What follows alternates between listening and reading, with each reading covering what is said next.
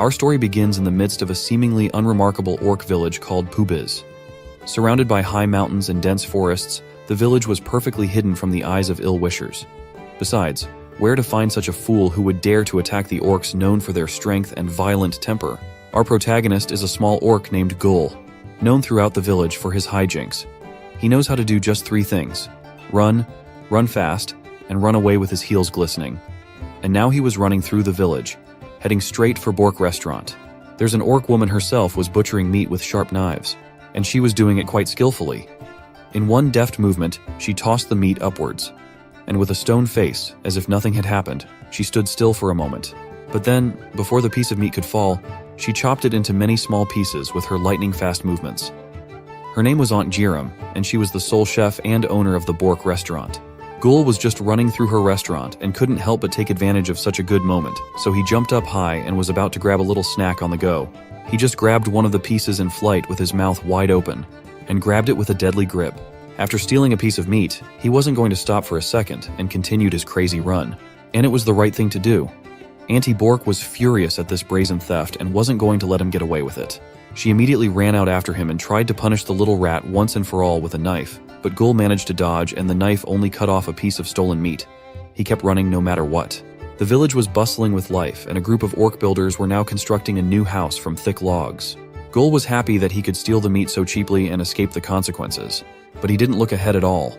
He immediately paid for his inattention by crashing into a log, which was carried by one of the builders. From the impact, he immediately missed a piece of meat. The orc builder was strong and barely felt the impact, but still turned around to look at the source of the trouble. Gul had already regained his senses and continued running as if nothing had happened, and the log he had broken was not his own head. The builder only managed to shout after him that he, the insolent beansprout, should not hang around here anymore. He also shouted at him, "Pray I don't run into you or you'll be eating shit." But Gul ignored all that and kept running. Next in his path was a field with a farm where an orc family was working in sweat. The grass was flying in all directions after each stroke of the scythe. And during another swing, Gul nearly lost his head as he ran past. This understandably did not stop him, and he continued his mad race with the whistling of the wind. Before his eyes was only the path he thought he had to run. The farmers only looked at him tiredly. The orc woman wondered why this child always ran as if someone was chasing him. The orc wasn't going to look into it and told her that only the dumb bald kid himself could answer that question. At least he was of some use, since he was scaring the damn birds away from their crops with his erratic running. Gul ran on, scaring away all the animals on his way, and so he reached the forest, where his peers were performing an important rite of passage into war and were about to hunt a big, fat boar that was unsuspectingly digging in the grass and ground nearby. The elders had taught them that the most important thing in this business was patience and silence, so they lurked in the bushes nearby and waited in silence for a good moment to attack. But they did not have enough patience, and one of them clenched his spear tighter and was going to solve everything quickly and not to waste time. Smelling the movement, the boar became alert. But it was too late. He would not be able to escape, and the orc knew it very well. So he jumped out of the bushes and sent his patience to hell and swung for a good throw. He was going to finish the boar with a battle cry, and he would have done it if Gul hadn't come screaming into the clearing. He distracted the hunter just for a moment, but it was enough for the boar to escape. Gul paid no attention to any of this and ran on. The disgruntled and angry one-liners didn't understand what this runner was doing here. They were going to take revenge on him and roast him alive instead of the boar he had frightened away, if they did not catch another one today. Suddenly, to their surprise, the boar stopped and stood still nearby.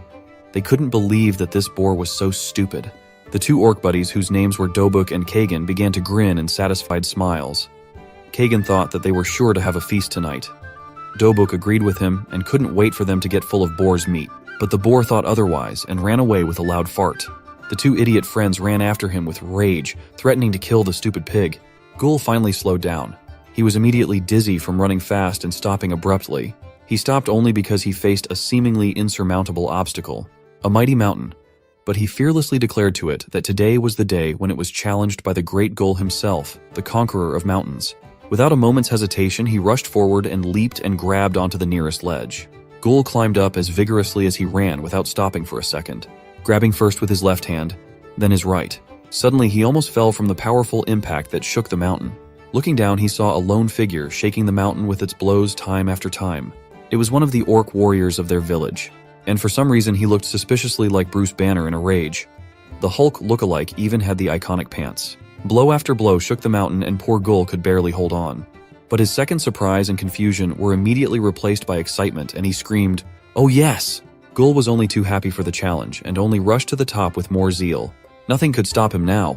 Finally, he made it and reached the top. His sweaty and tired face just glowed with joy. You must have wondered from the beginning why he kept running. It's a silly question, I'll tell you, because obviously it's because he's a Gul and his heart swelled with excitement at the thought of the uncharted land stretching beyond the horizon. Standing on top of the mountain, he shouted to the world that was now at his feet, "I am Gul. Behold, the blissful view that only the great ones can behold." Soon, he vowed to travel to lands far beyond the horizon and be known as the strongest conqueror of mountains. Gul. All his fervor vanished when he finally realized that he was seeing the sunset and the day was coming to an end.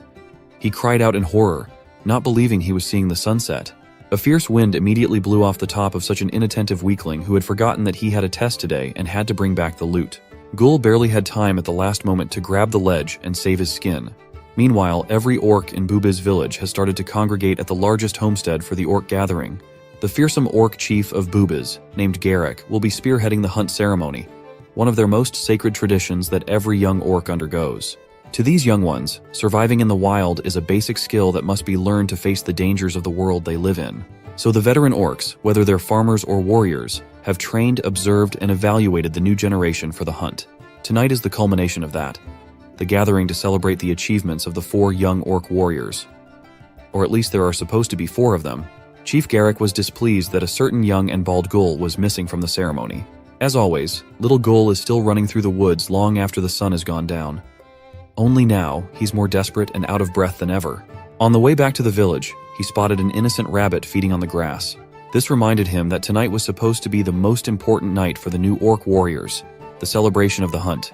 Even with fatigue, Gul readied himself to turn the running speed to a higher gear.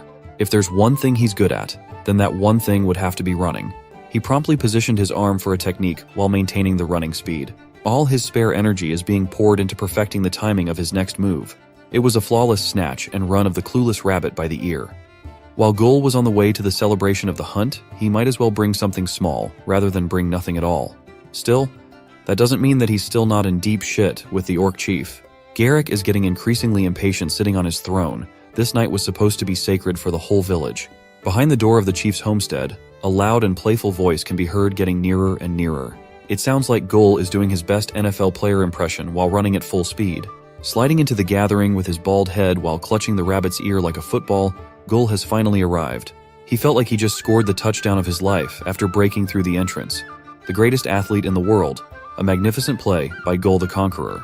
This little guy is so caught up in the moment that he forgets what is waiting for him inside the homestead. The fearsome orcs inside were not impressed by his rowdy entrance at all.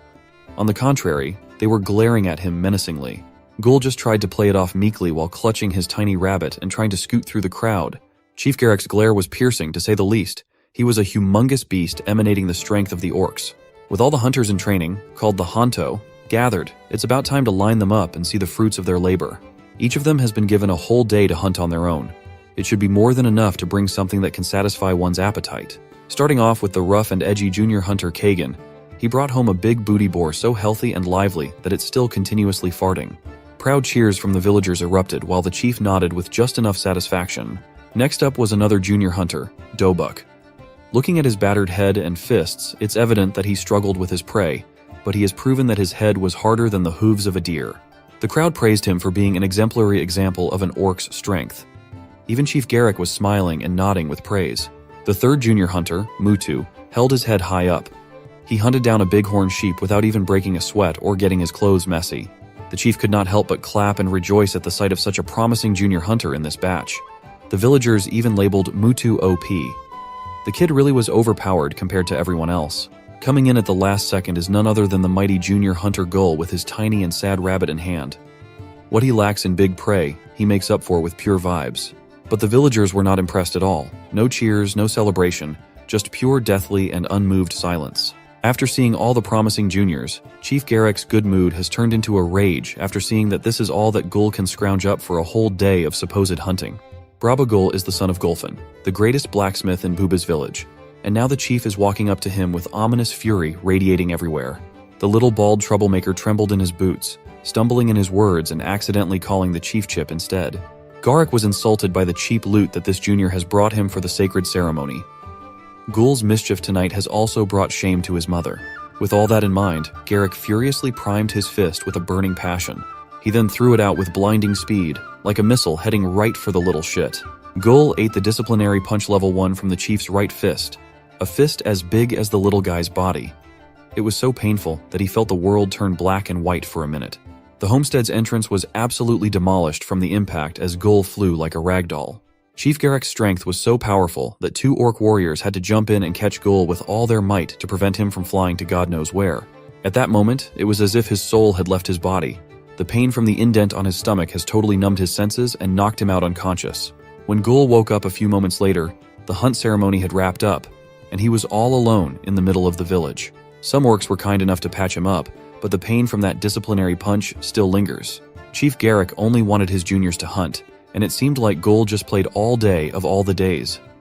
Orcs are supposed to be strong, trained, and disciplined. Ghoul has made a mockery of their tradition by being weak and lazy for the hunt. Garrick does not even want to see Ghoul's bald head anymore. The little guy must reflect on what he's done. Ghoul knew that the chief wanted him to reflect on his actions, but that punch was still too much for him. As he walks through the dimly lit village, he notices that he's already at the entrance of his house. Instead of going into the home of the greatest blacksmith, Ghoul chose to continue walking. He just doesn't want to see the face of that grumpy old lady, his grumpy old lady.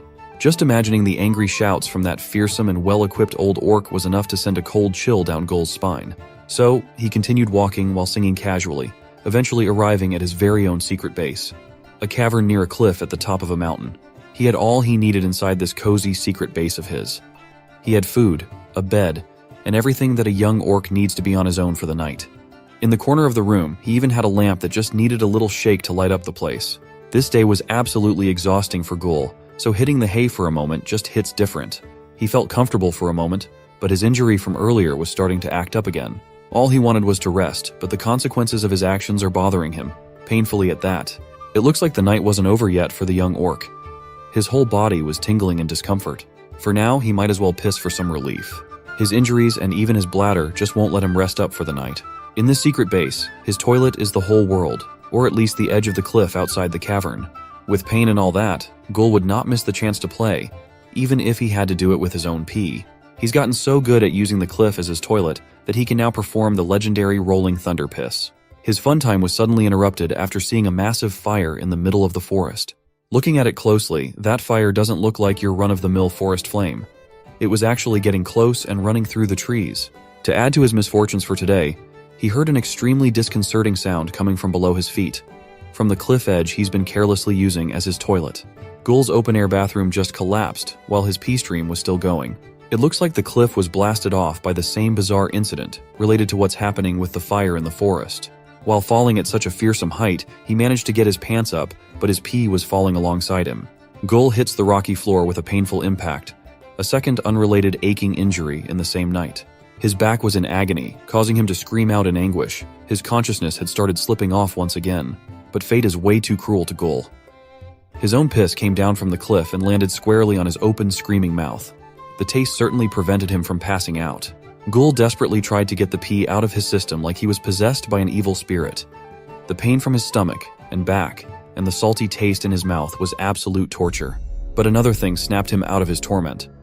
A massive flaming beast in the shape of a wolf was chasing a dark elf, and they were heading in Ghoul's direction. The dark elf was evidently injured, but those eyes are full of determination. To make sense of all the chaos, let's rewind back to a few moments earlier. The Forest of the Orcs is a tough terrain to maneuver, especially if you're huffing and puffing for air from exhaustion. The dark elf is going through some rough pursuit. Hands are already shaking from just holding a knife. He cannot slow down, but he wants to try to delay his pursuers even for just a second. The knife was expertly thrown at a perfect angle and speed. The sharp blade zoomed through the air. It was like a bullet breaking through the wind itself. But that puny blade was no match for the fiery wolf beast. It was easily swatted and split into two. It was supposed to delay the beast, but all it did was disappoint the dark elf. He couldn't help but curse in frustration at his hectic situation. The mysterious dark elf has been running for days. With his wound, it's getting harder and harder for him to outrun the beast, a massive wolf-like creature with fire in its eyes. Looking at it closely, it seems to have some metal fixings on its back, bellowing steam and smoke out.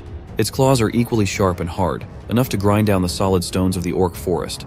This gargantuan beast is locked in. Its only goal is to catch the dark elf with all its might. The wolf struck down with its claws, and it almost ripped the ground that the dark elf has been standing on open.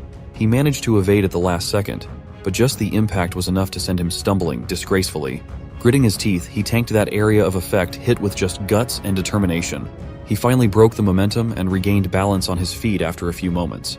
But the attack has significantly worsened his condition, throwing up blood all over the ground as sharp pain spreads on his insides.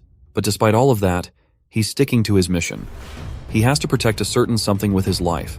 He'll do that even if his soul is crushed and his mind slips away. Behind the steaming beast appear two silhouettes, walking menacingly with glee in their eyes. Two evil-looking goons are smiling from ear to ear as they watch the dark elf suffer in pain. The smaller man with spiky hair and sly eyes was particularly unnerving. The dark elf felt a heavy presence weigh him down with an ominous feeling. He started trembling in equal parts pain and fear, but he still reached for a blade, for he must not falter as a dark elf assassin. Another throwing knife was drawn and thrown with all the strength his whole body could muster. He fully intends to fight until his last breath. Being drained and gravely injured, his attacks have started to become useless. The knife was simply flicked away by the beast. And that brings us to the reason why Ghoul's legendary rolling thunder piss was rudely interrupted. The tiny knife was blasted up to the cliff, retaining just enough force to cut out the edge of Ghoul's prestigious toilet. Out of hope and options, the dark elf just decided to invest his remaining strength in running again. He made a mad dash deeper into the forest, near the spot where the cliff edge was hacked off. Miss Dark Elf Assassin was so focused on gaining just a little bit of distance that he didn't notice the tiny bald orc throwing up piss on the rocks nearby. Ghoul, with pee still in his taste buds, was absolutely perplexed as to what the hell was happening in front of him. All he could see was an injured dark elf getting chased by a demonic-looking beast. It finally sunk into Ghoul's mind that this absurd scene was really unfolding in front of him. He tried to get away as fast and as desperately as he could. Seeing a monster after falling down from a cliff and drinking your own pee is really not in Ghoul's plans for tonight. The dark elf finally noticed the young orc making a fuss and considered that there must be an orc village nearby. If that was the case, there might still be a chance to get out of this pinch alive. Mr. Dark Elf Assassin tried to call out to Ghoul, but Baldy was too focused on posturing that he was not afraid of the beast. He's even planning on utilizing some of the falling rock debris as a sort of weapon. Ghoul kicked a piece of rock toward the beast that he dubbed a hot dog. Hot Dog just smirked arrogantly while watching the tiny rock zoom through the air. Instead of an easy and humiliating swatting, the tiny rock managed to produce a crack right on impact. It was out of the beast's expectations that a little bald orc could damage its sharp paw. But Ghoul is still just a scared kid, and he managed to anger an unknown fearsome beast. For now, he might as well do what he does best: run as fast as he possibly can. Seeing how ridiculously fast that mad dash was, even the Dark Elf Assassin was in awe of the young orc's engine. Sadly, Ghoul might be fast, but he can be clumsy and inattentive at times. He missed a piece of rock along the way. That one tiny flaw in the terrain combined with his blinding speed caused him to barrel roll across the rocky path. He could not break his momentum at all, and Ghoul is now heading for the second unintended cliff diving experience of the night. The young orc landed on the cliff face with his face first. He flipped and flipped like a ragdoll without control. His injuries and wounds are starting to pile up, physically and mentally. Ghoul finally hit the ground, his body limp and without motion. The dark elf had also followed him down. Mr. Assassin couldn't be sure if this kid was okay or not. Just a few seconds later, Ghoul's survival instincts took over as he abruptly twitched back into consciousness. He immediately sensed that someone was standing beside him, so a nasty uppercut was unleashed while questioning who the stranger was. Ghoul even followed up with a crisp slap before somewhat starting to make sense of the situation at hand. He awkwardly apologized for being startled by this unknown person he's now calling Bra. Noticing the pointed ears and the complexion, Ghoul might be seeing an elf for the first time in his life. This assassin is tired and weary. His legs are starting to give out, but those eyes are still full of relentless determination. The dark elf introduced himself as Adresin Ranwarin from the Redstone Forest. He's heavily wounded and in need of a helping hand, but before he could formally ask for Ghoul's help, the hot dog beast had already caught up on top of the cliff. The metal fixings on the beast's body are starting to sound like a steam engine. The noise and the temperature continuously rose to a terrifying degree. On its giant maw, a scorching hot ball of flame is starting to accumulate and swirl. The massive fireball was launched at such terrifying speeds that it resembled a meteor coming down from the heavens. Ghoul and Adresin Ranwarin were flabbergasted that they had to either tank or evade such a killer move. They actually had no choice at all. They had to jump out of the way with all their might unless they wanted to get literally cooked. Adresin was quite smooth with his evasion, but Ghoul was the king of throwing his body on painful surfaces. The Dark Elf's injury is starting to flare up again. He's losing blood at an alarming rate. The only hope he has is the young and clumsy orc in front of him. He desperately needs Gul's assistance. But as of now, Gul would rather save his ass before even hearing the assassin out. Try hard as he might, Adrison is closely teetering on the edge of succumbing to his injuries. Until finally, he passed out while the fearsome beast steadily approached from behind. Adrison was out of it for a while, but after faintly regaining consciousness, he witnessed something unbelievable. The young orc that ran like a coward is now carrying him. Gul was still crying in fear for his life, but the kid was risking his life to carry a stranger out of harm's way. Gul doesn't want to hear any talk. His mind is just set on one thing and one thing alone, getting out of here. But that might get even more difficult now that the beast is starting to ramp up in speed too. Gul and the assassin are about to get caught up in a very ugly ending. They must somehow run faster, or the upper half of their body can say goodbye to their lower half. Gul has been doing all the running for the past few moments, and now, a fatally sharp attack is coming for them from behind. He decided to chuck the Dark Elf up in the air away from the impact in the nick of time. As for the young orc, his speed and reaction time proved to be a lifesaver as he ducks the slicing force above. After a smooth dodge, it's back to running like he was running out of time. He threw Adrison quite far and high, and now the elf is quickly plunging from the night sky. Gul's speed and grit allowed him to dodge a kill shot while also keeping Adrison safe. That freaking hot dog's slicing energy just missed the duo by a hair. So, it's a good thing that Gul doesn't have any. The chase is far from over. The hot dog is cooking up another fiery spear out of its fearsome jaw. For now, the most prudent plan is to head for Puba's village as fast as they can.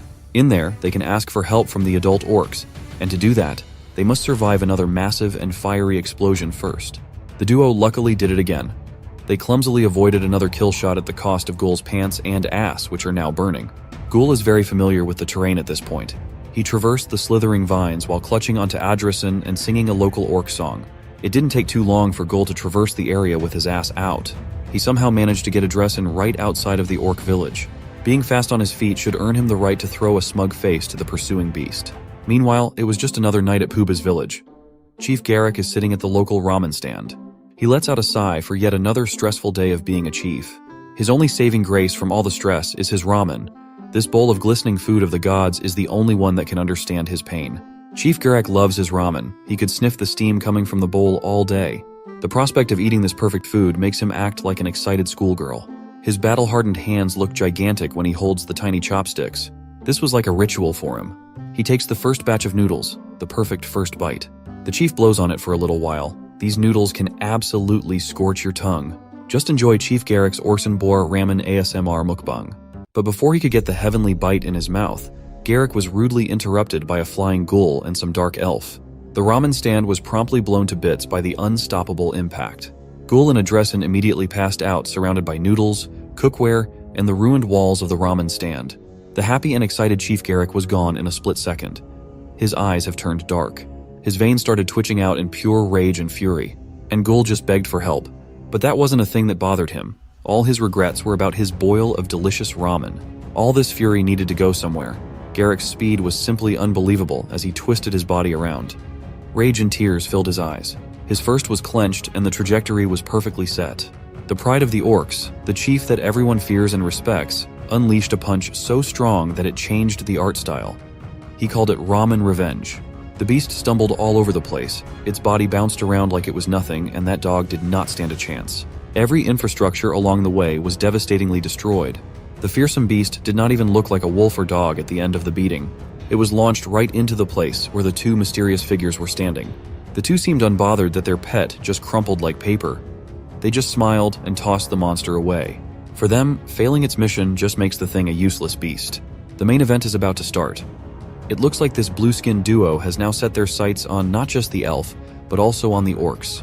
Chief Garrick has regained his composure after sending the dog flying to oblivion.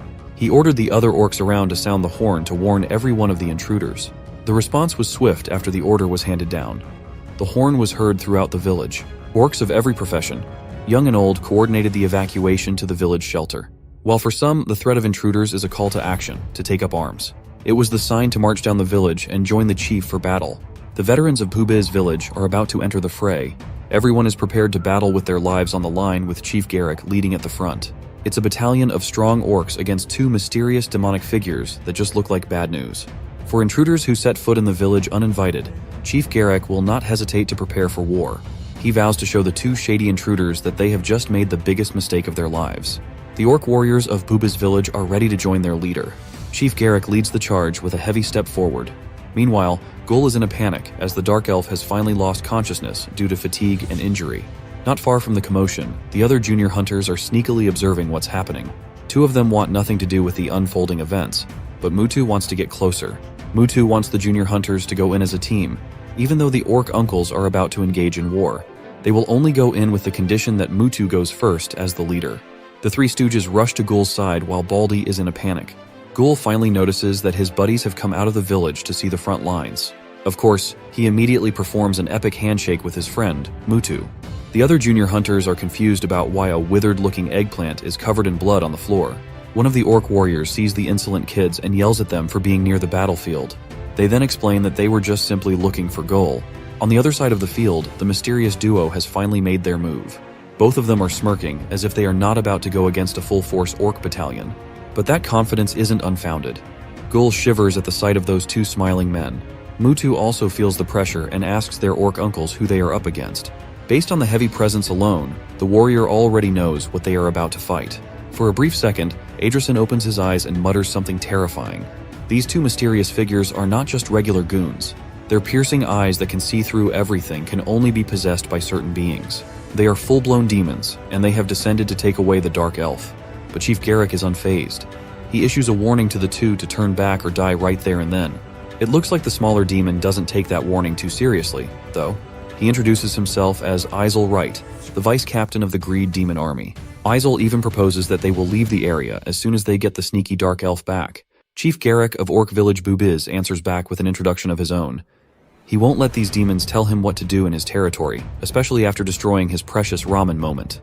Bargaining is out of the question. The greed demons can either leave or be buried in the ground. That gets a hefty laugh out of Vice Captain Izel, self-assured that the chief will regret his words.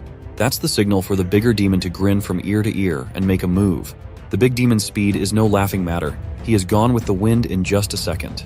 Chief Garrick senses a feeling of doom for a brief moment. But it is not for him. It is for his army. He turns to shout at everyone to hold their ground. The big demon's movements are as brutal as they are swift. These formidable orc warriors are systematically toppled one by one in one violent charge. One warrior manages to sense the danger coming from behind, blocking the massive fist of the muscular demon with a blade. But even decent reaction time and response can still be rendered useless by pure brute strength. The warrior is sent flying like he doesn't weigh a single pound after tanking a strike. He flies in pain while clutching his partially destroyed blade. Thankfully, there are some tiny helping hands waiting to break his momentum. The four junior hunters catch their orc uncle with gritted teeth. Even for a battle-hardened veteran orc, these demons really are too strong. The size difference itself is quite unbelievable, as orcs are known for their hulking frames. This eerie muscular demon is known as Ump Fine, the third seat in the Greed Demon Army. The other side of the battlefield seems to be rowdier than this part, and the junior hunters are starting to worry. The warrior applauds the demon's badass introduction in his head. So he tries to make a cool one for himself too, but his name is literally Bob the Builder. He proudly points to the house that he has just built as if it is supposed to be amazing. When it comes to orc build quality, Bob the Builder really is on top of the game when it comes to sturdiness. Fine. The demon is amused by that introduction. He didn't know that he's up against someone who builds, a perfect match for him as a being that is only good at crushing. The third seat demon primes his legs for a charge to end all charges. Bob the Builder stands tall and proud, protecting the new generation behind him. Before the fight can get any more out of hand, he yells at the brats to get out of the way as fast as they can. Now that they've seen what the enemies are capable of, genuine fear lights a fire under their behinds. Bob the Builder and his cracked blade are going to give a battle of strength another go. It is obvious that Bob is heavily straining himself while Ump Fine is just smiling maniacally. As Chief Garrick warned his troops of the impending danger, he made a grave mistake. He failed to keep his eyes on the other enemy, Izel Wright, the vice captain of the Greed Demon Army. That demon was already airborne, preparing an extremely lethal kick to the back of the head. The strike produced a sonic boom and an impact capable of destroying anything in its path. Thankfully, the chief had lightning-fast reactions and a very tough defense. He tanked that hit as if it were nothing, and subsequently swatted Izel Wright, forcing the demon to retreat. Izel was merely amused by this. He was fighting the embodiment of orc strength, and he couldn't help but laugh. He was genuinely impressed that the orc chief was more capable than he initially expected. But the chief was going to get serious now. He had just witnessed how fast the demon moved. The only solution to this problem was to finish the fight quickly. Taking off his jacket, Easelwright didn't believe that it would be that easy for the chief, as this was just the beginning. Or maybe if he went hard right from the get-go, this might also be the end. Easelwright was a speed freak, zooming through the field as if the laws of physics didn't exist. Chief Gurek stalwartly braced himself for an impact that mysteriously never came from the front. However, the chief had a razor-sharp instinct when it came to combat. He knew that his back was fully exposed. So, he quickly turned around with a bloodthirsty look on his face. He unleashed a blind and savage spinning kick that caught Easelwright square in the face. It sent the demon spinning like a relentless cyclone upwards. But Easel was formidable. He managed to recover and regain balance on the ground after a few seconds. He didn't feel pain. He felt even more excited instead. He wanted to fight the chief even more than before. Eisel's smug smile could vanish in the next second, and the chief could only see a faint blur. The next thing you knew, the demon had already closed the distance and planted a solid knee in the chief's face. Garrick was sent flying as his face bled profusely. He lost control of his body for a moment as he spun and tumbled through the open field. To make matters worse, the demon wasn't done chaining his bloody and brutal combos yet. With every critical hit landing cleanly on the chief, Isel was starting to think that this fight was becoming boring.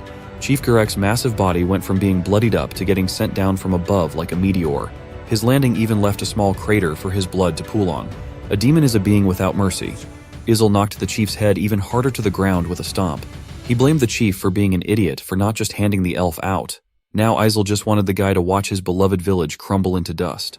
On the other side of the battlefield, Bob the Builder and Ump Fine were also having their own face-off. Bob had heard that these demons' objective was the mysterious elf. The elf happened to be with the kids of their village, so he must buy time for those brats to run away. But seeing the terrifying figure of the gigantic Ump Fine, he was starting to think that this might just be the end for him. Bob believed that even if that's the case, the orcs would never back down in a fight. Even if he faced the bone-crushing strength of this absurdly muscular demon, he wouldn't give up. But Bob's trusty blade was no match. The collision pulverized his weapon. For a brief moment, Bob the Builder knew what was coming next.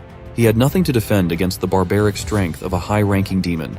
Bob was a sitting duck, and a goddamn demonic hammer was about to descend upon him. Ump Fine effortlessly wiped the orc warrior out of where he was standing. To add to the insult, Ump Fine even sent Bob the Builder flying to the home that he proudly built. Bob's injuries were severe, to say the least. He had a deep crater across his whole torso and stomach. But the demon was not done yet. With that devilish speed, the muscle freak was going for more. He wanted to make sure that Bob was firmly attached to the house that he built, because it could also serve as his final resting place. His casket. A savage punch destroyed Bob's insides, and the excess impact raised the sturdiest house in the village from the ground. Bob the Builder was firmly and utterly defeated. Ump Fine praised Bob for being brave until he finally broke. The demon wouldn't let this orc buy any more time for their mission. Not far from the tragic scene, the junior hunters were running desperately and full of fear while carrying the dark elf.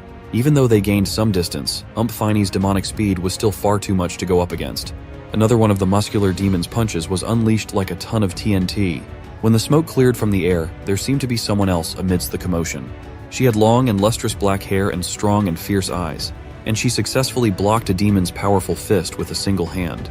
To the junior hunters, she was Auntie Lozen. To Mutu, she was his master, and for everyone in the village, she was the chief's right hand. Let's rewind just a little bit earlier and witness the evacuation efforts of Puba's village. Lozen was leading the charge to ensure everyone's safety inside the emergency shelters.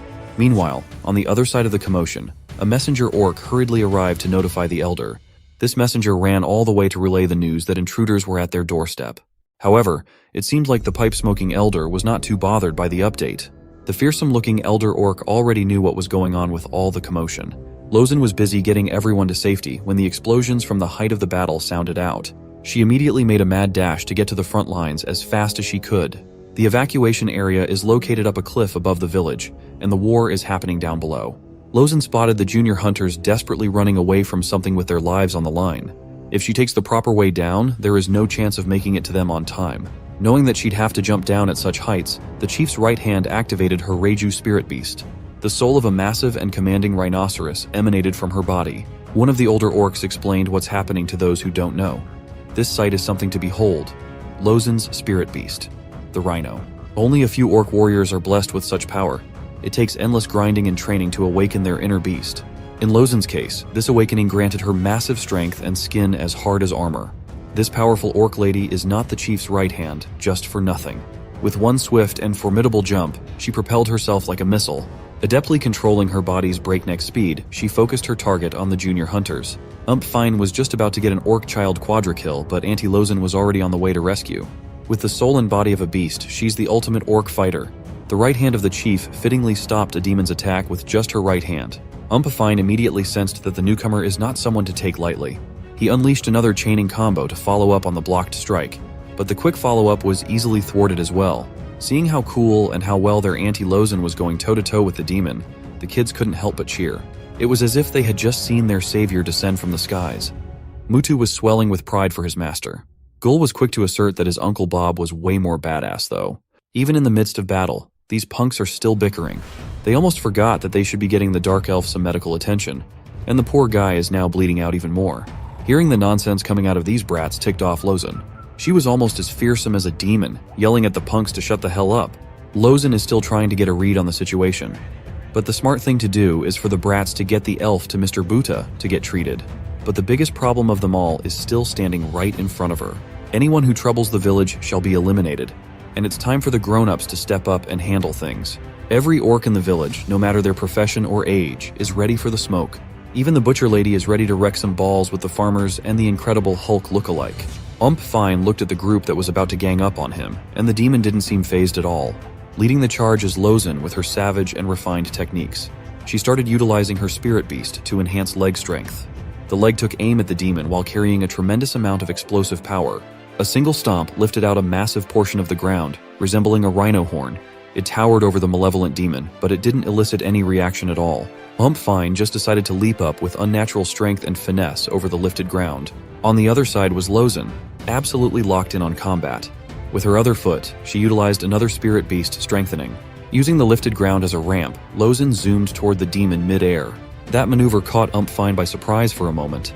The spirit beast's energy emanated in a translucent form, charging like a raging rhino. With her fist as the concentration of all the piercing power, Lozen collided with the demon's fist. The showdown of pure power seemed to have ended in a definitive draw, but Fine was put in a much more precarious position while rapidly falling. On top of that, this battle is not being fought by just a single orc. Unfortunately, some of the adult orcs aren't as adept in combat and can be easily dispatched by the third seat of the Greed Demon army. Even with minimal control of his falling body, Fine can still spot that the other orc ladies are setting up something that will hurt on the ground. Fine landed and struggled to find balance for a few moments. Two fast-moving blurs are already circling him like a pair of sharp spinning blades. It was the butcher and the farmer orc ladies, landing some nasty flesh wounds on either side. The smug smile on Fine's face was replaced with silent rage instead. These two ladies are treating the demon's body as their meat to carve and slash as they please. Fiend's solution to stop that is to snap their blades off completely. The coordinated attacks have ground to a halt. It was a great shock for the two orc ladies. After getting rid of the pesky blades, the demon took a deep breath. He then spun around, creating a vacuum of air that repels everything in his immediate vicinity. After stopping his efforts to blow away the orc ladies, it seems like Bruce Banner also wants some piece of the demon action. The Hulk orc took advantage of Fine's wide-open back and unleashed some hard-hitting combos. But that kind of firepower is not enough to seriously harm a high-ranking demon. It just ended up enraging Fine even further. He countered, but the Hulk orc was light on his feet and managed to dodge. Sadly, for the Hulk, that was followed by a savage face grab and a point-blank death sentence. Has become seriously mad as the sound of Hulk's head crashing on the floor sounds out. Lozen has recovered from the collision and is now rushing to have another go with the brutish demon. If she can land her spirit beast-infused strike, she might just be able to save the Hulk orc. At the same time, the situation on the chief's side appears to be grim as well. Izol has beaten up the orc leader and is now reminding to finish off the enemies and get the elf.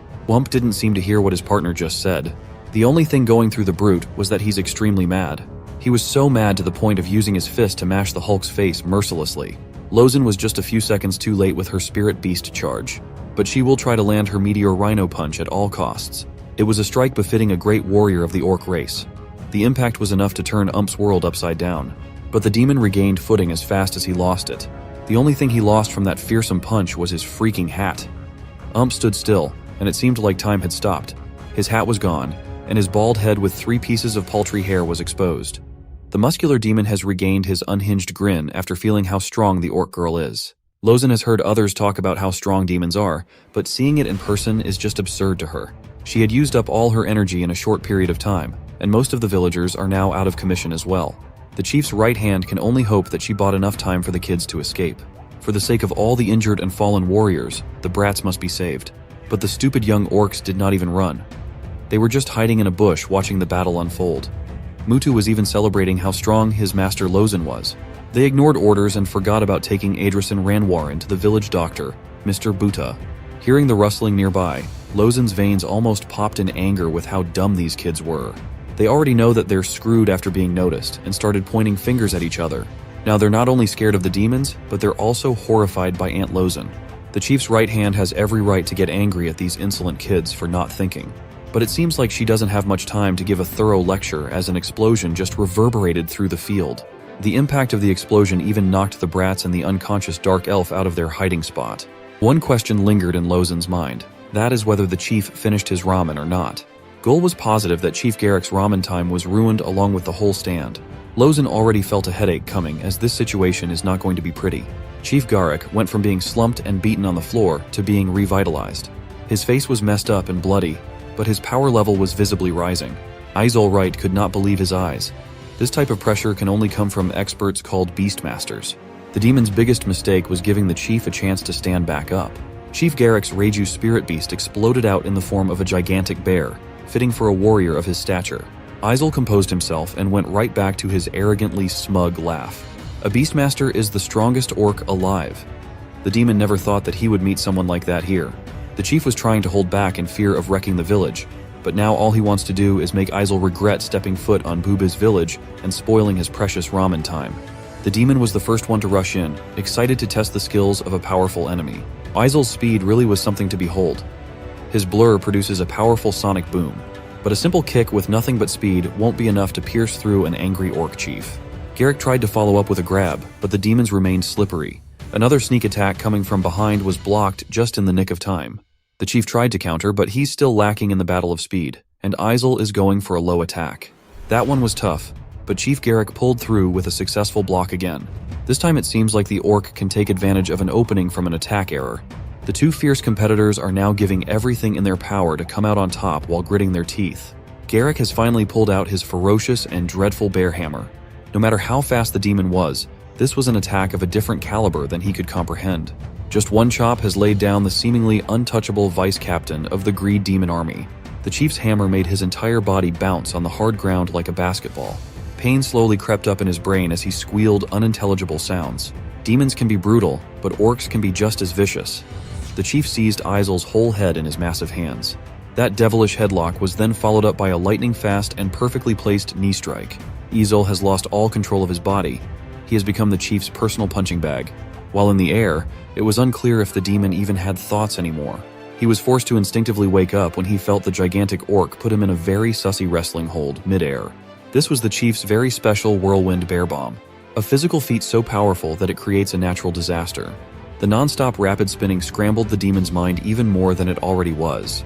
But Izol still found a way to break the chief's momentum and get out of a surefire kill shot. Izol Wright has somehow broken free and retreated. His arms are starting to glow with an ominous aura. The aura eventually solidified and formed some sort of dark arm gear. A few high-ranking demons are capable of this transformation. It's called the Soul Cast. Even after all that beating, a demon's body can still recover in a short instance. The demonic vice captain's smug smile even returned to his face as that mysterious arm gear started revving up. It was a dark attack with incredible force. Izol's eyes are filled with bloody murder after being beaten up just a few moments ago. He managed to make the fight a close combat scuffle, landing a clean kick right in the chief's jaw. That hit has restored the demon's almost maniacal confidence. He went on and chained even more kicks from various angles. He was fast and unpredictable. Chief Garrick remained calm and collected, even though he was being hit for free. That was because the orc chief was just waiting for an opening to exploit as soon as the demon got too confident. Garrick held onto the outstretched leg with so much grip strength that it almost broke completely. Feeling the spirit beast presence on that grip, it was at this moment Izol knew he messed up. The vice captain of the Greed Demon Army ate dirt in the most violent way possible. He was not getting off easy with just one bite either. Chief Garrick is already priming another serving. Orcs can do some cruel things when push comes to shove. This is one of those situations. Izol Wright is learning that lesson the hard way. He's eating dirt and getting his whole body treated like a hammer. Endless bangs on the hard ground can be heard from that point on. It only stopped when the supposedly brown dirt had turned crimson red with demon blood. Chief Garrick felt compelled to introduce himself again. As the chief of Bubi's village, he's known as the Beast. He's not even a Beastmaster yet. On the other side of the battlefield, it appears that the intruder war is not happening at all. A silhouette of an evidently older orc cracking his back can be seen inside one of the homesteads. Next came his legs. This man is performing a chiropractor ASMR on his own. He finally stood up and fixed his posture for a little bit, before he exploded out of the house, disregarding the door and everything along the way. Lozen has completely lost consciousness under the constant beating of the brute demon. Junior Hunter Mutu's anger boiled to new heights as he stared at his master's current state. The frustrated kid even gave away their location just to yell at the demon. Now there's nothing but empty space separating them from the fearsome demon's merciless fist. Ghoul wanted to run, but Mutu wanted to hold on to the principle that orcs must never run from a fight. The dumb brat might be good at hunting forest animals, but this is a demon we're talking about. The three stooges went ahead and ran in without Ghoul. One of them even picked up a tiny stone to use as a weapon. Was insulted that such puny brats would dare to charge at him without regard for their well-being. The demon's hand looked as though it was bigger than the young orc that's about to get flicked. Smiled creepily as he sent Mutu flying with just a trivial flick like a tiny ant. As for the other two, the demon is going to have a lot of fun punishing their studied decisions. A push to the forehead completely knocked out the other kids as Ghoul watched in fear. The last one standing is the tiny bald Ghoul. He froze at the sight of such a humiliating attack. Unleashed the last flick, and the air around his hands imploded. When the dust from the forceful finger finally cleared, was left with a confused look.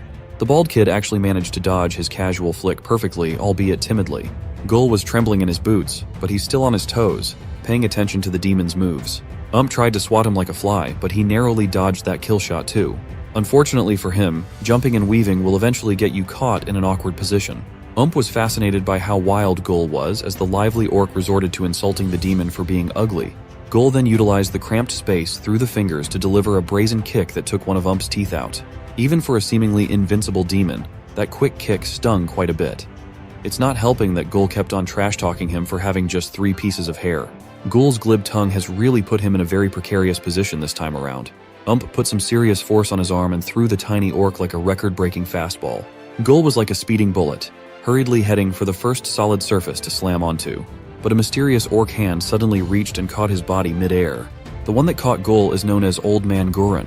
He's the elder of the orc village, Bubiz. For brash kids like Ghoul, the old man will only accept being referred to as Elder Gurren. The elder looks like he couldn't be bothered at all while a demonic intruder battle is happening. He just wanted to scold Chief Garrick for destroying the village again. Prior to arriving here, the elder had also sensed Lozen somewhere nearby. He saw the grim state of the chief's right hand, bloodied and beaten.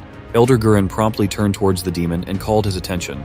Wasn't really built for thinking, so the big guy is quite confused about what's happening. The elder asked if the demon in front of him did all this damage, but he already knew the answer. He also knew the next steps that he must do to correct this disrespect. Suddenly felt a sensation that he's never felt before.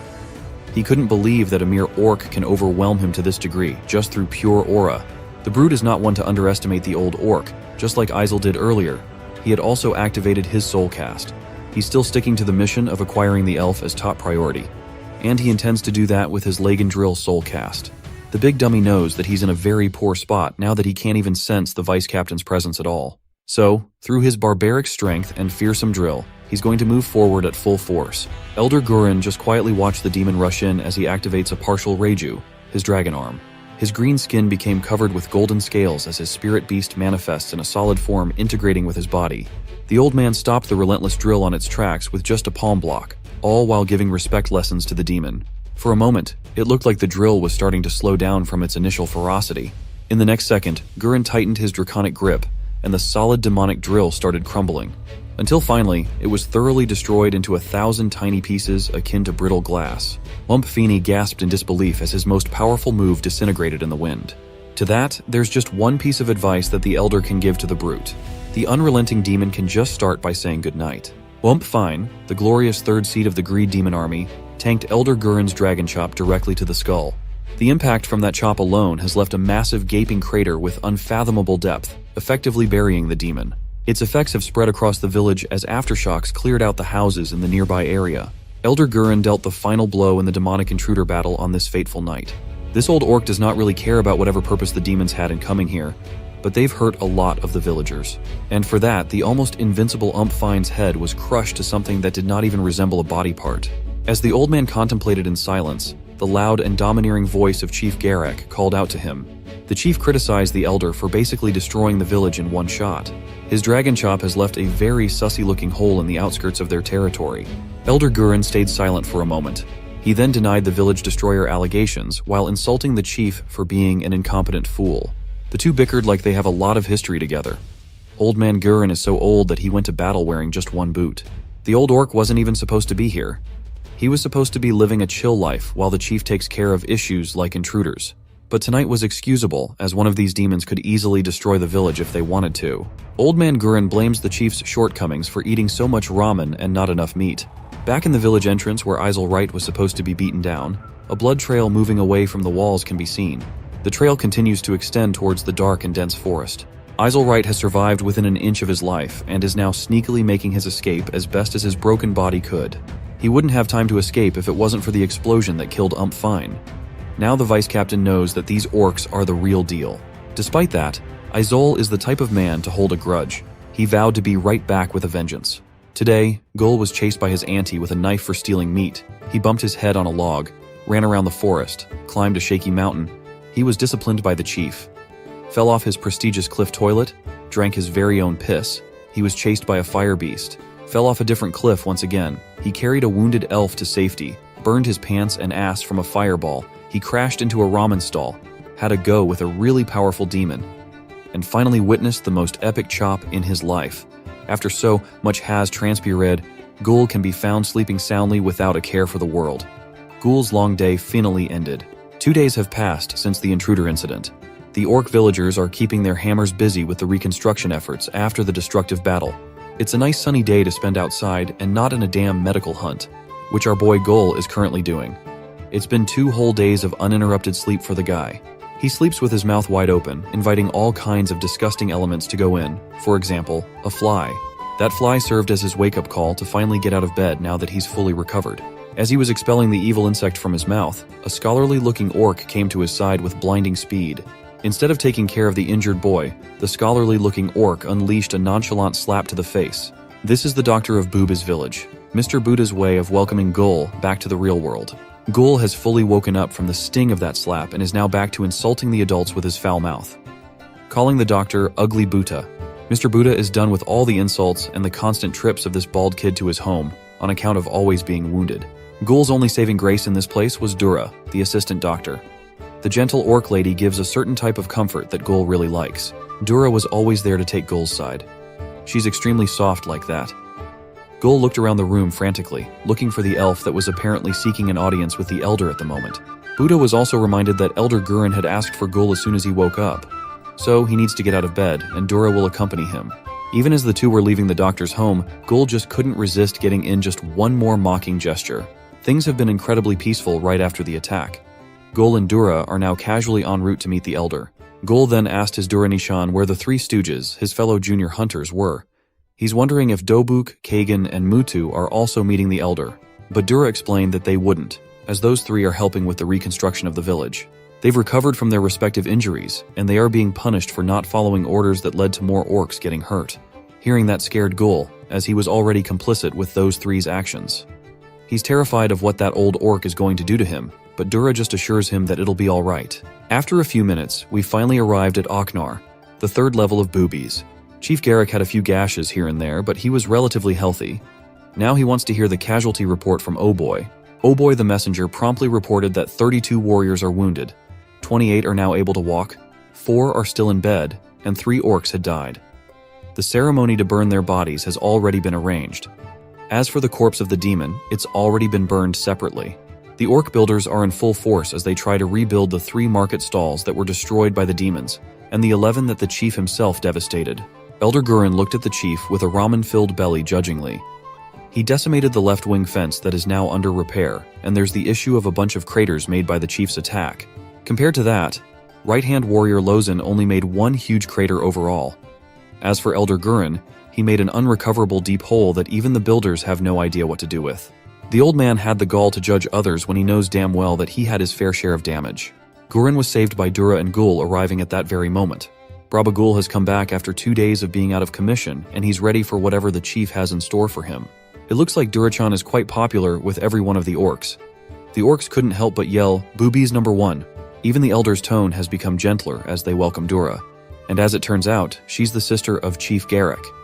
Gul was trying to sneak away while the pleasantries were being exchanged, but Adresin noticed him and said his greetings.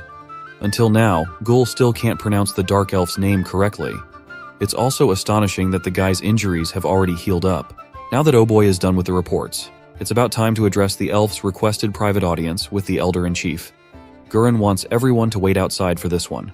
The injured orc villagers did not like that idea. They think that they deserve to hear what's going on after what has happened in the village. Adresin understands their sentiments. It grieves his heart to hear the damage that he has caused to everyone in Boobies. He formally introduced himself as Adresin Ranwarin, Ran for short, a dark elf from the Redstone Forest in the Kingdom of Elves, but Ran wants to talk about his plight privately. The villagers might want to understand the situation, but he cannot reveal the details of his classified mission for fear of endangering more people with the weight of the information he's carrying. Elder Gurren understands that this type of thing requires discretion very well. The chief also does, so he puts his foot down and orders the villagers to wait outside the assembly hall and to trust his judgment. Ran explained that he was given the mission to track the demons and retrieve a particular artifact stolen from the Elven Kingdom. After some time, he finally found the Greed Demon Army base camp, and he was ready to infiltrate. To do this safely, he utilized an elven cloak with the special ability to conceal his presence. He was able to stroll past the front gate, right under the eyes of the greedy gate guards. He used the walls and everything he could to stroll past battalions after battalions of demons. Ran was aware that even if they could not see him, he still needed to be wary and light on his feet. In this covert mission where one wrong move can spell death, every second counts. Ran had to move fast for the sake of his stealth duration. He had to sling his way through the enemy territory as the stealth consumed heaps of mana. Fortunately for Ran, he's quite adept when it comes to these kinds of situations. He's an expert dark elf assassin after all. At the start of the mission, he thought it would be hard to locate the Greed Demon's treasure room, but as he looks at the gate engraved with a "Greed is good" epitaph, it looks like his expectations are unfounded. He found the damn treasure room in plain sight. There were no complicated locks or strong-looking guards posted up. Just a massive room with all kinds of treasure as far as the eye can see inside. Anyone with a brain laying their eyes upon this room would find it weird. One might even consider that this was just a trap, but right now that doesn't matter to Ran. He's almost out of mana from constantly maintaining the stealth ability, and he must execute the mission at hand without fail. Now comes the crucial part. To open his dimensional pouch, he must deactivate his stealth mode first. From here on out, keeping the artifact safe is his top priority. It was at this moment that he mistakenly let his guard down. The guardian of this place was Kayuiro, an elf hunter beast. A ferocious monster was waiting there all along. That was why there were no guards posted anywhere. To make matters worse, it was not just any run-of-the-mill creature, it was an elf hunter entering attack mode. With Kayuiro sounding out the alarm with its roars, every single Greed Demon soldier in the base camp was notified of what was happening in the treasure room. At the same time, Fine and Ezel Wright were just chilling in their quarters, eating good food and playing some good old Jackstone. Their fun time was rudely interrupted by an explosion right at the main entrance of the base camp. Ezel looked but didn't see anything worth fussing over at first. Ran has reactivated his stealth, but even that means nothing, for this elf hunter beast can smell an elf from miles away. At least the demons can't see him, but the assassin was way too naive. And that was punished when the beast unleashed a smog that neutralized his cloak's power and unveiled him for every demon to see. Try as he might to reactivate the ability again, that 1 second of vision made all the difference. Vice Captain Ezel had already caught a glimpse of the sneaky elf, and with a mischievous laugh, asked to toss him a single coin. Was quick to comply, tossing his boss a gold coin. Ezel Wright manipulated the coin right in front of his fingers. He thinks that it's about time for the purple rat to stop sneaking around. With a simple flick of a finger, Ezel launched the coin forward like a high-caliber bullet, almost breaking the sound barrier. This was what caused the injury that Ran had endured for a long while. After being pierced by a damn coin, he looked up and saw the smug and unserious face of that demon, Ezel Wright. The dark elf gritted his teeth with pain and anger for being put in such a precarious situation. An incoming barrage of bullet-like gold coins rained down on the dark elf. The impact of each one was stronger than the last as he crashed through the courtyard of the base camp. He managed to regain his balance after tanking a few, but the injuries he sustained were severe. As Ran was detailing his experience, Chief Garrick interrupted the story by asking how he got hit when Dark Elf assassins are supposed to be known for being swift and untouchable. The chief thinks that Ran is a noob while Oh Boy served everyone popcorn as if they're in a movie theater. Gull, on the other hand, was fixated on the idea of how cool the base of those demons was. Ran tried to interject that the demons just got lucky that they had an elf hunter beast as a pet, and that he could have easily cleared the mission. He was pouring everything into storytelling, but the orcs were lost in their own loud chatter. Hidden bases, smoking pets, everything else, Gull was pretty much enamored with all the cool details that Ran had been recounting. The kid even bragged that he also has his own secret base, but admits that the demon base must be 10 times cooler. Lozen is losing her patience while everyone is not even listening. Ran had to catch their attention back with an angry shout to shut everyone up, uncharacteristic of a silent assassin. But it worked. He effectively made everyone behave to listen to the rest of the story. He even received Lozen's thumbs up of approval. So, the Dark Elf cleared his throat to continue his tale. The coin hit him hard and clean. He was able to block some of the impact with his string vest, but it pierced through and left a very deep wound. He had to stitch it up and use an elven healing spell called Bim Highly, just to stop the excessive bleeding. Seeing this was the signal for Izol to take a closer look, as his interest had been piqued. As the vice captain jumped in from the top of his tower, of course, would not miss the show, even if he had to take his food to go. The two high-ranking demons have officially entered the fray, after jumping down from a deadly height. Izol was just chilling in the air, waiting for gravity to do its thing without a care, and was still eating his fish balls mid-air. The vice captain smiled deviously as he eyed down the elf. He was amused that the purple rat survived his deadly coin toss. Ran wanted to convince himself that he was not short-tempered. He's trying to be modest, as a matter of fact. But seeing Izol's blue marlin piece of shit smug face really awakened something in him. He hated that smile on that face enough to go toe-to-toe with an elf hunter beast by his lonesome. To deal with this precarious situation, he had some cards up his sleeves. One of them was his hook shots. A magical rope was attached to a sharp blade that could latch onto the tall brick walls of the base camp. At that moment, he felt that a demon hitting a dark elf assassin was a huge insult, a stain on his profession. All he could think of while slinging through the air was hitting that demon back, even if it was just once. Ran bypassed the elf hunter beast's charge by utilizing his hook shots, and the flaming dog did not like that at all. The beast pounced once again, this time with a flaming sharp blade protruding near its paws. The beast was massive, ferocious, and most of all clever. It took out its scorching blade to target the magical ropes of the hook shot, and the beast succeeded. It was a clean cut. One move has effectively removed Ran's primary mode of mobility. He can't act like an attack on Titan Soldier anymore. As he was falling after being cut off, he saw the Greed Demon Soldier backups run towards his landing position. It was not looking good for the Dark Assassin at all. He's free-falling through the air and the enemies are already setting up an attack below. He assessed that there were two demons that would make contact the soonest. He would have to deal with these two first. Ran calmed himself down and thought about his next moves from here on out. He came to the answer that would settle almost any situation at hand.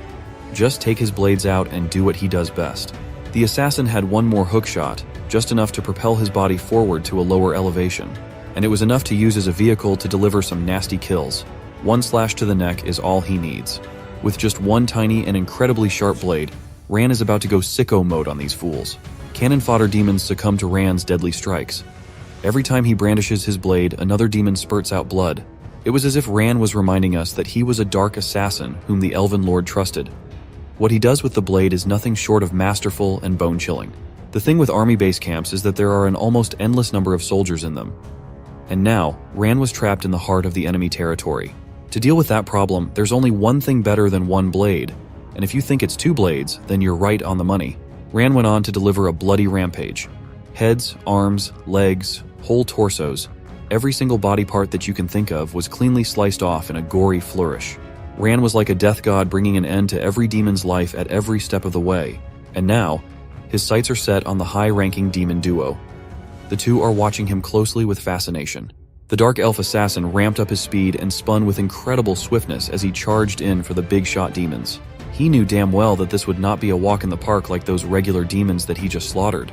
Seeing the perpetually smug look and smile on Izol Wright's cocky face made him feel like he was making the wrong move no matter what he did.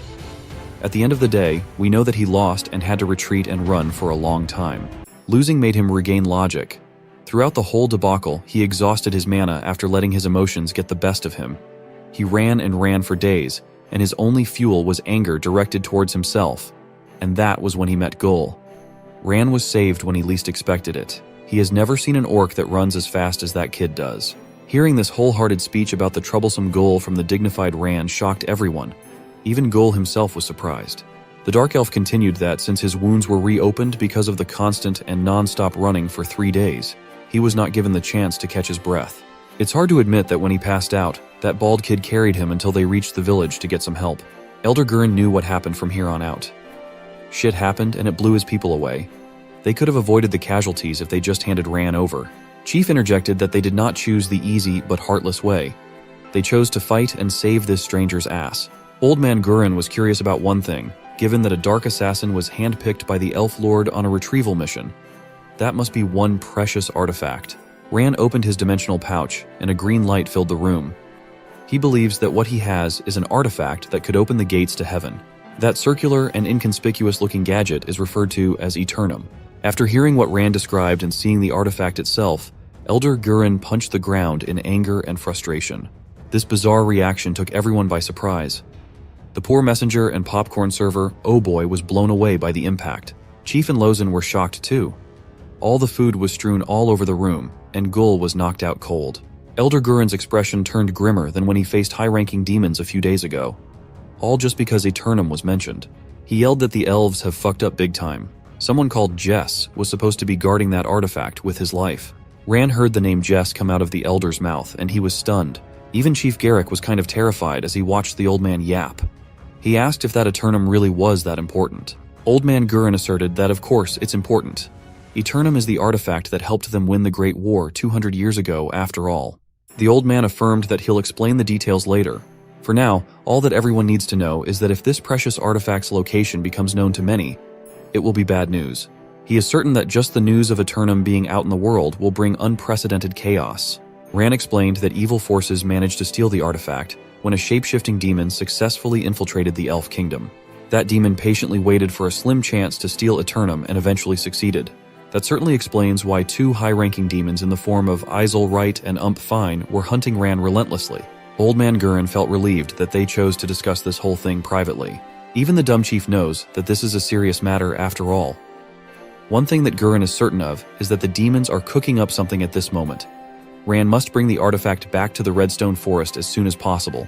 The Dark Elf already knew that. He knew that better than anyone else. But for now, he wants to address everyone genuinely. He wants to express his deepest regrets for the harm that he has brought upon Pubi's village. Old Man Gurren has been through some tough times in his old age. He, of all people, knows that this is what it means to protect something for the greater good. The chief butted in to console the elf not to feel guilty for what transpired, as the orcs themselves are also responsible for their actions. Lozen could not have put it better herself. Even the dumb as bricks ghoul, casually lying down, understands the circumstance. It was at that moment, maybe for the first time in Ran's whole life, that he felt care from other beings. He felt such a strong emotional feeling that compelled him to slam his head down and prostrate on the ground, much to the orc's surprise. The tears of the Dark Elf finally cascaded out of his eyes. He knows that he is not worthy of the lives of the fallen. His words cannot express how grateful he is to everyone in the village. Ran can only pray that the spirits bless Booba's village and its people.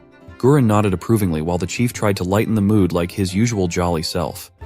Ghoul even slipped in some innocent insult after seeing Ran weep like a baby. Lozen came to Ran's side to make him wipe his tears, as Dark Elf assassins are supposed to be always composed. Ran sniffed uncontrollably as he wiped his tears. He did not expect that orcs could be selfless and strong-willed like this. So, on behalf of the Redstone Forest Elf Kingdom, he wants to thank everyone for saving him. If it weren't for the orcs, he might have failed his lord by now. Gurren assured the Dark Elf that he was welcome here. He knows the scale and weight of this elf's mission, and he respects that Ran shared some highly classified information. While Ghoul didn't even understand a thing, the old man even interjected that he had known the Elf Lord for quite some time now. Chief Garrick did not believe him, though. He does not want to believe that this geezer has gone out to meet the Lord of the Elves at all. That earned him a telling the truth chop technique to the face from the swole old man, shutting his mouth up. Elder Gurren was telling the truth. Back in his day, he happened to be acquainted with the Elven Lord for a common cause. That revelation solved the puzzle in Ran's mind. He confirmed if Gurren really was the great Beastmaster Orc that joined the hero's party ages ago. Ran has been wondering how and why the orcs in this remote village were extraordinarily strong. The Elder himself even killed a high-ranking demon without breaking a sweat. Everything makes sense now. but the chief is still refusing that this lazy old man is a heroic figure in history. Gul, on the other hand, loves all things grand. He was foaming at the mouth as he tried to badger the old man for confirmation. Ran pulled Gul back and reminded the young orc to show some respect. Respect should be given when referring to the strongest orc alive. Meanwhile, let's go out of the village and explore some of the areas near its remote forests. A place where a gigantic tree has come to life and is now angrily shrieking and attacking with all its might. This woody guy is known as Impasse, a guardian of the forest, a treant lord. Now he's manipulating roots below the ground for an attack. His target was a group of worn-out human adventurers. Their lineup looks pretty balanced and common. A swordsman leader, a mage, an axe wielder, and a big guy with a big knife. But no matter how balanced, the party was still tossed in the air helplessly. They are at the mercy of the treant lord's roots. They were blown away quite high up in the air. They had enough time to think about their poor decisions in life. The swordsman leader looks like he has some grit and determination in his eyes, though. He managed to take control of his falling body and find a suitable position to land without injuries to regain footing. His whole squad is now barred and blown away from the position of their targeted monster. All of them are silver adventurers being led by the swordsman named Red. He wants their mage, Faye, to give him a boost to go up and try to strike the treant lord with all his remaining strength. But Faye is completely out of gas. She had run out a little while ago. It's hard for her to even just stand right now. Strum has grown frustrated. They've been battling the tree for almost a day, without reaching its core. It just keeps on regenerating. Big Guy Scar was losing hope as he did not want to die yet. He still wants to eat his mom's hot pot when they return home. Leader Red has quite a foul mouth when he gets riled up, but he will do his damn best to make sure that this will not be the end of their little party. For a moment, it seemed like they were about to be wiped by the treant lord's wide swing, but a glistening light appeared and a sharp sound echoed throughout the whole forest. The boundless life and vitality in the eyes of the moving tree were unexpectedly extinguished completely. The once dangerous monster has become nothing more than a pile of logs in front of the silver-ranked adventurer party. And it seems like there's just one person responsible for making that happen. A silhouette of a man standing on top of a fearsome monster's corpse. This person holding a dark card was known as Spade, a platinum adventurer. He just came by to say hi to the party of weaklings. Just one look and everyone in the party instantly recognized who the guy that saved them was. It was the infamous Spade, after all. Spade just looked down at them and asserted that this zone was not for the weak. He then casually leapt out of everyone's sight. The guy did not even bother with the treant lord's loot. He left it for the party to salvage before they went home. Faye tried to stop Spade for a second to at least show her gratitude, but it was useless. Red knew that they just got lucky this time. They were bailed out by Spade, who usually works alone. That guy does not care whether they are grateful or not. He doesn't even want to be acquainted with anyone. One day later, we can follow the party for a little bit more. They've recovered enough strength to journey more, but Red found it best to head home already. Big Guy Scar is getting homesick after what happened with the monstrous tree. At least they're going home with some decent woody loot. Faye is reassuring the guilty Scar not to worry as they needed to replenish some supplies anyway. Also, they can now craft the logs and loot from the treant. As they were walking through the dense forest, Strum called everyone's attention to stop in their tracks as he just spotted something. The party huddled up and cautiously looked toward where Strum was pointing at. It was a bloody, beaten, and unconscious body of someone we know all too well. Vice Captain Easel Wright was lying face first on the dirt. Red and the whole party immediately knew that what they were looking at was a real demon. The silver-ranked adventurer party stood frozen and terrified, not knowing what to do after seeing a genuine demon lying down just a few feet from them. Easel Wright had sustained some extremely nasty and serious injuries after getting beaten up by a raging Chief Garrick. Red had to stop everyone to assess the situation first. They were looking at a body with blue skin and no ears. There's only one race that has both. There's no doubt about it. It really was a demon just lying there, face down. The scaredy cat big man of the party wondered if the demon's still alive, but they can't know that for sure. Regardless, they have a duty to finish it off completely while it's defenseless. They must get rid of this demon once and for all before it destroys more villages, or worse, attacks the party directly. So, the group mustered up every ounce of bravery they could take out and slowly but surely went up to the demon with their weapons drawn. Things were going just fine until they heard and saw a man wielding a particularly familiar weapon from afar, a playing card. Red was the first one to feel that something was wrong. His senses are not bad for a silver adventurer. Suddenly, dark energy started coalescing from above. This dark energy was blatantly targeting the party. Red was the first one to sense the oddness of the situation, and he was the first one to react accordingly. He utilized his longsword and executed an impressive blade fury, creating a whirlwind that intercepted the countless incoming dark cards. It was at this moment that the rest of the group finally caught up to what was happening and how dire the situation was. Red managed to slice and dice a lot of cards, but a lot of cards had also sliced and diced his flesh in return. Faye noticed the bloodied dark cards and immediately knew that there's only one person with this type of combat style nearby. Spade appeared out of nowhere with a serious expression claiming the demon belonged to him. He had already summoned 4 massive dark magic heartsuit cards right above the party of 4. As the clueless silver-ranked noobs were freaking out, the gigantic cards started zooming down to the ground with incredible velocity. These dark cards produced a loud bang as they collided with the surface. Each one limited the movement of the noob party. Spade clapped his hands with a flourish to finish the execution of the technique. His cards had turned into an unbreakable prison. He calls it heart imprisonment. The noob party of 4 was now trapped inside a cramped cage with no light, and the only thing they could see were the hearts. All of them had fallen completely at the mercy of Spade, and Red could not be any more frustrated. He shouted from the dark box, asking Spade what the hell is that mysterious guy doing and why was he helping a filthy demon. Spade did not care for whatever the noobs were yapping about inside his imprisonment. His decisions were none of their business. Just the other day, this platinum-ranked adventurer graciously bailed the party out of a precarious situation, and now that same guy has trapped them. Also, that demon that Spade just saved now might just destroy everyone one day. Spade ignored their whining and explained that his heart imprisonment would eventually discard in 30 minutes, so the noobs could just stay put for half an hour. Red had heard rumors about Spade, but he refused to believe that this guy really was as twisted as the rumor says.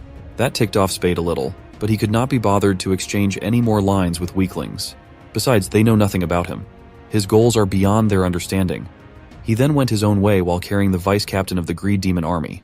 Alright, let's go back to our beloved Boobies village. Today, everyone is gathered underneath a massive tree for a ceremony. Elder Gurin and Chief Garrick stood side by side to inform everyone that they have come to terms that Ran, the dark elf of the Redstone Forest, Kingdom of Elves, is an ally to the orcs. Ran is getting frustrated that no one in this village can get his name right at all, though. Chief Garrick bellowed with his loud voice that they must welcome Ran like he's one of them. The simple-minded orc villagers, including our boy Gul, no matter how injured they are, cheered with hype as they celebrated the dark elf. The chief continued that Ran would not be staying here for long. As soon as the elf has completely recovered from his wound, he'll be setting out to continue the mission. Everyone must treat Ran with respect while he's here. That should be all for today's meeting, and everyone dispersed as soon as the chief called for dismissal. After everyone had left, Elder Gurin did not let the chance to roast the chief go by. Chief Garrick had been trying to act cool while his full belly was sticking out, after all. The chief tried to return the insult, but he can't really roast the old man's appearance, for the elder is in tip-top condition for his age. For Lozen, this type of banter is already an everyday thing. She's done with those 2 boys and their immaturity. Ran can only sympathize. Gul is back in his lively mood now that the old talks are over. Even with bandages all over his body, it's time for the mighty Gul to conquer the mighty mountains once again. He has recovered enough to regain his speed and dash through a downward slope without a care for the world and all the complicated old man problems of the village. Several hours later, we found ourselves in front of the Bork restaurant. The chief is already looking forward to Chef Garam's special dinner. As always, he's hoping for ramen topped with wyvern eggs.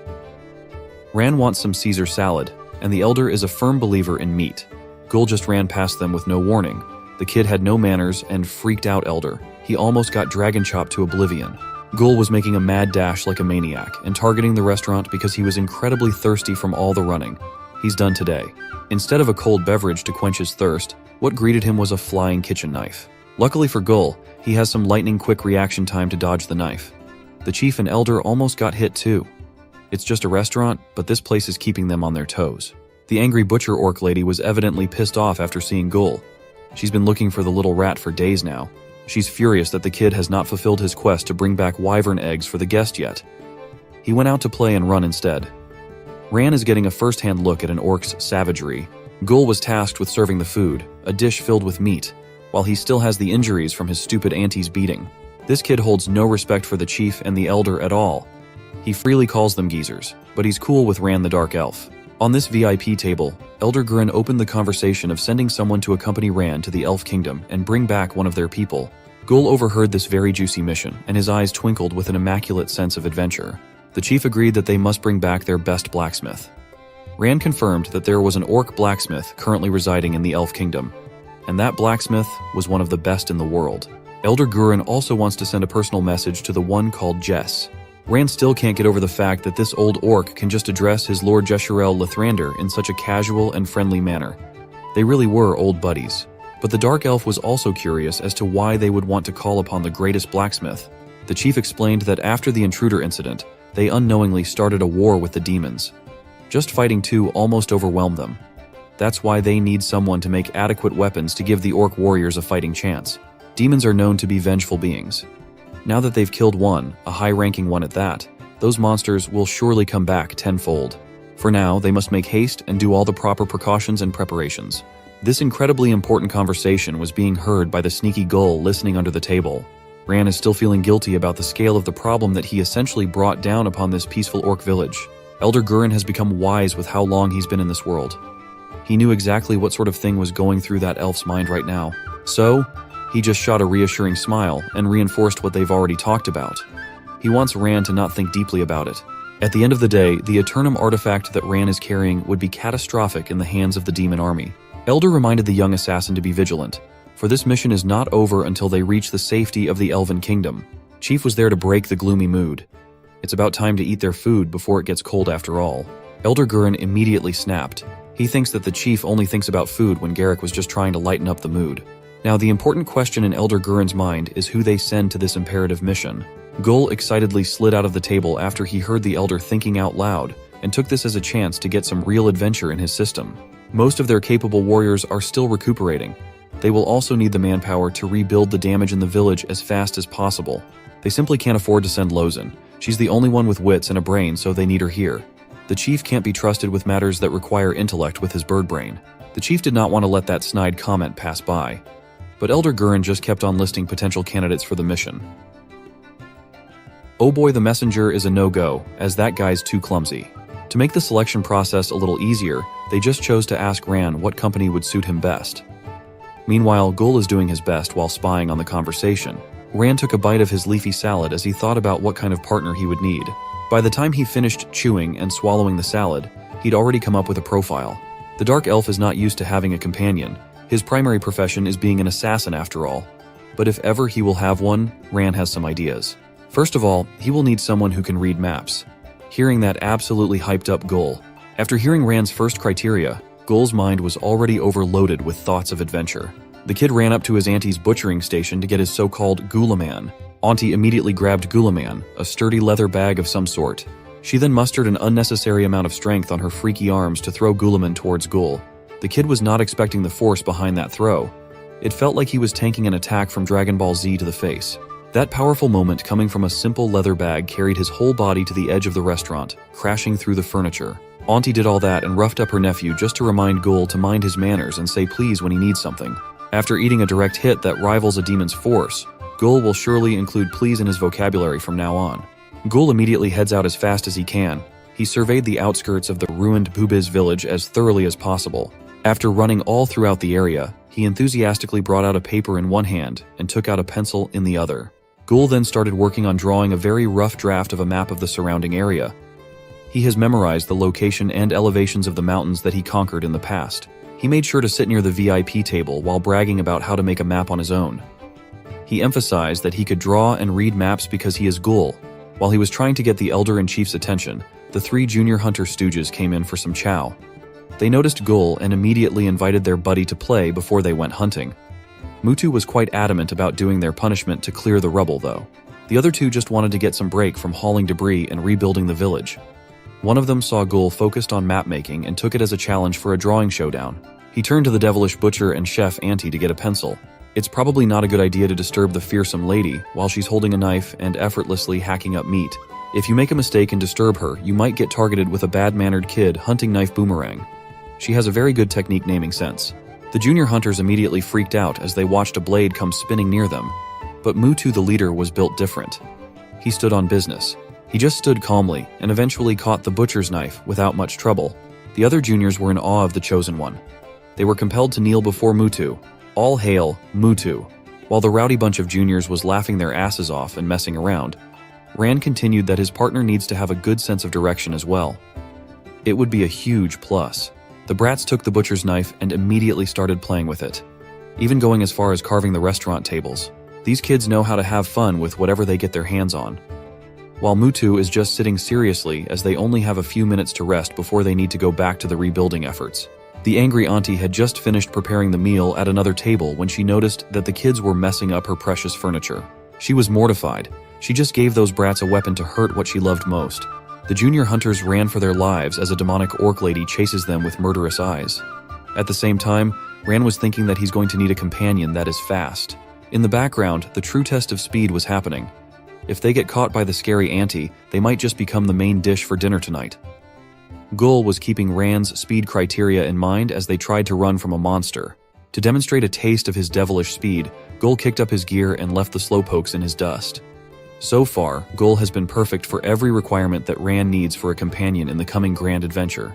The other three have already been caught while Gul was still going strong, and he doesn't seem winded at all. There's only one more thing that Ran needs. Gul really wants to go on this mission with the Dark Elf. He eagerly awaits the last criteria needed for the job. Right then and there, Ran just dropped a devastating bomb. He needs someone who's not loud. Gul fell to his knees in defeat. He cursed the heavens with a loud and guttural scream of disagreement. He's the polar opposite of not loud.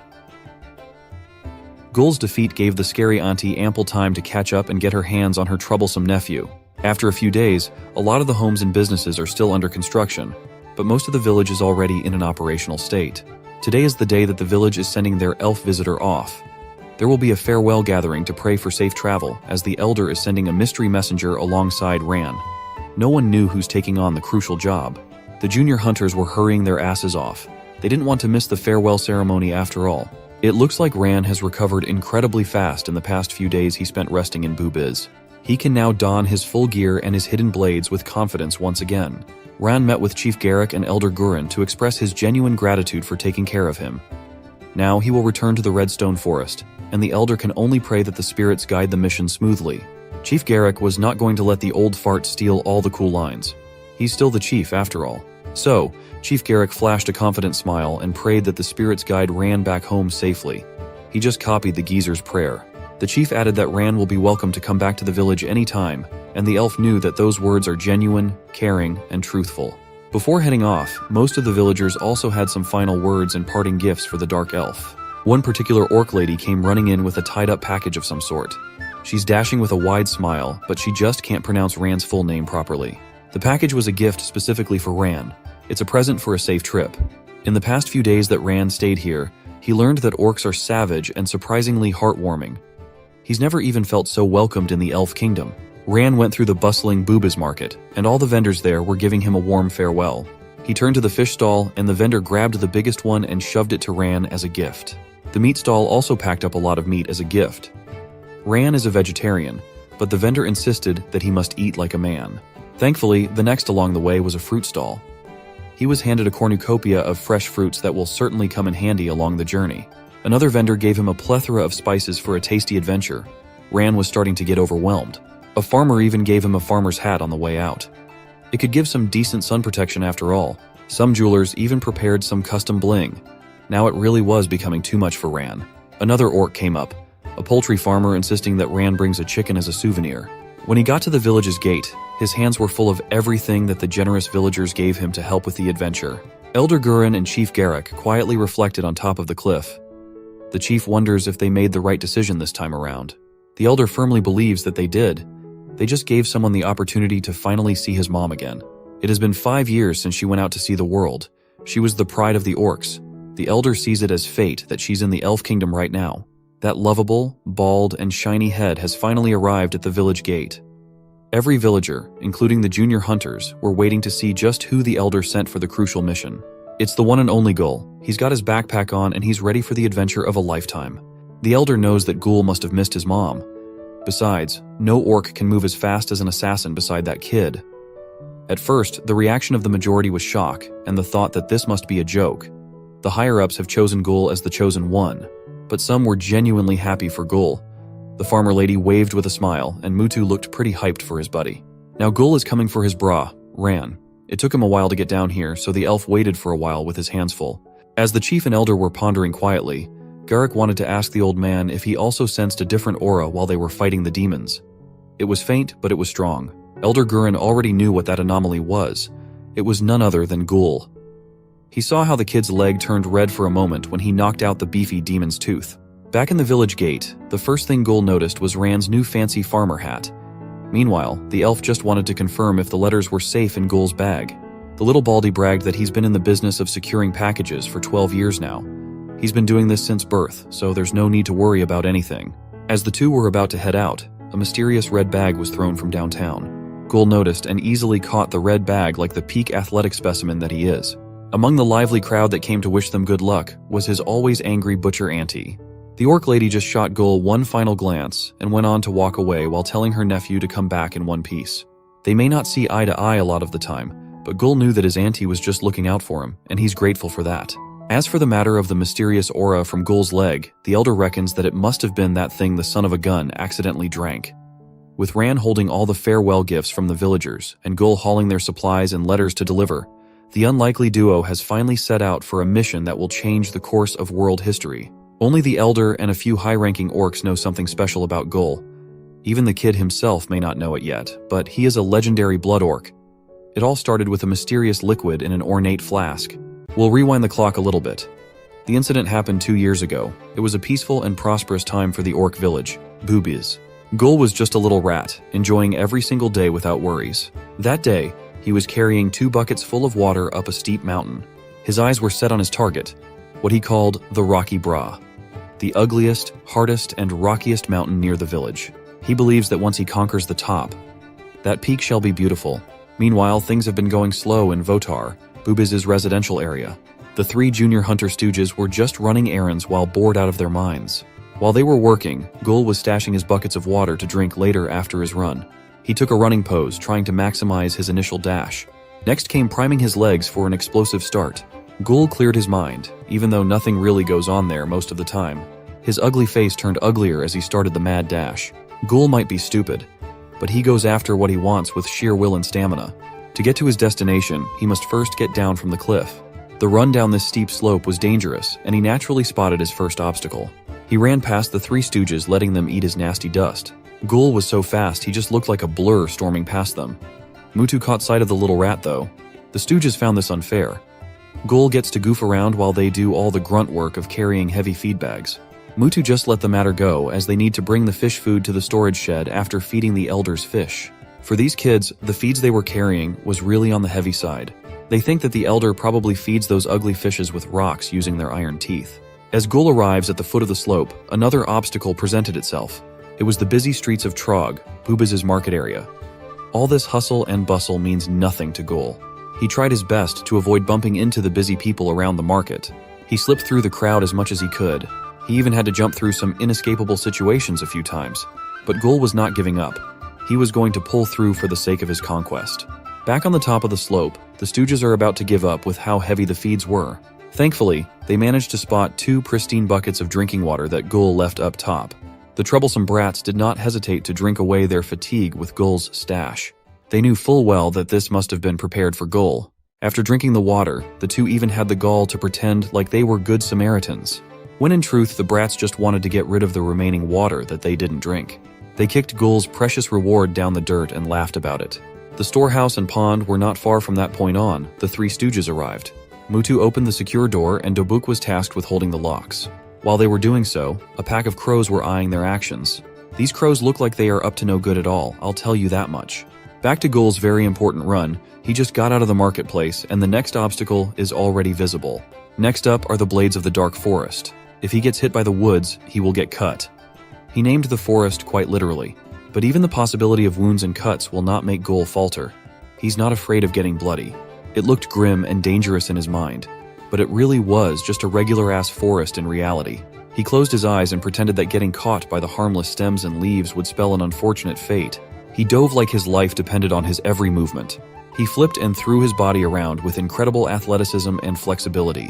When Gul opened his eyes, he couldn't help but celebrate his successful infiltration of the blade of the dark forest. At the same time, the 3 stooges are still completing their task up the slope. The next thing they need to do is tend to the precious fishes of Elder Gurin. These kids really do not want to feed those fishes. No matter how they look at the ugly fishes, those mofos just look smug. They just swim around and get fed while they chill. In addition to that, the way those fish look when they're about to get fed felt like royalty looking at peasants. But that doesn't matter. They just need to dump the feed and get out of here after all. The fishes feasted on the feeds that the three stooges painstakingly carried up the steep slope. In exchange, those fish looked approvingly like their servants just did a good job. It can really mess with your head, so one of the junior hunters has decided that while he's pissed off, he might as well piss on them too. Hearing that crude idea, the degenerate Dobuk was immediately on board as well. The two pissed on the elder's precious pond just for the hell of it. The fish were tortured under the torrential pee that came down that day. It truly was the worst way to go out. These brats felt like they were pillagers, burning the village of the unfortunate fishes with their urine. Mutu just sighed in resignation. He was done with those two at this point. While the three were distracted by their own agendas, the crows that were looming over the storehouse finally made their move. Meanwhile, Gul is about to finish his legendary run to the top. All that remained was the final boss. As Gul the Conqueror, the bald orc proclaimed that he shall defeat Rocky right then and there. Running is over, and it's about time to get started on scaling the Great Wall of Rocky. The winds that day were strong, but it wasn't nearly enough to deter Gul from achieving his mission. He poured time and sweat into this climb, and he screamed as loud as he could after reaching the top. Gul prepared and practiced for this legendary run, and he finally conquered the highest mountain near the village. He finally did it. Gul the Conqueror has added yet another victim to his non-stop conquest. After the celebration, his adrenaline plummeted down. In his imaginative mind, he was the wounded hero in need of his stashed water to replenish blood. Tired as he may be, Gul walked all the way back to the residential area Votar and scaled the steep slope. As he arrives at his chosen starting point, he witnessed the sabotage of his precious drinking water. His mind reeled and came to the conclusion that someone in this orc village must be a spy targeting him. But right now, he was just so thirsty that he just wanted to drink right from the urine-infested pond. Thankfully for him and for us, the kid has a very sharp sense of smell, and he sniffed the smell of pee on the water. Also, the dead fish were reason enough not to drink the tainted pond water. Just from looking at the scene, Gul already knew that his fellow junior hunters were behind this disgusting exhibition. He might have avoided falling for the nastiest and most stinky trick in the book, but that doesn't change the fact that he's extremely thirsty. To find some sort of relief, he walked into the wide-open storehouse that was supposed to be sealed shut. The inside of this place was a mess already. The pack of crows had a very grand feast with all the supplies inside. Gul doesn't care though. He just wanted to look for something to drink, anything at all. He managed to spot something that looked like grape juice at first glance. The bottle was really fancy too. At this point, any liquid will do. So he did not hesitate to chug that mysterious liquid without a second thought. After consuming almost the whole bottle, Gul felt like he was struck by something from the inside. The taste of that liquid was mind-numbingly disgusting. Gul threw the bottle on the floor even though he was dying of thirst. At that moment, Oboy the messenger arrived at the scene and saw all the mess in the storehouse. No matter how you look at it, Gul looked like a rat that had just ransacked the village's storage. Gul still hadn't alleviated his thirst at this point. He had no strength and brain power to defend himself. At the same time, the junior hunters had already walked down the slope when dumbass Dabuk noticed that he was carrying a piece of heavy junk at his side. It was at this moment that they realized that they forgot to lock the storage room's lock and that they needed to go back up as quickly as they could, but they might be running a little too late. Gul was already screaming in pain up top. Oboy caught him in a suspicious condition and immediately busted out the medieval fire torture device on the kid. The messenger believes that he caught Gul in the act of messing around in the storage room. Gul is taking the punishment when the ones that ate a ton of food and spoiled the leftovers were the crafty pack of crows. Oboy explained everything to the chief, elder, and Lozen. On top of the storage room debacle, he also believes that Gul pissed in the pond, killing the fishes. The storage room thing wasn't too bad, but hearing about the death of some fishes shook everyone to their core. Elder Gurren ran to his precious pond as if he was 100 years older. He held the corpses of his so-called poor little poopsies while crying his heart out with grief. Chief Garrick informed Lozen to prepare herself. This signals that things are about to get ugly. The old man sobbed over the piss-stained pond like he just lost an important family member. He got up to slowly and calmly look at the damages inside the storehouse. The one thing that stood out to him was the broken flask of a mysterious liquid that resembles grape juice. These bottle remnants could only contain one thing. It was the blood that the elder had been keeping. The demon's blood that he kept as a souvenir from the war 200 years ago. He was once again prompted into action, running out of the storehouse. His mind has shifted from grief to concern and the need to check on Gul. He can't let something demonic happen to an unfortunate child. Seeing the look of urgency on the old man's face, the chief misinterpreted it as a face of pure menace, or maybe the geezer was just ugly. Either way, he thought that crazy Gurren is about to kill Gul. Chief Garrick tackles the elder. In his mind, he's trying to protect the child. He forcefully slammed Gurren down to the ground. The two powerhouses wrestled on the ground for quite a while. Chief was trying to make a case to save Gul from the geezer's wrath. Lozen was done with all of this. Chief Garrick was also trying to save Gul, mainly because the kid is one of the wyvern egg gatherers, the key to making the delicious ramen of perfection. Old Man Gurren tried to clear up the misunderstanding that he just needed to check on Gul, as a kid can't handle such tragedy. Just a few meters from all the chaos, the three stooges were hiding and watching as the consequences of their mistakes play out. Mutu felt pathetic. He thinks that Gul stood his ground, that the Baldy knew it was them, but he's taking the blame and facing it like a true orc. In reality, Gul was just as clueless about what's happening. He thinks that the messenger O-Boy was the one that set him up. The junior hunters waited for Mutu's decision regarding how they would proceed from here. Mutu decided that it's their fault that Gul is being punished, and that they must save their brother. Gul was sagging nearer and nearer to the terrifying flames below him, and he didn't want to die yet. On top of that, the heat was making him a lot thirstier as he sweats all the remaining water in his body. Until he thought about a brilliantly stupid idea. Sweat was water, so this could be what their teacher told them about give and take. He hurriedly tried to lick the sweat running down his face. The three stooges finally arrived on the scene to bail out Gul. For now, they must cut the ropes to get Gul out of here. Gul couldn't believe that these boys were here to save him. One will take the leg ropes and the other will take the hands. They chomped and chomped as if their lives depended on it. They bit and bit until the ropes were covered in spit. Gul was appalled that these fools were just salivating on him at this point. Finally, the sturdy ropes have snapped off after a very disgusting mode of escape. The brats didn't even think of catching Gul, so he plummeted down directly to the fire. Gul frantically rolled out of the flame as the boys tried to help him put out the fire. Their fire extinguishing method consisted of kicking Gul until the fire was out. Mutu called out to O-Boy to help them, as Gul just wouldn't stop burning up. Now, Gul was not only burning, but he's also getting slapped all over his body and head too. The mischievous pack of crows were just observing the foolish orcs from the trees. No matter how hard they slapped the flames, it was not just going out. But even after finally extinguishing the flames, the fools continued with their crispy slaps till he turned red. Elder Gurren saw this and interpreted Gul's current reddish appearance as the transformation to a so-called blood orc, a legendary orc that can withstand the curse of the blood upon consumption. At this point, Gul's pain from the burns stopped and was replaced with the pain of being slapped.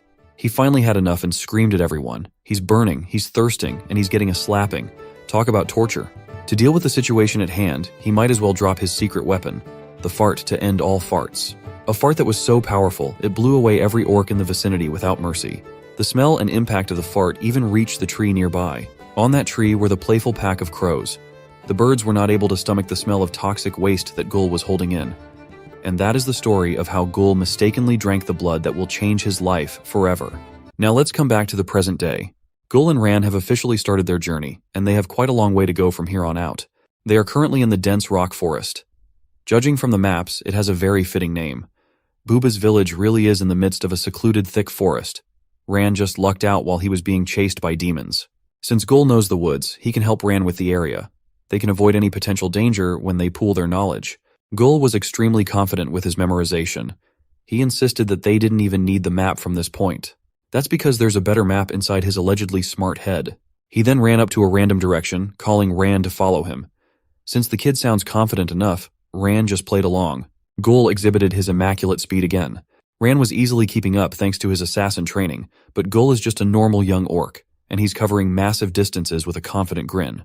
On top of that, he's running this incredibly fast even while carrying a heavy backpack. There's definitely more to why this young orc can move so differently. The only thing that Ran doesn't like is that Baldy's as loud as an elephant. He also brought up this sentiment with Elder Gurren back then. Gul was the opposite of silence, but even the Elder swears upon Gul's mobility. Besides, the top assassin of the Elf Kingdom should be able to handle the bald orc. Ran can only sigh in defeat. At least Gul generously gave him a spare bag to carry the souvenirs from the villagers. But they somehow forgot about the chicken, and it was forced to fly and follow the speed freaks. Gul is the type of guy that will swear that he knows a shortcut. This time, it's through the village of Shroomen. He insisted that the mushrooms aren't harmful, so they'll be fine. Ran also thinks that they'll be fine as the Shroomen are quite adorable. The tiny village was quaint and peaceful. The Shroomen are just going about their business serenely. Then came Gul with his loudmouth, catching everyone's attention, telling everyone that they're just passing through. The Shroomen's mood immediately took a turn for the worse as soon as they saw Gul. They swiftly gathered up and marched full of anger. Gul was peddling peace, but the mushroom warriors were already clutching their weapons and surrounding the duo. Ran noticed that these little guys are not happy with their passage after all. He can only wonder if they did something to offend them. The shroom leader explained that Ghoul stole their mushroom babies, that he's a savage that has come back for more, a despicable being that must be brought down. Ghoul doesn't look like he's bothered being labeled as such, though. He just kept on insisting that he's in good terms with the shrooman when he's clearly not. The proof of that is the green arrow zooming through the air, aimed at him. Ghoul almost lost his precious pair of oranges right there and then. Things just got serious. Baldy even had the gall to get angry that the little guys are trying to hunt him down. It looks like the inevitable first obstacle in the duo's mission just presented itself, and it's shaped like a bunch of mushroom warriors. There are also shroomen that are adept in magic, utilizing Earth Grab to attempt to immobilize the duo. The piercing and slithering thorny plant root are heading for them at incredible speeds. Thankfully, the duo is quite elite when it comes to reaction times. Ran had no idea what's happening, but he was also being targeted by the little shroom warriors. To not make matters worse, he just gently repelled their continuous effort to attack with methodical redirections. An elite assassin can easily neutralize little warriors without shedding blood. But still, this situation's bad. The shroomen think that Ghoul has nefarious intentions, and Ran is now an accomplice. Without Ran noticing, Ghoul was already running for his life, ready to leave his partner behind without warning or waiting up. But at the end of that tunnel, Ghoul was fine, Ran was fine, everything should be fine. The elf is starting to doubt the orc, though. Ghoul just kept on getting into unnecessary situations with his curiosity from that point on. For food, he hunted and butchered meat that is nothing but disgusting for the vegetarian Ran. Whenever Ghoul stores up meat for supplies, Ran must throw up in pure disgust. Along the way, they even met some foreign creatures on the road. Ghoul and his adventurous spirit would always want to interact, but some creatures are just hostile for no reason at all. So, Ran ends up getting swept by Ghoul's foolish actions. This time they're being chased by some ugly-looking, club-wielding tiny monsters. Their mobility and ability to respond to danger were also put to the test as they traversed the more dangerous parts of the woods. They managed to escape the reptilian horrors in the water. They went through the colorful yet eerie and alive trees in a bizarre part of the forest. Sometimes they know that speed alone won't save them, and they must resort to quietly hiding. At times, they witness something out of this world, like a golden draconic creature with 3 fearsome heads flying in the sky. Ghoul finds these types of things awesome while Ran was deathly afraid of it. At night, the duo tries to find a discreet and comfortable place to set up camp to rest and eat. Ghoul was quite skilled at making fire, a skill that is extremely essential for a long trek like this one. Ran disagrees with this move, though. He thinks that they need to lay low, especially at night, as they can't afford to attract unnecessary trouble. Besides, he packed some elven bread to eat as it is way more convenient than cooking. Ghoul was quite curious about elf food, so he wanted to give those elven bread a bite. Ran handed him the bread, and Ghoul carefully chewed on the crunchy delicacy. It did not take Ghoul too long to spit that thing out with pure disgust. In his opinion, that bread doesn't even qualify as food at all. Ran argued that he eats those all the time. It's practical as just one bit will last you for a whole day. As the two were bickering about food, the forgotten chicken finally caught up to them. It was still miraculously alive. Though trying to catch up to the 2 speedsters was quite a monumental task, and the chicken collapsed right there and then. Ran immediately felt guilty that he forgot about the little guy. Ghoul just gave the chicken an approving laugh and a thumbs up for keeping up. The birdie almost died just trying to keep track of the 2 for the whole trip. Ran is a very compassionate guy, and he feels really bad for making the chicken chase them. Now, it's time for Ghoul to show off a little bit and amaze Ran with some real food as he takes out a coconut shell. He placed it right above the fire he just started and started rolling the shell so that the insides heat up evenly. As that one was done cooking, Ghoul stared menacingly at the tired chicken. It's now time for the main dish. Ran saw the chicken slowly walk up to him, and the elf became confused for a second. The freaking bird turned and looked him in the eye, did a perfect salute, and said goodbye to him in chicken language. Right after that, Ghoul grabbed the chicken by the neck, shocking Ran as he believes that the villagers gave this animal to him as a pet. Ghoul found that stupid, though. He thinks chickens are not pets and they'll like it better when it's cooked. Ran asserted that orcs really were savages, while Ghoul was just trying to have KFC for dinner. The elf quickly realized that Ghoul would not let this matter go and presented a trade for some fish instead, just so the chicken would stay safe. Ghoul relented as he demanded the fish before he ended the chicken. The bird came up to Ran once again. It was celebrating as if recognizing that it's now indebted to Ran as its master. Chicken-san executed a perfect double salute, demonstrating its manly resolve to show respect. Meanwhile, Ghoul was still busy cooking his secret specialty inside the coconut shell. Finally, it was done. He broke the shell in half, and inside was a glistening and piping hot dish with a perfect blend of ingredients. Ghoul handed one half to Ran to enjoy, and he took the other half for himself. The elf found the dish interesting. He's never seen this kind of packed meal before. He doesn't even know what it's called. Gul explained that this dish is called bagel. His auntie got the recipe when she was a chef in training under the wild garlic, Gordon Ramsay, the greatest chef of all time. In the village was a tree called coconut. Inside its fruit is a sweet juice surrounded by its hard shell, the bagul. Gul's auntie loved using it as a storage, so she called it binagul. Ran couldn't help but feel like this kid was just making up names that rhyme with Gul. Baldy might have picked up a few tricks from his auntie, but he still hates her grumpiness. As the night wrapped up, Ran mused that he may have underestimated young Gul, but this is only the first day of their dangerous journey. Gul eats his binagul in front of the sizzling fire under a mushroom umbrella while sitting on a bizarre soft mushroom pillow. He's patiently waiting for a little fish to be perfectly cooked. Ran sat opposite him, enjoying the same meal while the trusty chicken loafs around beside him. Midway through the delicious meal, Ran felt something odd in his mouth, a foreign sensation he has never tasted before, but he just chewed through it and asked Gul about something unrelated. The young orc was in a lively mood as he slurped down the remaining contents of the shell. He asked his companion what's up. Ran thinks that the chicken is famished after a long journey, but he does not know what to feed it. Chicken San could not believe that this man was concerned about him. Gul just answered mindlessly that chickens typically eat some corn or grains, but they did not pack any in their supplies. At that moment, a genius idea sprung to his mind. They should just throw away the corn idea and fatten up the chicken as much as they could. Gul picked out the remaining pieces of meat from his meal and threw it to the bird. Chicken San does not care about the motivation behind it. He just loves meat as much as the next bird. Seeing this clarified the odd taste that Ran just chewed through. It was not clarified to him that this delicious meal has meat in it. He dropped the shell in horror, which confused young Gul. For the first time in his life, the dignified elf has tasted meat. He called Gul a monster for making him eat a poor animal's flesh. As Ran throws up and sobs uncontrollably with guilt, Gul just looked at him funny for being overdramatic while cleaning his teeth with a toothpick and scratching under his pants crudely. After dinner, Ran has calmed down after coming to terms with losing his meat virginity. The duo has laid down their sleeping mats, and Gul was already snoring like a buzzsaw. He was still quite sad and appalled about what happened earlier, but Chicken San was there to console him, and he was thankful for that. Ran has decided that from now on, he will call this loyal bird Illuminata Incinata. What a majestic name for a damn chicken. And so, the night has passed, and Illuminata Incinata's cock-a-doodle-doo can be heard under the bright, clear sky. Gul was doing his morning pee routine, targeting the mushroom to give it some vitamins. Ran was doing his morning stretches for the road ahead.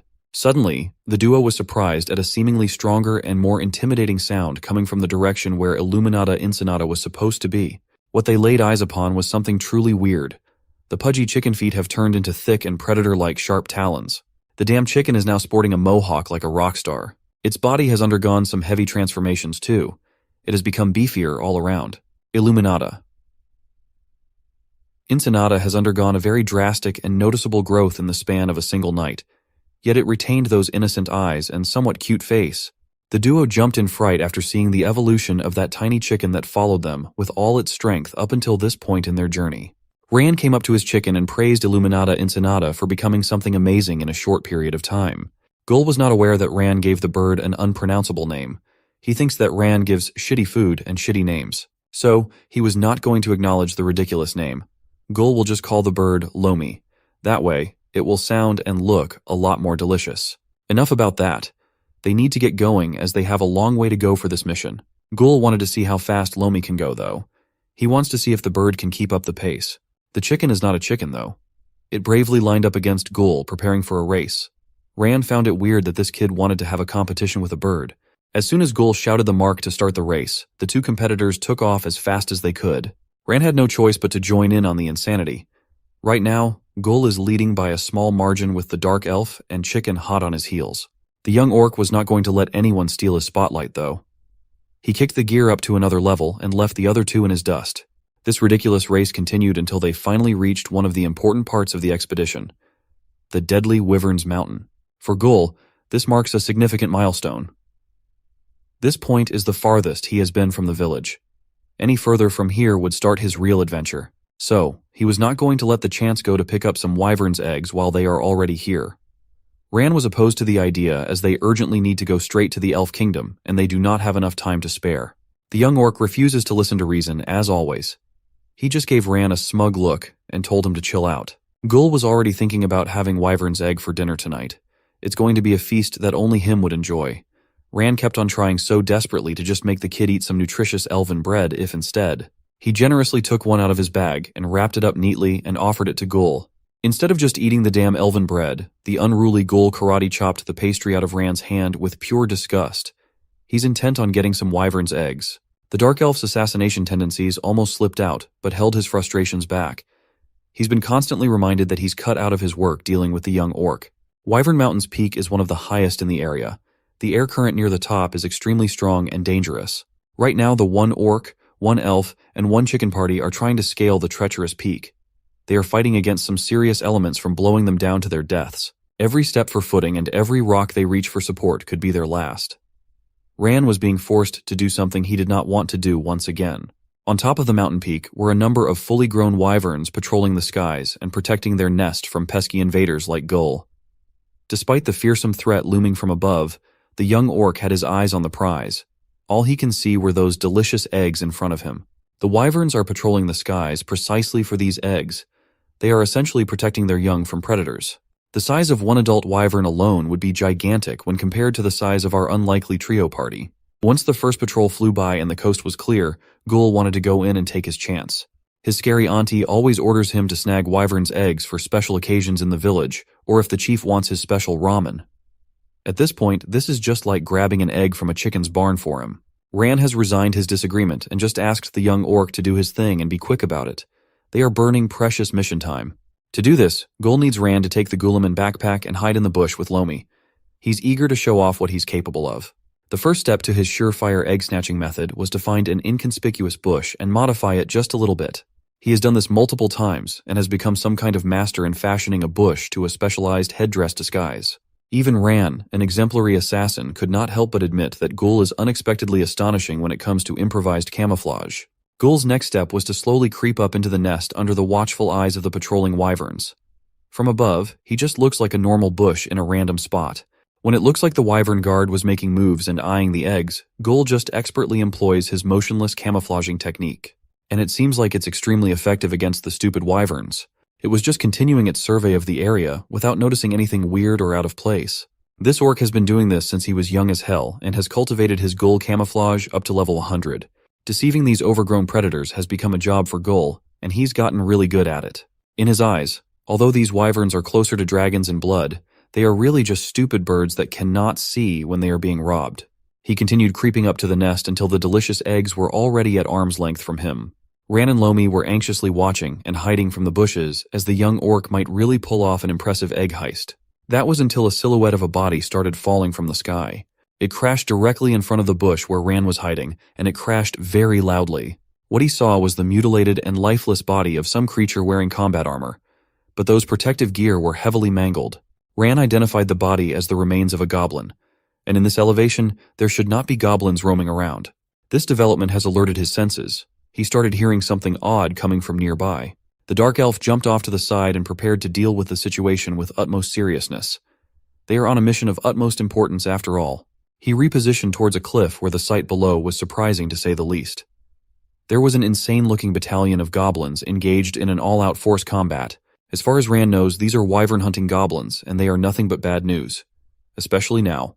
He ran away before attracting unnecessary attention and to warn Gul that his wyvern egg-side quest needs to wrap up as quickly as possible. First, he must secure the Guliman backpack hidden in the foliage, and fast. He then turned to where Gul was supposed to be to warn him that they need to get the hell out of here. But there was no bushhead orc to be seen, and one of the eggs was missing too. At this point, discretion and hiding are the least of their concerns. Rand shouted Gul's name as hard and loud as he could. They need to get the hell out. As a result, the patrolling wyvern has finally caught on to what was happening. It shrieked in anger and surprise, a shriek that sent a shiver down Rand's spine. The situation was just getting worse and worse by the second. The wyvern-hunting goblin army has also noticed that one of their prey has become extremely upset, and that might provide a chance for a kill. Meanwhile, Gul is now making a mad dash out of the mountain with his bush head still on while carrying an egg as big as his own body. A monstrous wyvern was now locked onto him, and it's diving down from the sky at terrifying speeds. The beast did not even pay attention to the other intruders like Ran. Its sole focus is hunting down Gul, a thief that essentially just stole a baby from the nest. The dark elf can't take it anymore. The young orc just brings so much trouble and chaos to their high-stakes mission that he must endure. Ran watched as some of the warmongering goblins died brutal deaths while their colleagues just smiled maniacally and charged to get a chance to kill. One goblin was clutching some bone daggers in his hand, running as fast as he could while locking onto the target. The other goblins that charged in before him were easily slapped, killed, and swept away by the monstrous wyvern they were trying to hunt. It looks like the bone dagger-toting goblin was about to experience the same pain that his predecessors experienced as the wyvern's tail came down on him like a gigantic whip. The slap resulting from that whip-like tail produced a sonic boom and a crash that almost destroyed a cliff face in front of the insane goblins. The wyvern was getting tired of dealing with the goblins charging one by one and jumping to their deaths. It's going to go in and terrorize the little critters face to face. With a single sweeping motion of its scaled wing, multiple goblins were injured or died. Either way, they'd probably be out of commission for the rest of the hunt. Another wyvern patrolling the area had also come down from surveying the grounds. This one conjured up whirlwinds that trapped and shredded goblins with high-pressure cutting air. But not all goblins are just battle-hungry and stupid. Some have a discerning eye for battle like this one. This goblin can see that the strategy or the lack thereof is not working, and they are on the losing end at the moment. A moment ago, he was the one standing on the front lines and sending the goblins without formations or strategy. Now, another wyvern is upon them. The other goblins refer to this one as Boss Kai. His direct subordinates are just now coming to realize that these massive wyverns are true monsters. They did not expect that the draconic beasts were this smart. Those monstrosities are keeping a good distance and using their advantage in reach. Unless they come to the ground, the goblins will never be able to hit a single fatal blow.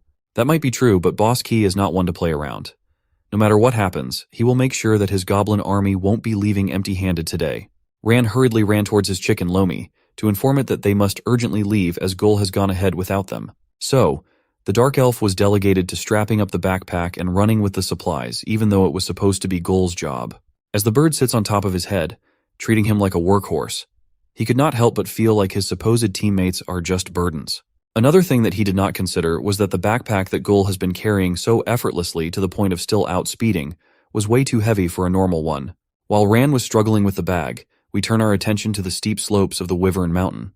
On one of its steeper cliff faces, there was Gul in his patented bush disguise headdress, clutching a wyvern egg and uncontrollably sliding downwards. Gravity has been working on his body full time. He slid and slid until dust accumulates from the wake of his downward slip. He had no choice but to take this extremely dangerous and stupid route, because just a few meters behind him, there was a gargantuan flying wyvern pissed and ready to end him in one sweep. Gul is littering sliding for his life. Above him was certain death in the claws of a draconic creature, while below him is the cold ground waiting to make an impact. The young orc was not the only one struggling on the back foot against the wyverns, though. The hunting goblin troop are also being forced to retreat and regroup with too many losses piling up. Boss Kai's direct subordinates coordinated the retreat towards an empty cave. They left a funny-looking goblin named Kapans outside to serve as a lookout. At that moment, before the goblins could even settle in, Gul came into the picture. The young orc was sliding on his ass, going way too fast while holding a precious wyvern egg. Kapans. The lookout sensed the commotion and turned around only to see another wyvern zooming down the mountain, chasing after the egg thief. He immediately reported back to the other goblins that he just spotted a wyvern going down low.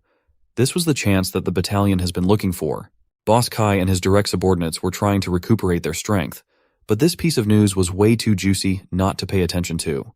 With devastating losses and nothing but grit and bloodthirst for wyverns, Boss Kai ordered everyone under his rule to get ready for the hunt. Every wyvern-hunting orc that can still move did not waste a second and used the fastest way down the mountain using the steep slope.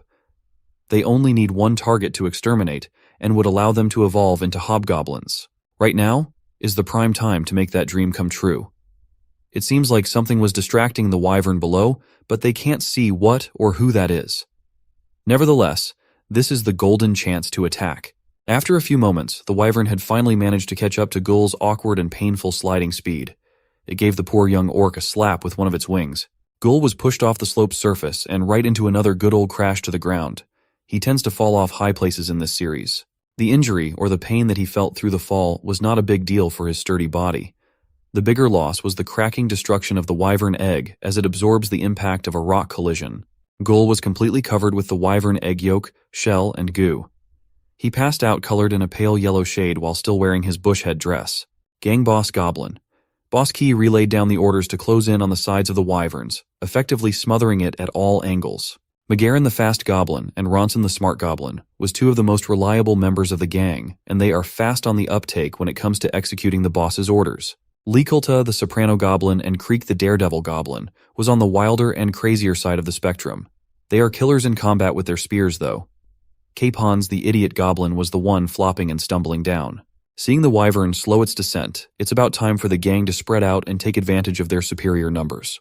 Like a true leader, Boss Kai was the first one to jump off the mountain's surface to raise his blade against the mighty wyvern. But his blade was not an ordinary one. It was far from that.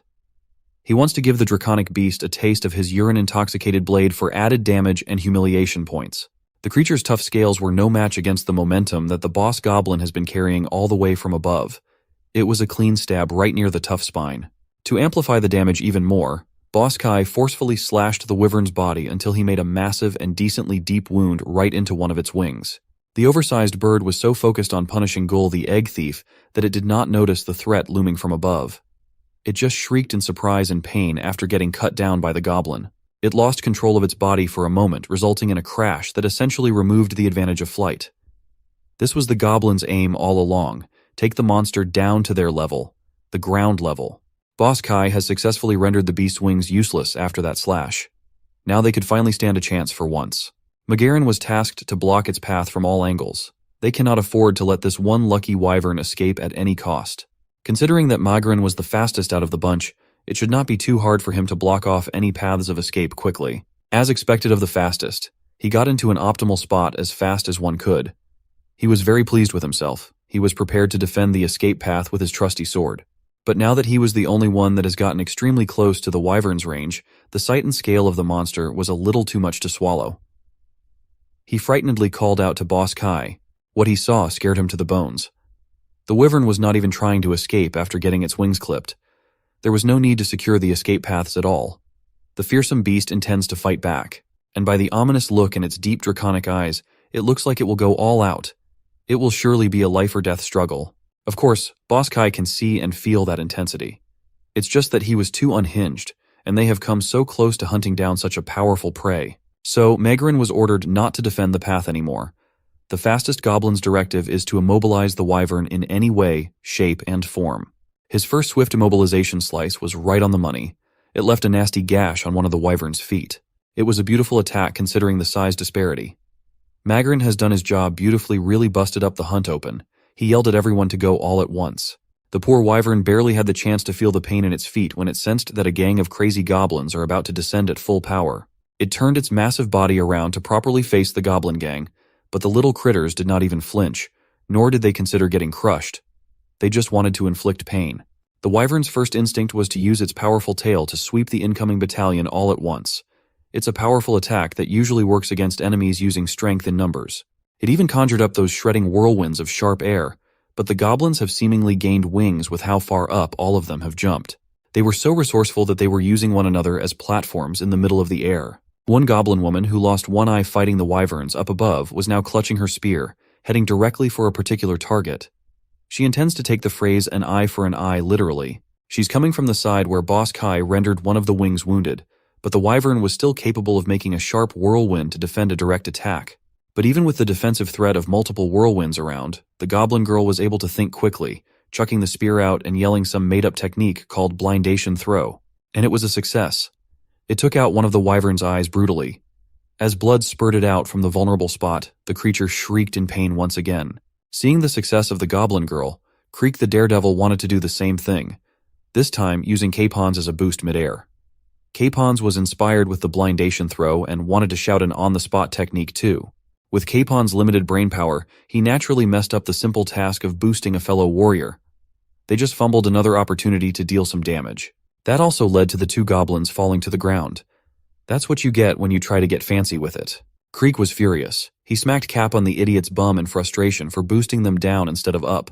While all that commotion was heating up on the foot of the mountain, Gull was just waking up from the crash that knocked him out for a minute. He was not even hurt badly, but he mourned the loss of his egg. The now broken egg was what he came here for, and now he can say goodbye to the dinner feast he was looking forward to. What came after surprise and devastation was an unbridled rage. The young orc was fuming to the point of turning red and blowing smoke out of his nose. Then another bizarre thing happened again. Just like against the demon from the village, one of his feet has turned bright red as he was about to kick a piece of rock in anger while cursing the wyvern that chased him down. The frustration and rage he was feeling for losing the egg has awakened a terrifying energy hiding inside his system that is now concentrating on his foot. He poured all the wrath out into an ordinary piece of rock that just happened to be near him. It was just a simple kick, an act of annoyance that his dinner has been spoiled. But the rock flew strong and fast enough to pierce through the clueless wyvern's scales, neck, flesh, organs, bones, and eventually piercing through with plenty of momentum to spare. The battle continued to rage on at the foot of the mountain. Wyvern-hunting goblins faced off against a horrific giant capable of invoking deadly whirlwinds. McGarren and Boss Kai were about to link up to finish the job, as they were the only two reliable and strong enough to deliver one final killing blow.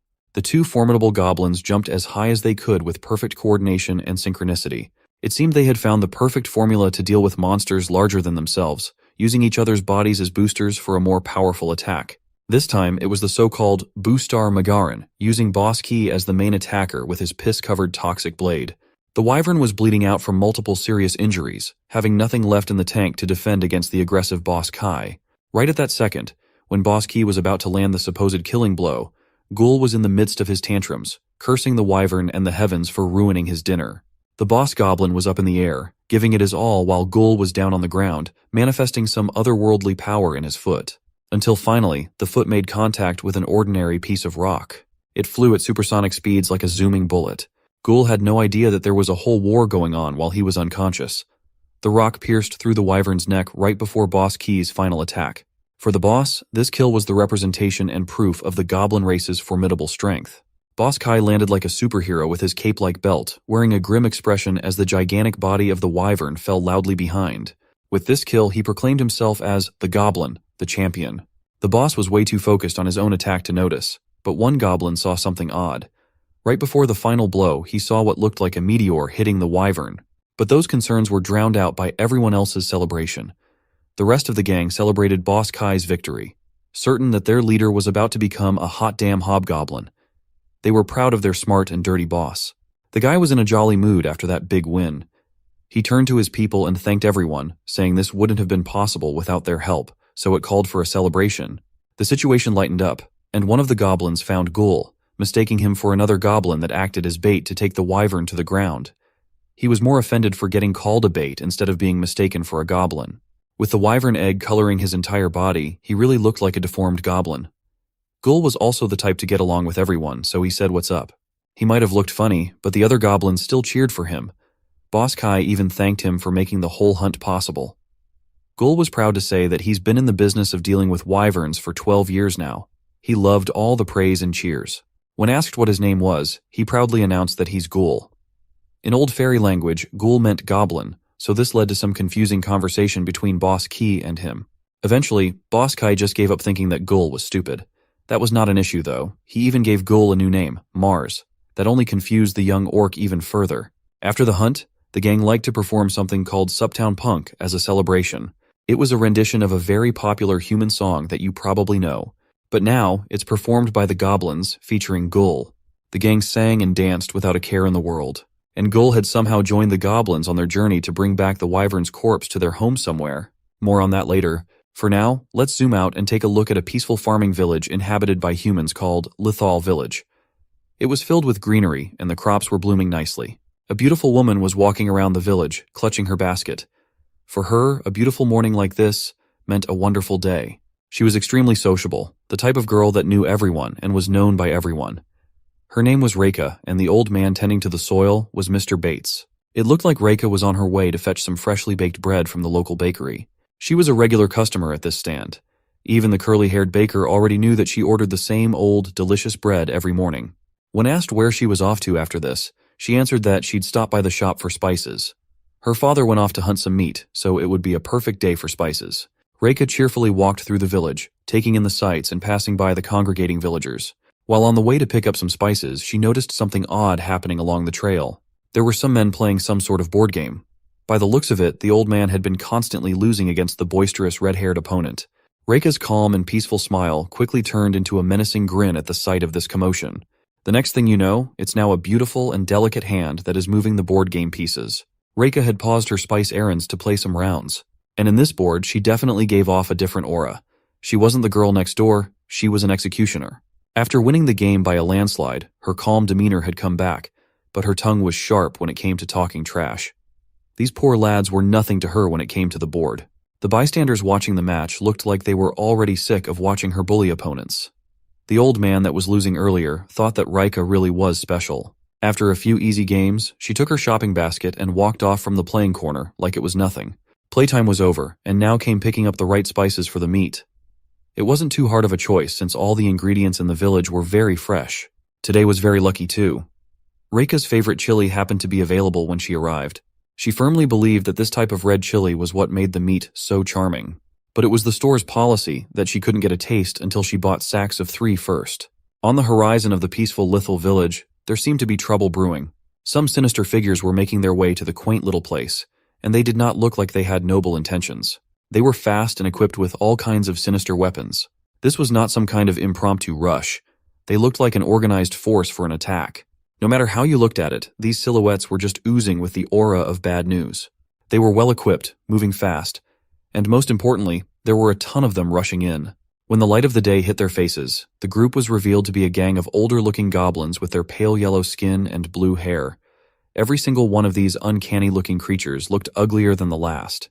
They had arranged themselves into a kind of spearhead formation with the only goblin with a sense of style acting as the spear's tip in the front. On his left and right were his direct officers, and everyone else followed suit. It was obvious that the unhinged-looking goblin with a letter M carved on his forehead and an owl pet was the ringleader for this operation. And this crazy monster handed an order to his subordinates that not one goblin stops until they got every unsullied girl in this quaint little village. The aura and evil of these goblins came crashing into the village like a much more brutal and sicker plague. The invasion started at the eastern side of the village, and the spice store happened to be on the opposite side. Rika had just finished her daily shopping run. Today was supposed to be a beautiful one, or at least a day with nothing out of the ordinary. But as the sky literally dimmed from the presence of countless goblins invading the village, it looked like that would not be the case. Rika turned around to see what the commotion behind her was all about. She was frozen in place. Rika could not even understand what was happening before her eyes and why the atmosphere of the village had turned bloody and grim. The beautiful villager did not even have the chance to process what was happening when she was forced to let go of her shopping basket and everything inside it as a malevolent sickle-wielding goblin grabbed her by the face. What followed was a group of crazy and greedy-looking monsters pouring into every inch of the village, looking for prey. These were the type of monsters that you see in your worst nightmares. The ones that operate under a messed-up system of morality different from ours. Back in the Wyvern Mountain, we see a very familiar rope tied to a weighing stone being lowered down from one of the steep cliff faces. It was Ran. He was now making his great escape along with Lomi and the heavy-as-hell backpack. He was skillfully using the rope as a slide of some sort.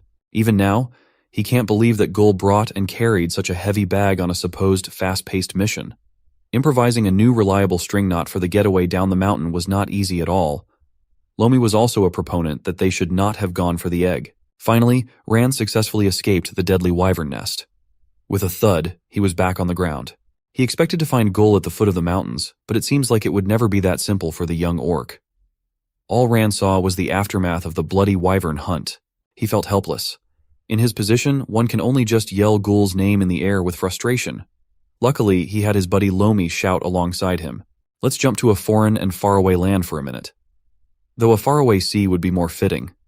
A boat with a very specific design was treading the dark waters. It was cleverly named Spade Boat. And who was the one steering the thing? Just from the hair alone, we can see that it's Spade, the weird and mysterious platinum-ranked human adventurer that rescued the demon Izal Wright.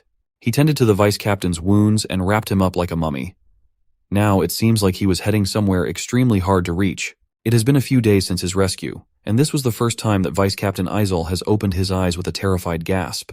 Spade noticed that the snapped demon is finally awake. Izal sure was tough for taking such heavy damages, yet still breathing. Spade could only wonder what kind of beast did this kind of damage. The vice-captain tried to talk, tried to make sense of where he was and who was speaking, but Spade just advised the battered blueberry not to talk while his face is literally broken. He can just stay put. Spade was heading in the direction where Izal could seek refuge anyway. It was a colorful port town called Tapu 2 Harbor. This place also happens to be the Sloth District, as in the demon faction of Sloth. For a race that is supposed to be lazy, they sure made a beautiful town for themselves. Spade landed his spade boat and casually entered the docks like he was just walking into a normal town. He asked the seafarers around the port what was up while carrying Iselright's bloodied and bruised body. At first, you would think that a city full of demons, slothful demons to be exact, would not be welcoming of a normal human barging into their domain. But you could not be more wrong. Here in Taputu Harbor, Spade was treated quite favorably, almost as if he was just one of the locals. It looks like Spade has quite a bit of connection to the demon race. He just dumped Iselright's body on the portman's load after picking the vice captain up from the Treant Forest. The workers recognized Greed Vice Captain Isel right away. Even though he's beaten to a pulp, he still has the iconic ugly smile that any demon would recognize. Spade just left the guy to the care of the workers as he has business with someone called Andro in the inner city. The sloth workers use some oversized rats that look more like a bear and cow hybrid to get around and ferry items that come down from the port. In line with their programming, given that they are sloth demons, the workers are constantly tired, yawning, and impatient when on the job. After crossing a long bridge, they finally arrived. Taputu Harbor was quite near the Greed Army base camp. The one manning the entrance from this side was an armored soldier called Jumbo, one of the workers' acquaintances. Jumbo looked at what the two were carrying and was surprised to see their prestigious Vice Captain Izal in such a poor state. He immediately transported the severely injured Vice Captain to Kungwangpa, the Greed District. The place shared a lot of stylistic similarities with the Sloth District, but with more emphasis on extravagance and wealth. Jumbo was almost out of breath. He zoomed through the whole city as fast as he could to bring the Vice Captain to someone called Captain Hack. Greed Army Captain Hawk Ogu was just having a conversation near the Greed is Good fireplace with Envy Army Captain Shuya Un. Iselright was having a hard time just staying upright on his knees when the captain asked him directly about the whereabouts of the artifact. The Vice Captain rarely loses the smug smile on his smug face, but this was one of those rare times. He can't even look at the captain's eyes as he reports that he doesn't have the artifact. Those words immediately sent the captain into a frenzy. He expected his right-hand man to deliver the artifact with no problems, yet Izal dared to come back half-dead. Izal tried to reason that they were thwarted by orcs in a small, secluded village. That did not help his case. That just made Captain Hack burn in anger even more, as mere orcs should not be a problem to a proud demon. It's a shameful thing to be defeated by an inferior group. Captain Hawk started emanating a golden light as he intended to take pleasure in ending the life of the mongrel in front of him. But Isel immediately added that they were no ordinary orcs, and that even Ump Fine has been killed. The captain has already primed his golden glove, looking like an infinity gauntlet Thanos, tired of pitiful excuses from his vice. Isel interjected that they were defeated because of the appearance of a legendary beastmaster. This revelation grabbed Envy Army Captain Shuya Un's attention. The old captain then swung his seemingly inconspicuous scepter forward. Envy Army Captain Shuya Un easily redirected Captain Hawk's oversized golden fist to the side. Envy Army Captain Shuya wanted to hear more about the aforementioned Beastmaster. The old man looked like a maniac as he pried for more information regarding the Beastmaster. Izal can only tell the Envy Captain that the orc was strong, one of the strongest foes he has ever encountered. That made the old captain even more interested to the point of looking insane. He wants more information. Iselright stated that the monster had this powerful ability called the Reiju Spirit Beast. Hearing that made the Envy Captain lock in even more. He wants to have a word with the clueless and impatient Greed Captain. The old demon whispered some very curious things in the Greed Captain's non-existent ears. It seems like the Greed Captain Hack found the idea whispered to him very interesting. The Envy Captain has a very simple plan. Instead of killing the good-for-nothing Vice Captain, he can just be used for a demonstration. The old demon did not waste any second and conjured up a sinister aura that covered his hand. The injured Greed Vice Captain had no means of escape. He was a sitting duck for whatever the Envy Captain's Pneuma extraction. Loud and painful screams echoed through the halls of the Greed base camp that night. Now that we've seen the happenings on the demon side, let's look at where humans stand. A modest building with job postings outside, a red banner with an intricate insignia. This is the Initio Guild Hall. Inside was a man wearing a mask and headdress that almost made him look more like a machine than human. He was receiving reports regarding what Spade did in the Treant Forest, the silver-ranked party leader. Red gave the rundown of what happened. After the hard imprisonment wore off, they tried to follow Spade, but there were no tracks left behind, as expected of someone as skillful as Spade. He's one of the guild's most experienced members after all. That guy is capable of being undetectable if he does not want to be followed. For now, the party should keep this information from leaking. If Spade ever comes back, Initio Guildmaster Frans Zigger van Forsberg will speak to the guy himself. Even this stoic guildmaster has no clue what that mysterious Spade was up to. After that, the Silver Party just wanted to get out of the conversation with the intense guildmaster, thinking they're off the hook now. It seems like they have a very close relationship with the leader. But just when the four were about to make their exit, Frans Ziger van Forsberg ordered them to hold on. That was the last thing that they wanted to hear. The guild leader did not forget the actual reason that the party was sent to the Trent Forest. They were supposed to turn over the Impasse branch to complete a quest, and they were skillfully dodging that conversation until now. Red just tried to pass off the whole thing as not that big of a deal. That's because they forgot about the branch and accidentally left it behind after everything that happened. The party leader tried to make the case that seeing a demon lying in the forest was a big deal. On top of that, Spade being a possible traitor, even though the guy saved them, was shocking too. All four of the party members were under the same thought, and Red tried to plead to France not to send them back to that place again. He even pulled out his secret weapon. The phrase, Amelie. He repeated it twice. The four goofs rehearsed a joke. In situations like this, they pull out the song number singing, I'm only human after all. As the party sings their hearts out, guild leader Frans Ziger van Forsberg's veins started poking out of his mask in anger. And so, we are tossed into the adventurers' training ground. Right now there are two adventurers fighting it out in the arena. One of them uses a magical claw technique and the other uses a traditional katana. Red and the party were dumped into the annoying babysitting duty on the training arena. Red and his vice leader were blaming the gentle giant Scar for forgetting about the quest item when they were the ones assigned to carry the branch and not Scar. They may be decent in combat, but the two are some top-grade morons from time to time. Since they were tasked with babysitting duty, it's about time to do their jobs. A party of trainee adventurers apologized to Red because one of their members seems to be missing. Red welcomed the trainees with open arms. He just dismissed the issue of the missing novice altogether. He believes that if the kid was meant to be here, then the kid will be here. So, he'll just skip all the mumbo-jumbo and get to one of the rare, good parts of babysitting duties. It's about time to start the tryouts. In these tryouts, the format would be the good old one versus one single combat in the main arena of the adventurers' training grounds. On one corner, the kid that the audience are putting money on was the adventurer trainee Cross. His weapon of choice was the classic sword and shield. On the other corner was another adventurer trainee Saku with his long-handed cleaver. Red is letting the two go all out. He thinks that nothing could go wrong. These two are just beginners after all. He was confident that he could just meddle if someone does get in trouble. Plus, it will be good entertainment before they go goblin hunting tomorrow. The Inizio Guildmaster sure loves abusing the party's skills by dumping all sorts of quests to them. The all-out spar started with Saku's blocked charge. The party was supposed to investigate the reason why groups of goblins are taking young female humans. Cross followed up the block with a counterattack that Saku expertly evaded. Red wasn't too sure of the rationale behind the goblin's actions, but he has a faint idea. The all-out spar was raging on, and Saku's cleaver skills were quite hard to deal with. As for Red's thoughts regarding the goblin situation, it's just a hunch, but a possible birth of a new goblin king might be on the horizon. In the middle of the arena, the fight was heating up. The competitors were just trainees, but the fight looked to be on another level. As the dust of an intense collision settled, Zaku's bizarre demon-like appearance was revealed. Everyone in the audience saw the transformation, but they just found it funny instead of alarming. After changing the appearance of his face, the trainee's skills also looked like it jumped to a higher level. He's now wielding his long hand cleaver like a hurricane. Cross is being forced to desperately block using his sword and shield under the relentless assault of the cleaver. Red was officiating and supervising, but these kids are starting to look like a little too much for him.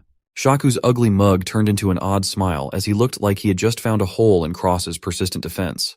He jumped in like a meteor with his blade being firmly planted on the ground.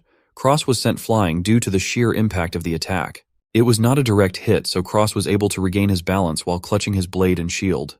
He was not going to get overwhelmed and forced to just defend for the whole fight. So, the two trainees collided for a relatively equal exchange. They looked as though they were totally consumed in combat. It was not a spar anymore. It's starting to look like a life-or-death duel. Red panicked at the sight of this, and desperately ordered the trainees to stop the fight right away. But these two were now locked in their own world. Cross was screaming as if he was in war, and Saku was maniacally laughing as if he was a mischievous devil. As the next exchange of terrifying attacks produced an explosion that wrecked the center of the arena and the immediate vicinity, Red was convinced that he was not qualified to meddle in this at all. The fight happening was not at the level of normal beginners. They might need to call on some gold-rank adventurers in the tavern to step in and fast. The place where the Inizio Guild and the adventurers' training ground were located is a small human town called Canopus. Today, the residents were witnessing an explosion from inside of the training grounds as the patrons hurriedly fled in a panicked state. Inside, the seats that were supposed to be full of audiences were emptied, and a huge chunk was destroyed. There was also a massive crater where the final exchange happened. The medics were called, and they had to carry out trainee Saku in a wooden stretcher. The kid was in poor condition after the intense battle. A tall man wearing a stylish leather jacket was also called into the scene, and he wants to talk to Red. His name was Nomiya, a gold adventurer from the same guild. Red was supposed to be the one assigned to trainee duty today, and he's going to do a lot of explaining why the incident happened. The party leader and his number one goon were carrying the other trainee responsible for the destruction. They both gulped nervously when Nomiya started his questioning. As usual, Red activated his laid-back persona to downplay the whole thing, even sucking up to Nomiya by calling him brother and thanking the gold adventurer for coming in the nick of time. He continued to praise Nomiya, telling him that he's the only dependable gold adventurer in the area and thanking him once again. Nomiya was not taking all that flattery, though. He's pissed that this moron was unable to contain the trainees and prevent the whole destruction from happening. Now one trainee has been injured, and the training ground is in dire need of repairs after being messed up. Nomiya turned to Cross. The kid was on the verge of tears. He admitted that the new guy has talent, but the lack of control is a big downside that needs to be worked on. Cross's carelessness is partly to blame for the incident today. If Nomiya had not been contacted and rushed into the arena in time, things would have been so much worse. He arrived at the highest point of combat when the two trainees were about to unleash the most powerful attacks in their arsenal. Nomiya was forced to pull out his weapon, a pistol that looks like it does not belong in the current era at all. He pulled the blicky, and a loud bang sounded out. With his perfect aim, he managed to knock Cross's sword away before it landed on Saku's body. If the kid was not stopped, he could have killed his fellow trainee. The worst-case scenario was avoided, but the explosion that resulted from Cross's powerful strike still wrecked a significant portion of the training grounds. Cross immediately pointed fingers at Mr. Red, who told them that it was okay to go all out. In Red's defense, he did not expect these newbies to go so hard. Still, Cross genuinely apologized for his mistake, and thankfully, Nomiya was a reasonable guy. While he was here, the gold adventurer informed Red that the mission has been moved up, and he needs to get his party ready for the goblin raid tonight. The people in the surrounding small villages are growing anxious, so the quest has become urgent. Nomiya himself will be tagging along. This was quite an inconvenience for Red's party, though. They just came back from a quest after all. A failed one at that. Nomiya has no time to argue anymore. He'll just see the party tonight. Red has not even had a bath break, and they're already being called up to an urgent job. He can only curse Guildmaster France for treating him and his party as the go-to pawn when it comes to missions. If it's happening either way, he might as well rope in Cross the OP newbie to learn on the job. He might move like a kid with bad form and sloppy fighting style, never using his shield enough, but the guy has undeniable firepower. The sun is set, and the bright moon has taken its place. Ran is now running solo. He cannot fathom why their supply backpack was so heavy. Lomi was just happy to be there. At least they know that Ghoul is still alive based on the fresh tracks on the ground. But they are going to need weapons after losing all his daggers. Ran was certain that he could handle the goblins, but their numbers are not to be taken lightly. His strings require mana use, and he does not want to use it all up before he can extract Ghoul from wherever he is. For now, all that he and Lomi could do was to continue following the goblin gang's trail. Ran has a long way to go, and the heavy-as-hell Ghouliman backpack was not making it easier at all. Along the way, Lomi happened to spot a wriggling, colorful worm on the dirt trail. The chicken did not hesitate to dash in to grab a bite to eat. He would have gotten a free dinner if he did not happen to collide with a familiar-looking owl that was going for the same worm. A rivalry between the two birds was immediately created. It's the law of the jungle to compete for your food. The owl was ready to square up. So was Lomi. The damn chicken was ready to fight tooth and nail or beak and talon for a tiny worm. The competitors were birds, but they were engaged in a true dogfight with no rules. They started the battle in a drawn exchange, and Lomi was forced to create some distance first. Ran turned around and just saw his chicken doing an anime slide. The owl did the same thing. It looks like the owl's group had also noticed what was happening. There were a lot of them. Their malevolent purple eyes and bright torches stood out in the dark. If you were thinking that the owl's owner was the goblin leader that brutally invaded a human town just a few moments ago, then you would be right. The crazy goblin with an M scar on his face was known as Hades, a shaman goblin. His owl was named Perry. What's Perry's full name, you ask? It's simply Perfecta Quintanilla, and he views the chicken and the dark elf as pests. Adressin Ranwaran or Ran became worried for his Lomi, but Illuminata Incinata just waved off his master, saying that he's all right. Ran finally saw that they had just come across a different group of goblins. Goblin Shaman Hades was quite forthcoming. He even politely greeted the dark elf good evening. Rand did not hesitate to drop the weighty bag to prepare to engage in an all-out war at the drop of a hat. Although it costs a ton of mana to use, he brought out his magic string to get ready for battle. Hades just waved it off and told the Dark Elf to chill, as he had had a very long day himself. He had to supervise his idiot battalion to make sure that they were doing their heinous jobs right. So, Hades is not really in the mood to get into a pointless fight with a Dark Elf assassin. Rand clapped back. He does not care about how hard the goblins' day has been. They should get a move on, and he will let them be. It sounds like Hades has no problems with that, but the fight is between their pets on who snacks first. He proposed that they just let the two birds settle it themselves. Rand remained reasonable and complied with that proposal. Hades flashed a malicious smile. He thinks that his owl will put a quick end to this quarrel. The Dark Elf picked up and threw his chicken like a Pokemon. It's about time for Illuminata Incinata to show what he's capable of. Lomi landed perfectly with his 2 chicken feet. He psyched himself up with a loud cock-a-doodle-doo. Hades liked the competition. He thinks it's spicy. So, he sent Perfecta Quintanilla to jump onto the battlefield too. Perry looked fierce. He was about to give it his all with a woot-woot. The Goblin Shaman firmly believes that Lomi the chicken won't stand a chance against his owl. Rand believes otherwise. They can just watch and see what Lomi was capable of. Hades with Perry on one corner and Rand with Lomi on the other. This is the battle of a lifetime. For starters, Rand ordered Lomi to use Feather Punch. The chicken took a stance of a runner that's about to explode forward. And he did just that. He tucked his feathers to the side to achieve maximum velocity. Lomi's eyes were firmly planted on his nocturnal opponent. When he entered the striking range, Lomi balled up his feathers into what looked like a fist. The feather punch landed squarely on the owl's face. It was a clean hit coming from above. It was so strong and intense that it even cracked the dirt where the opponent was standing on. Hades thinks that this was not a big deal, though. He believes that his parry won't be taken down by a lousy punch that easily. And it looks like he was right. Perry was standing his ground. He tanked that punch like it was nothing. Rand saw this and immediately shouted at Lomi to get out of this perilous spot. But it might be too late as Hades ordered Perry to use Wind Pump.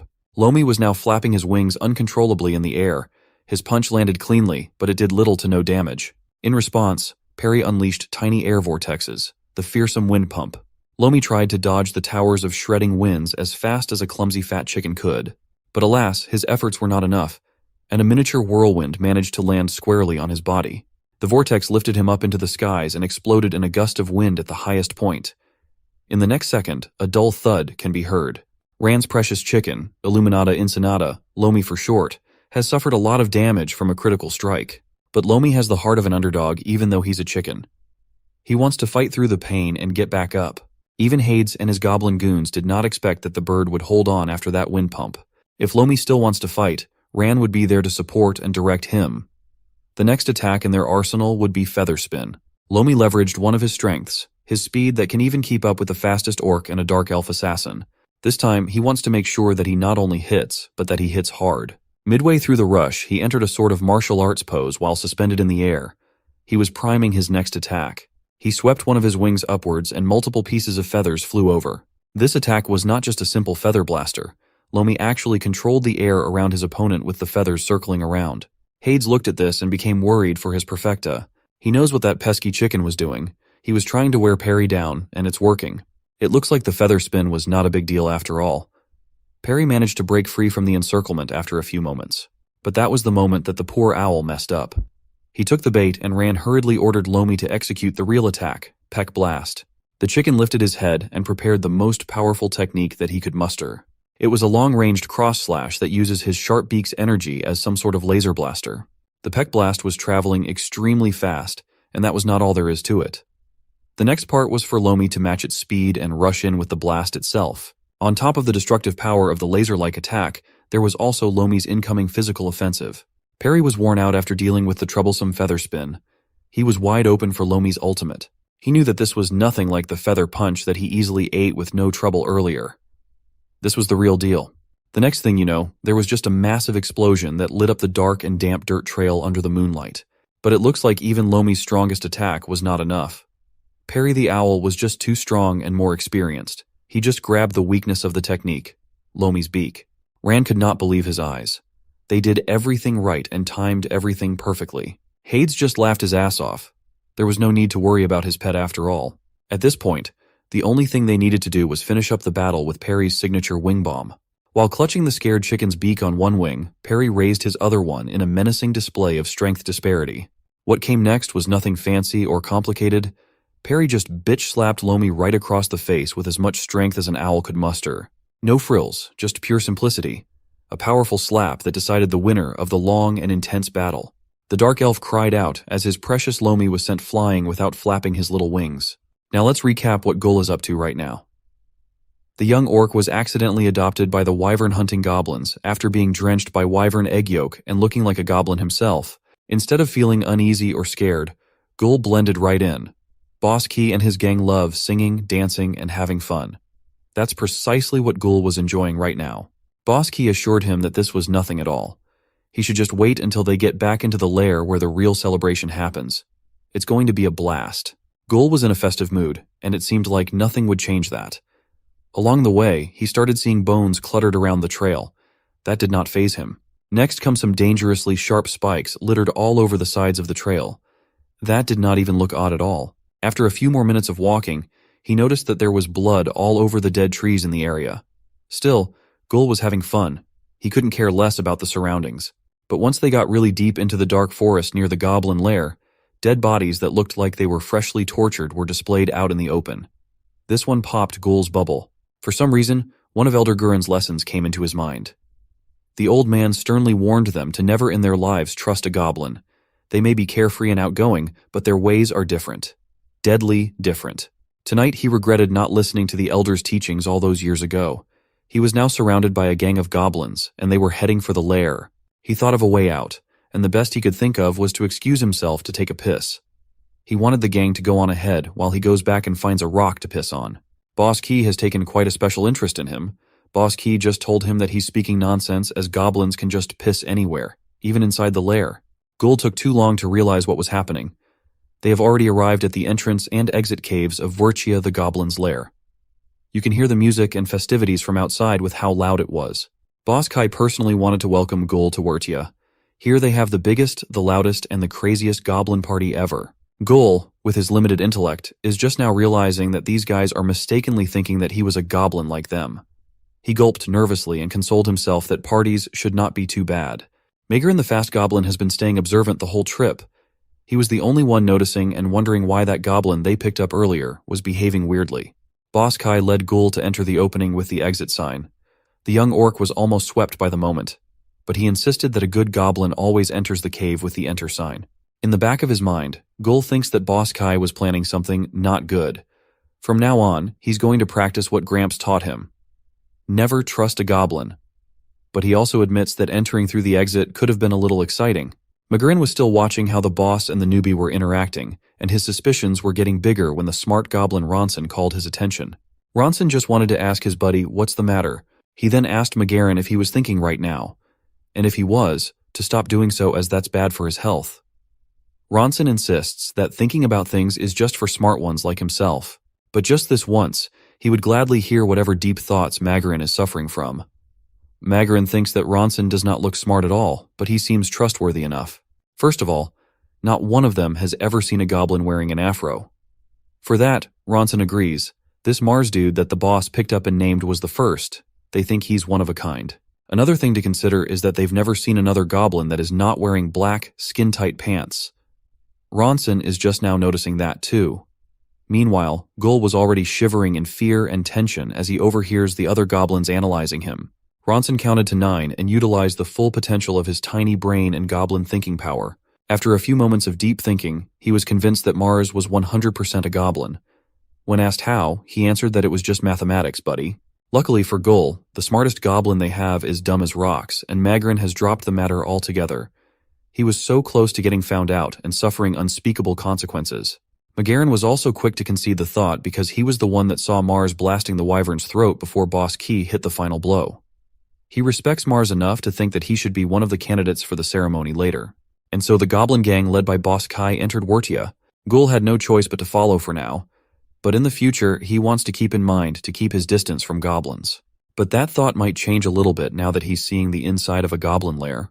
Any fear and uncertainty that Gul was thinking about were set aside at that moment. Wurtia is a massive cave system full of festival flags, disco lights, good music, and good vibes. Some goblins acquainted with Boss Kai's gang have been patiently waiting for their arrival. No matter where you look, there are goblins smiling happily as they dance to the music that sounds suspiciously close to Earth, Wind and Fire's September. If this was your first time seeing goblins, you would think that they're not the creatures that commit unspeakable acts in the outside world. In Wordia, they specialized in hunting massive wyverns. The wyvern skeletons that hang from their high ceilings are evidence of that. Goblins might be small and dumb, but they can take down apex predators and display their corpses. Everyone finally noticed that Boss Kai has come back. Everyone shouted the name and celebrated the dead wyvern that they brought. Gul was also basking in the victory parade for the gang. Boss Kai's name flooded the whole of Wordia, and Gul praised him for being so famous. Magarin, on the other hand, wants to have a word with the boss. The boss was quite a celebrity to the denizens of the lair. Now he's heading to the center of a stage where 3 goblins have already gathered. Boss Kai taunted the other 3 that the king had finally arrived. He was confident that the spot is already as good as his. While the goblin masses were chanting and cheering, the goblins that were positioned in front of the stage were deadly silent. Gul took the chance to look around the lair out of curiosity. On one random corner near the stage was a steel cage where human women are being imprisoned. Among the captives was Miss Reika, the beautiful girl from the quaint Little village that Hades and his goons raided. Gul did not know why there were humans in the cage near the ceremony, so he intended to ask Capons what was up. But he accidentally pulled down the dumb goblin's pants, showing a shiny ass. Capons was confused that Gul didn't seem to know what the human captives were for, but every goblin should know about that, so he thought Gul might be asking about the cage. He explained that the cage was stolen from humans as well. The high-quality shiny steel bars were stolen from a man called Nicholas Cage. The innocent Gul continued about why the humans were in a cage, if they did something bad or something. Capons proudly explained that they just stole the humans from the farms and will be used as a sacrifice for the Goblin King later. But before Capons could explain fully, Liakultai had already locked him up in a chokehold for showing a maiden something as hideous as his shiny ass. One of the goblins sitting on the thrones tasked the goblin shaman Hades to begin the ceremony. This time, Perry the Owl is going to work again after his little chicken fight. Hades fed his conjured flame to his pet bird, and it magically lit up Perry's eyes with a fiery glow. He then let the owl fly from his shoulders up to the air. Perry flapped his wings intensely. When you look at Perry in this old god-looking state, his full name of Perfecta Quintanilla seems like a perfect fit. Hades announced to everyone that the elder will now speak. The goblin elder in question was Kano. He's a lively old goblin with a walking stick, an odd necklace, and a deep love for singing. It seems like the younger goblins do not appreciate his musicality up on that throne, though. Kano then cleared his throat and brought out his speech voice. Because tonight is the night. Hearing that announcement shook the entire Wordia from top to bottom, with the cheering and hype coming from the goblin citizens.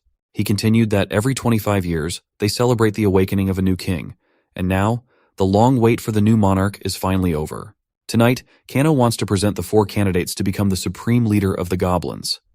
First up is, of course, Goblin Gang leader Boss Kai.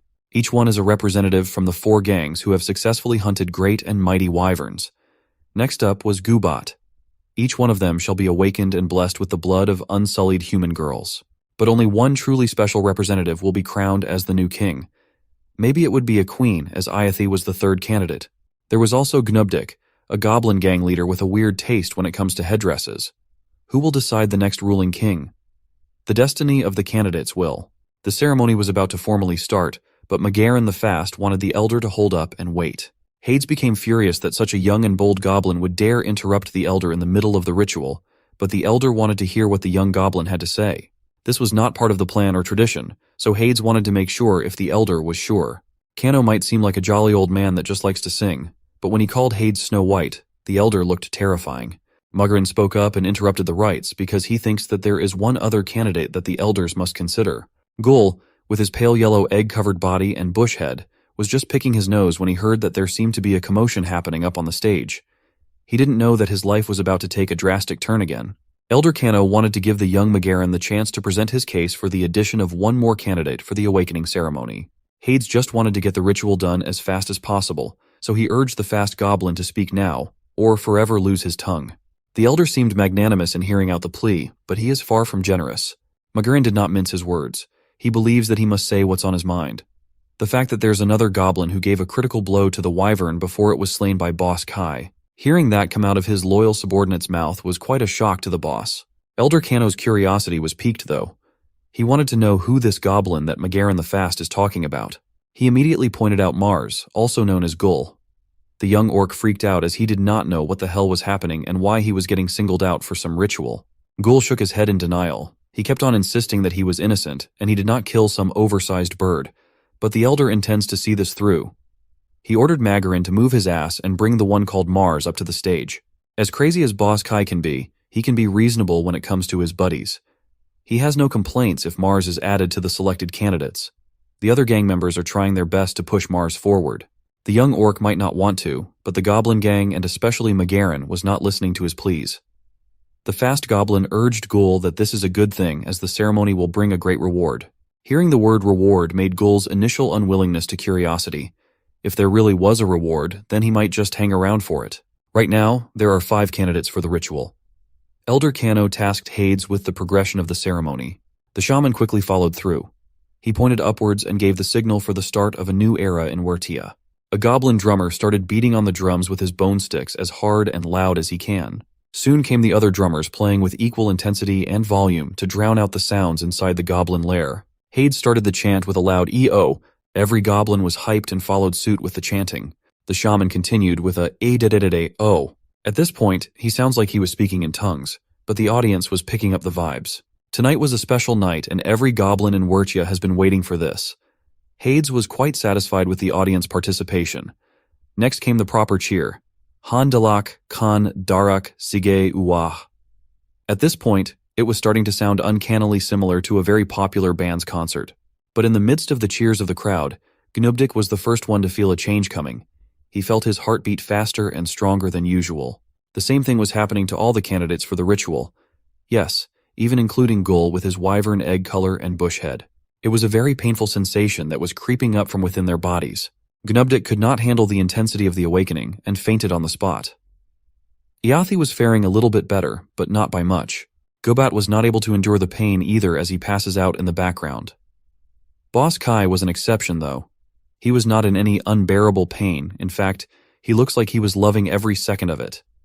This is the true awakening that goblins dream of. He sat in the middle of the stage casually as his power level climbed up at a staggering rate. Boss Kai was all but assured that he would be the king of goblins by the end of the rites, but there seems to be something much crazier happening right beside him. Ghoul, or so-called Mars, was having a difficult time coping with the process too. But in his case, it seems like there's much more intensity and energy than one would normally expect. It continued climbing until the surrounding air started being affected. It was as if it was bending towards him. Next came a bright light of fiery ignition that set Ghoul's fake bush head on fire. The flame was not only affecting his fake hair, but it was also affecting his whole system.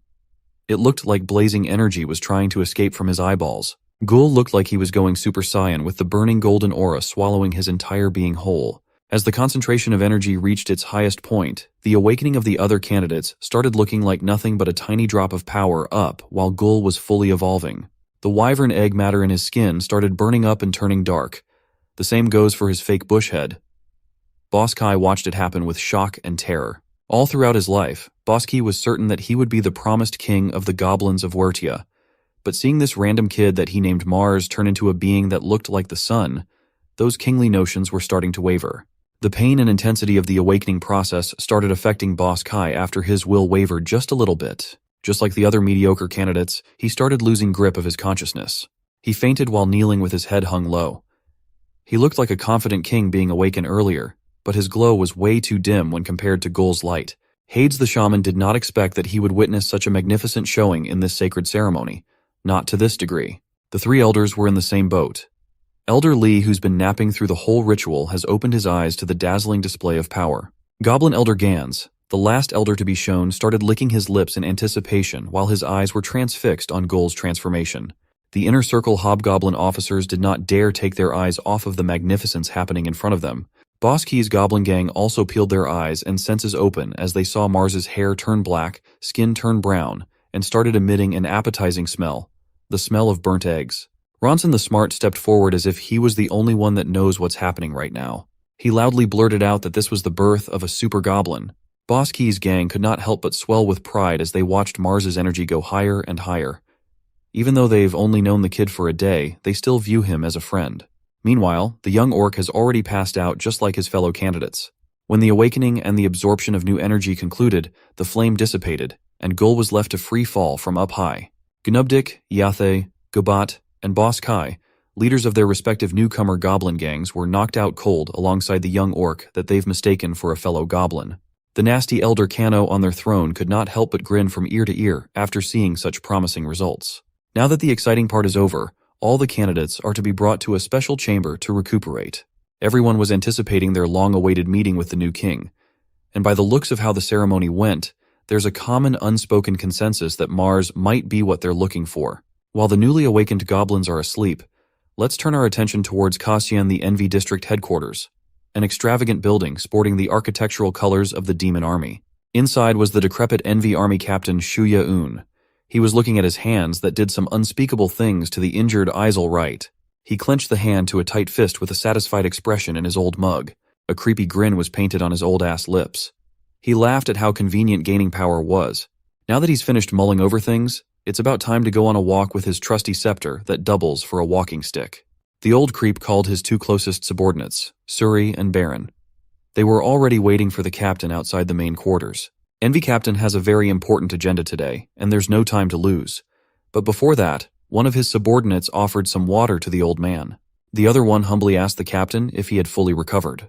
By the decrepit look of the creepy captain while he gulps down water, he looks like he's going to need years of de-aging to recover. But looks can be deceiving. Shuya-un is not the Envy Army captain for nothing. You can see in the old geezer's eyes that he has a lot of nefarious musings up his purple sleeves. Suri and Baron were pleased to see that their boss was making sneaky moves like a real demon should. Today, they will be going somewhere to get the ones that will ensure them victory for the battle that is yet to come. That someone in question was a fellow demon, a monster with unkempt long hair and a dragon tattoo on his shoulder. The mysterious figure that the Envy Captain was looking for can be found in Xiaputan, the Wrath District. Just like their creed of wrath, their architecture and insignia scream rage and brutality. At the center of their headquarters was an arena walled by sharp spikes, but the denizens of Xiaputan looked like they were just another demon race. They weren't always wrathful. Some of them even looked joyful and festive tonight. They all donned the same soldier outfit, and the camaraderie between the Wrath warriors can be characterized as close, brotherly, and loud. And their favorite pastime is none other than fighting. They love fighting and watching fights, whether it's life or death, or just for fun. These are tonight's designated fighters. On one corner is a demon with his hair tied. He also had a massive scar on his shoulder. On the other corner was a curly-haired demon with a scar on his forehead. The forehead demon was the first one to push for the initial attack. Right at the first second, the forehead demon had managed to land a clean hit that rocked the shoulder demon's jaw. It was a critical hit, and the signs of bruising have already become apparent on the shoulder demon's cheek. But Wrath demons are not the type to give up after eating just one punch. He's going to dive in with his guard up. It was perfect form, and it looks like the opponent was getting overconfident. The sound of another clean hit echoed in the arena. The surrounding audience erupted in laughter as the forehead demon gets socked in the nose. While the fight was heating up, the mysterious figure that the Envy Captain was looking for was sitting on his throne. He was all smiles while the soldiers were slugging it out. This rough-looking demon is Zeke Kenraki, captain of the Wrath Army, and he loves blood, fights, killing, and brutality more than anything. His voice was the loudest out of everyone in the arena, and he wants to see a knockout tonight. It looks like he might be getting what he wants in this fight as the forehead demon jumped into the air while priming a powerful kick. The vicious attack landed on the shoulder demon's face, the exact spot where he was punched earlier. Cheers erupted from the surrounding viewers. The shoulder demon did not see that full-powered kick coming at all. At that moment, Envy Army Captain Shuya-un and his subordinates Suri and Baron entered the premises unannounced. The old man was not a fan of the roughhousing displayed in front of him. He thinks it's too loud, and this was just the Wrath Army's barbaric fad. Baron permission to get everyone's attention to let everyone know that the Envy Captain has arrived. But there was no need for that. The old geezer would like to do the introduction himself. He slammed his scepter that doubled as a walking stick to the ground. A powerful thud swept up the whole headquarters. Just one thump was enough to notify every soldier in the courtyard that someone important had made an appearance. The fight in the arena stopped, and so did the cheering. All Wrath Demon soldiers' eyes were transfixed to the three figures that just walked in. Captain Creepy Geezer flashed a disgusting grin on everyone for a moment. He then followed it up with a polite bow and an equally polite greeting to the wrathful ladies and gentlemen. This old bat prefers getting right into business, so he called Captain Zeke. The Wrath Captain was not happy at all. No one dares to spoil the fun of the Wrath Army besides the attention-seeking old man. The geezer then walked slowly, making a beeline straight towards the throne of his fellow captain. Wrath soldiers respected the army's hierarchy and treated the old captain with the utmost respect as he passed by. Even the forehead demon that was just fighting a few seconds ago stood ramrod straight while lowering his head in the presence of the Envy Army's captain. Captain Shuya Aon smiled widely and assured Zeke Kenraku that what he had to say would be of interest to the wrathful captain. Zeke was having none of the old man's platitudes, though. He screamed at his fellow captain to get the hell out of his camp. On the off chance that the old fart really does have something, Zeke reminded him that there is only one thing that could pique the interest of the Wraths. If the old Envy captain has come to his camp, there should only be one reason. So, Zeke asked who the opponent would be. They better be strong, or the bloodthirsty captain will not move out of his chair at all. Shuya-un was confident that this warmongering brute would bite, as they were going to target the strongest orc alive, the one that they call the legendary Beastmaster back in the day. Hearing that moniker excited Zeke to the point of crushing his throne's armrest in excitement. Then the manic laughter started coming out. Zeke Kenraku is not mentally stable at all. The mention of a powerful foe is the only thing that can make him get up from his chair and laugh like a maniac. He still has some reservations, though. As far as he knows, the Beastmaster, that old orc, has died long ago. But Shuya-un has good authority that the myth is very much alive and kicking. He even destroyed the giant beast Fine and trampled over the speed of Izal Right. Now they are finally talking and cooking with some gas. Zeke's blood has already started boiling by just talking about the Beastmaster. For now, let's shift our focus to just outside of a house near the ransacked village of Lithal. There seemed to be people inside the house as there was a pot of stew sizzling up on the fire. 2 men were staying in the secluded house. One of them was preparing dinner, and the other one, a big man full of scars, was sharpening his sickle with a whetstone. The silence inside the house was broken with a series of loud knocks at the wooden door. It is late in the night, and the man in charge of the stew is staying vigilant. He doesn't know what type of person would be knocking at this hour. So, he slowly opened the door, peeking at the tiny opening to see who's on the other side this late. The man almost shouted in shock at the sight of a dark elf and chicken in front of him. Rand politely apologized for intruding on the peaceful evening of the man. Since it's dinner time, the first thing that came out of the man's mouth was that he could make a kick-ass roast chicken out of what the dark elf was holding.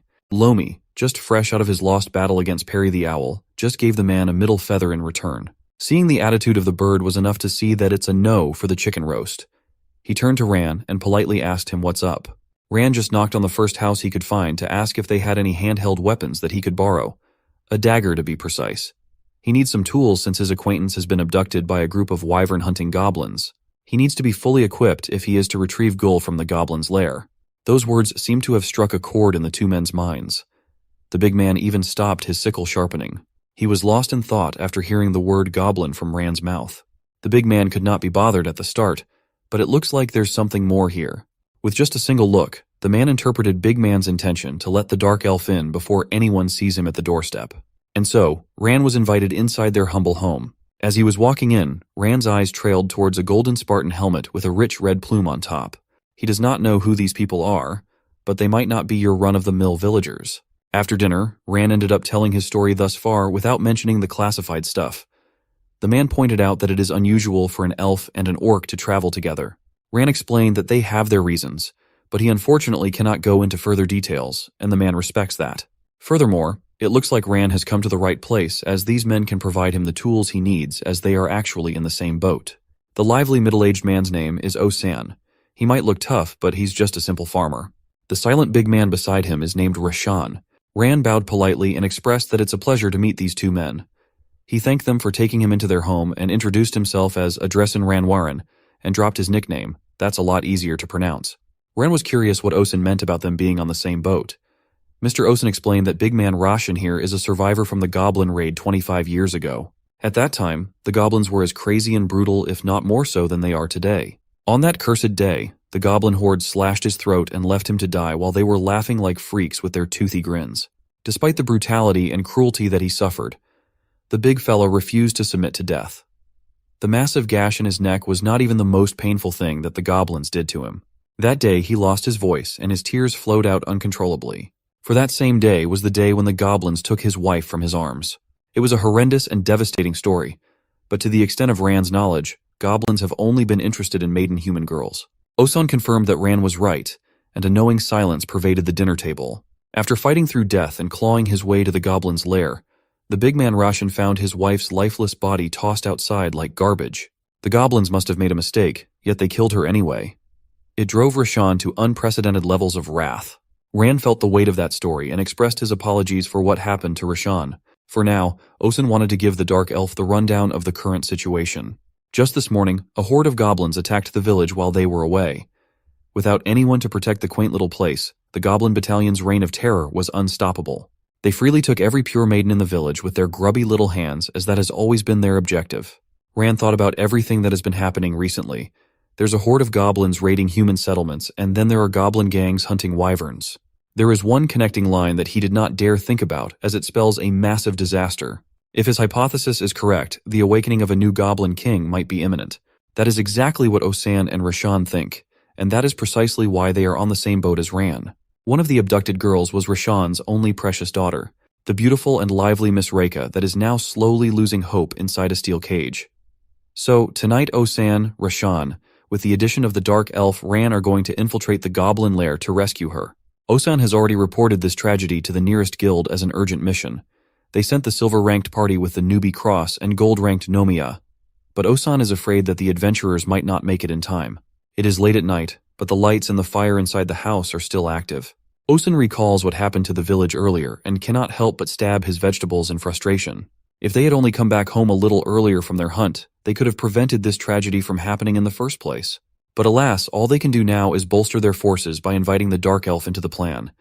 In this mission, Big Man Rasha is going to do all the beating himself. That is because Osan is no fighter. He is just a simple farmer. Since all three of them at this dinner table have the same objective, it would be great to join forces and tackle the problem as a team. Rand sees this as a very good opportunity, and he will be more than glad to help. But he has one question in mind. He understands that Mr. Osan is not a fighter, but he cannot wrap his head around the idea of how a single farmer and Mr. Rashan intend to face an overwhelming number of goblins with their original plan of just them two, as Rashan continues to munch on his vegetables with a regular-sized fork that looks miniature in his hands. Osan assures Rand that there is no need to worry. If you look at Big Man Rashan's gigantic build and his countless battle scars, one could gather that he is not an ordinary man at all. For he was the one who killed the newly awakened Goblin King 25 years ago to avenge what they did to his wife. He tore through the Goblin base camp while covered with wounds, blood, and guts without stopping. Back then, he had already surpassed the human limit even with his bleeding throat. He certainly looks the part, but Rand did not expect that Mr. Rashan was the mythical slayer of goblins. The big man has finally finished his dinner, and it's about time to go and live up to his title. First, they took his wife 25 years ago. Now they took his helpless daughter. Big Man Rashan had no choice but to bring out the symbol of his wrath that he has not touched in the past 2.5 decades. Wearing the golden Spartan helmet that can make the goblins of that era tremble with fear, never again will he lose someone so precious to him. It's about time for the slayer of goblins, the death god himself, to get back into war. In this quaint little house on the outskirts of Little Village, something big was brewing. As the goblins of Wertia were waiting for the awakening of their new king, the revival of the Kingslayer was in full swing as well. The undercurrent of war is starting to reach its heights. At this hour, Gul was still out cold after the intense ritual that he and his fellow candidates had undergone. His hair looked like the hair of base form Son Goku. It looks like he was the first one to wake up. Flakes of burnt wyvern egg were still clinging onto his body and dirtying the sheets of the bed in the special chamber. Around him were the unconscious bodies of the other goblin gang leaders, wrapped up neatly in blankets. Gul had no recollection of what happened and why he was here. He went for his go-to hands inside pants pose. Gul just thinks that it must be nap time after seeing all the other goblins covered up with their blankets. But when he started thinking a little deeper, he recalled what happened up on the stage. He still had no idea what to even call what happened to him, but it sure was intense to say the least. Right now, he just feels that his body has gotten a whole lot lighter. He felt as though he could conquer all the mountains in the world. But first, food. Gul was starving. He just remembered that he had not eaten anything all day. He never got a chance to taste that juicy-licious wyvern egg. For now, he wants to play it safe and sneakily crawl out of the special chamber where he spotted some pristine running water. Gul immediately gravitated towards that pure-looking water, and he was determined to go near it. When he got near the water, Gul was finally able to see what he looked like at the moment. A song that sounds suspiciously similar to that reflection song from Mulan started playing in his mind. He slowly wiped the burnt eggs that had clung onto his skin, slowly revealing his natural green complexion. Gul looked at the reflection on the water again, and he almost did not recognize himself with the spiky, burnt bush hair and his blackened wyvern egg coating. He continued wiping off the gunk from his skin. After cleaning his face, his whole body came next as Gul Cannonball jumped right into the natural spring. The drama is over, and it is time for a pool party. Gul never misses out on having fun no matter what happens or where he is. As the dark burned egg matter started peeling off of his skin, the young orc celebrated being green again. Gul was just enjoying himself when he started hearing some sort of loud commotion happening not far from where he was having a bath. He swam over to the edge of the spring to see what the hell was up with all the noise. It turns out that the spring he was swimming in was built like a sort of natural infinity pool with an overlooking view of the things happening below. And it looks like the ceremony was still ongoing and has entered the next phase. The elders, the hobgoblins, and the goblins were continuing the bizarre tradition. Gul had the perfect seat to watch and listen to the skeevy elder Kano order someone named Afghan to get the goods out as it is time to juice them. Hobgoblin Afghan was built like a tank. When it comes to the elders, he is loyal and obedient to a fault. The lower-ranked goblins have already done the prepping the pure maiden. They have been lined up and their hands were tied for Afghan. One of the maiden villagers started screaming and pleading for her life. She swore to do anything that the goblins wanted if it meant sparing them. In response to her desperate cry for mercy, the hobgoblin's heavy hand just slapped her right across the face. To him, pathetic humans are in no position to speak and should just shut up. The villager shivered in equal parts pain and terror. She was forced to shut up in fear of getting hit again. Perhaps next time would be much worse. There was a total of 4 pure maiden captives. Afghan will be going through all of them to be, as the elder said, juiced to fill a golden chalice. Afghan deemed that the woman that dared to speak up from earlier would be the perfect first victim for the next phase of the ceremony. Hades bragged to Elder Lee that he personally led the raid to ensure that none of the goods were spoiled. They do not want a repeat of what happened 25 years ago when some idiot brought a sullied human girl. Elder Gans iterated that after the last part of this ceremony, the goblins of Wertia will finally have their revenge on the slayer who slew their previous upcoming king. Afghan threw the maiden right into the literal chopping block as the first one of the 4 maidens to be sacrificed. She was tied up and did not know what was happening behind her. But one thing sure is that it cannot be good. With no regard for the woman's life at all, the hobgoblin smiled while she was pleading and crying for her life while being grabbed from the roots of her hair. The hobgoblin did not let her scream for much longer. He brought out his golden knife and started placing the sharp blade around her neck. It glistened with the color of blood as the initial wound was made with barely any force. And finally, Afghan slit the woman's throat without any hint of hesitation or compassion. It was beyond brutal and animalistic. The fresh blood flowed steadily towards the sinister golden chalice at the bottom of the chopping block. While the chalice was being filled with human blood, every goblin in Vertia chanted their ominous chant in unison. Seeing the fate that they were about to suffer, the other maidens shivered and screamed in fear of what was about to come. Miss Reika looks like all hope has left her body at this point. Gul was also present to see the horrible practice of human sacrifice. This was the first time the young orc had seen cruelty of this degree, and it shook him to his core. Like the maidens that are about to get slaughtered, Gul shivered in fear at the sight of such a deplorable practice that the goblins are doing to what he calls anti-humans. As he was shaking in his boots, a menacing presence managed to creep up on Gul without being noticed. He heard a deeper but familiar voice asking, "Who's the little orc snooping around in this sacred place?" Gul did not dare to turn around. He immediately did what he did best. Tuck his tail between his legs and book it out of this place. With true fear in his eyes, Gul used his always reliable legs to try and get the hell out of this cursed place. But the towering figure was faster. A massive and strong hand grabbed him by the head, and it nearly covered his entire face. Boss Kai has undergone a massive transformation, and it looks like he has achieved his dream awakening after all. He heartlessly threw Gul's whole body into the rocks face first. Gul suffered a severely deep cut above his right eye after brutally crashing against one of the loose rocks in the natural spring. Boss Kai was not done yet. He grabbed the young orc by the neck after making his head bounce against a rock like a basketball. His grip was strong and tight, the kind that Gul cannot escape no matter how hard he struggled. It seems like Boss Kai does not recognize Gul or Mars. All he sees is a pesky orc that had somehow snuck into Werdia. Through the tight choke of the evolved goblin, the young orc tried to remind Boss Kai that he was Mars. He even messed up and blurted out his real name. Hearing that made the boss pause for a quick second. Upon further inspection, he saw the familiar tattered gloves and arm guard of his buddy. There were also brown pants that were different from the goblin's standard black ones. Everything matches up perfectly with the pale yellow little creature that they picked up in the wyvern hunt earlier.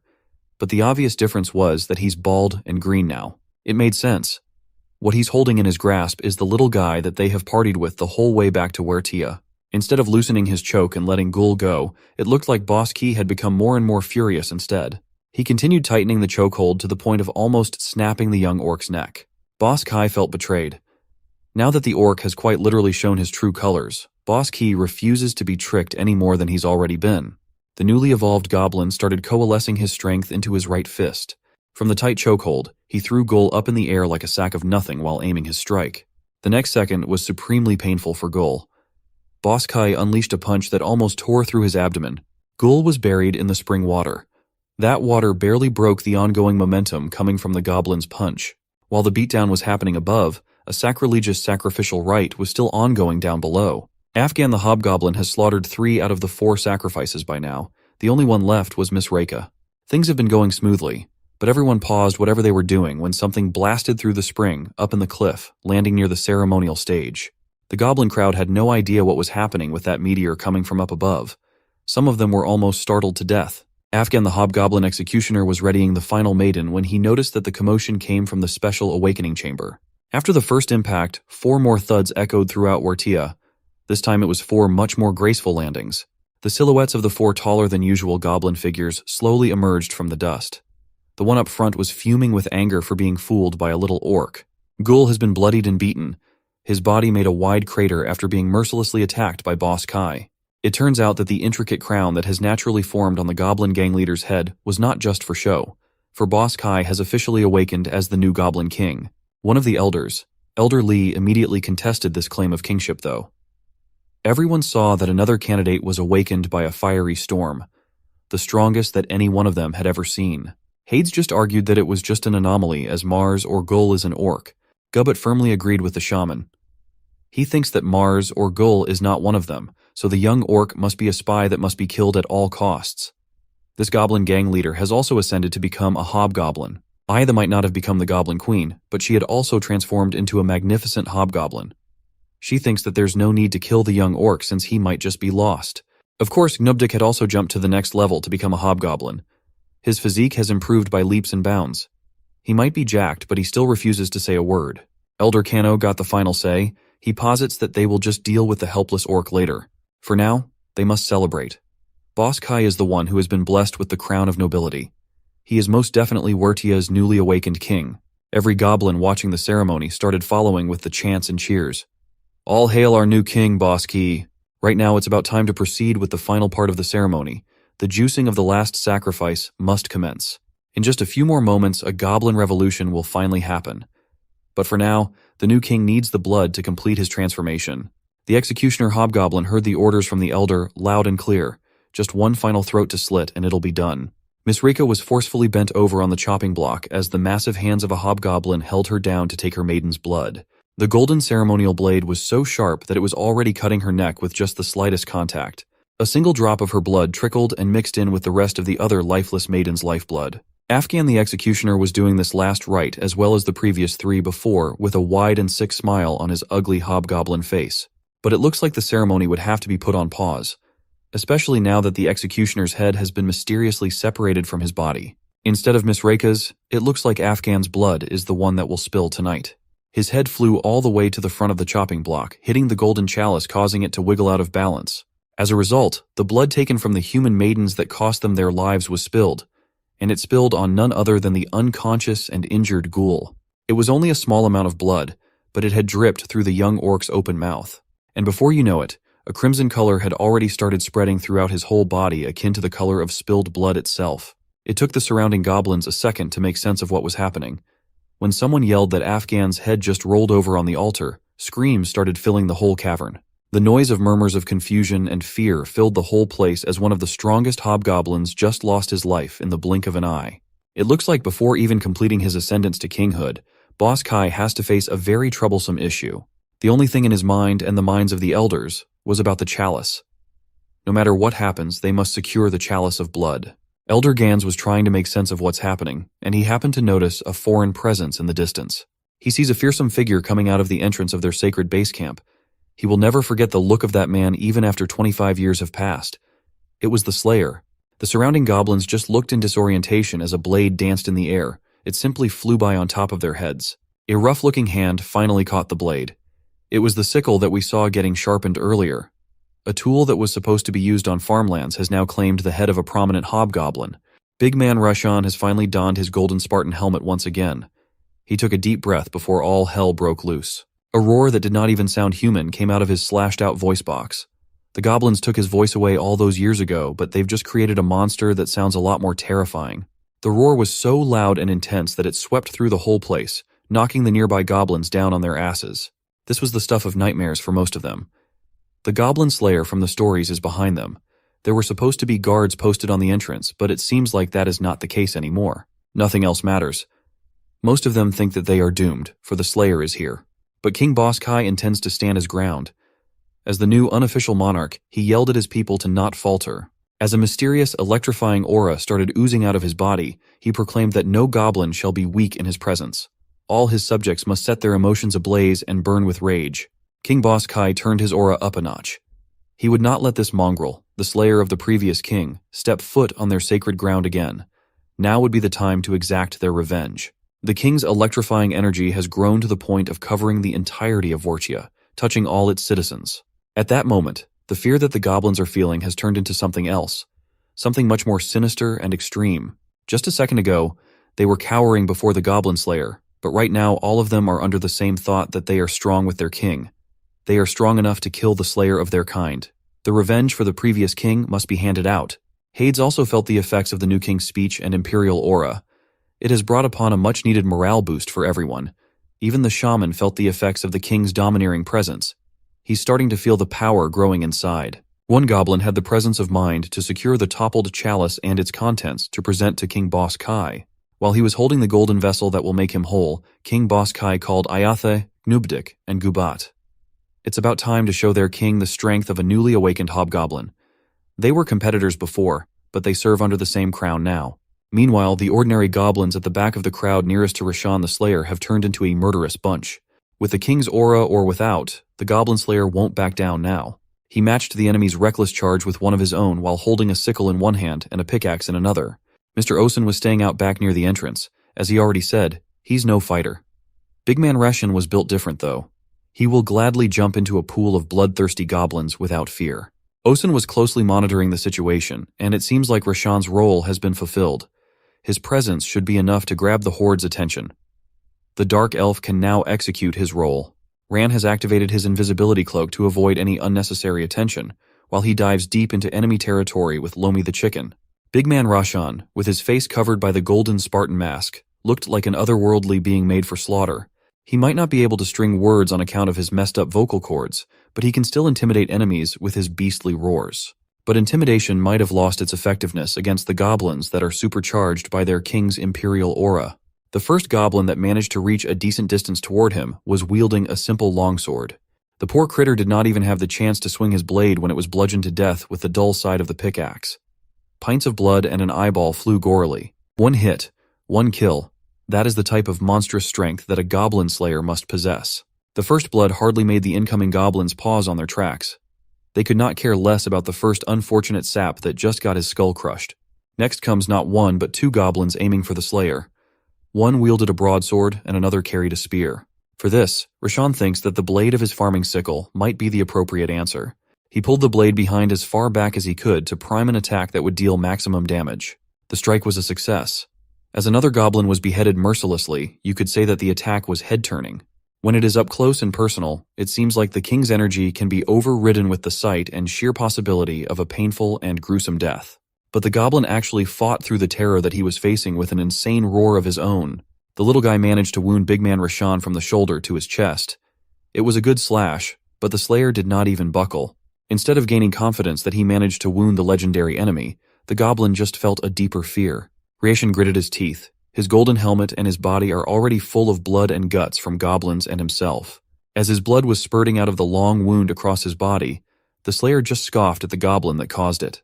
He raised his sickle once again and prepared an apt revenge. In a single clean and uninterrupted strike from above, Big Man Rashan split the goblin's body into two from the waist. He easily sliced through the monster's body like it was harvesting grain. It's a very bloody and gory grain.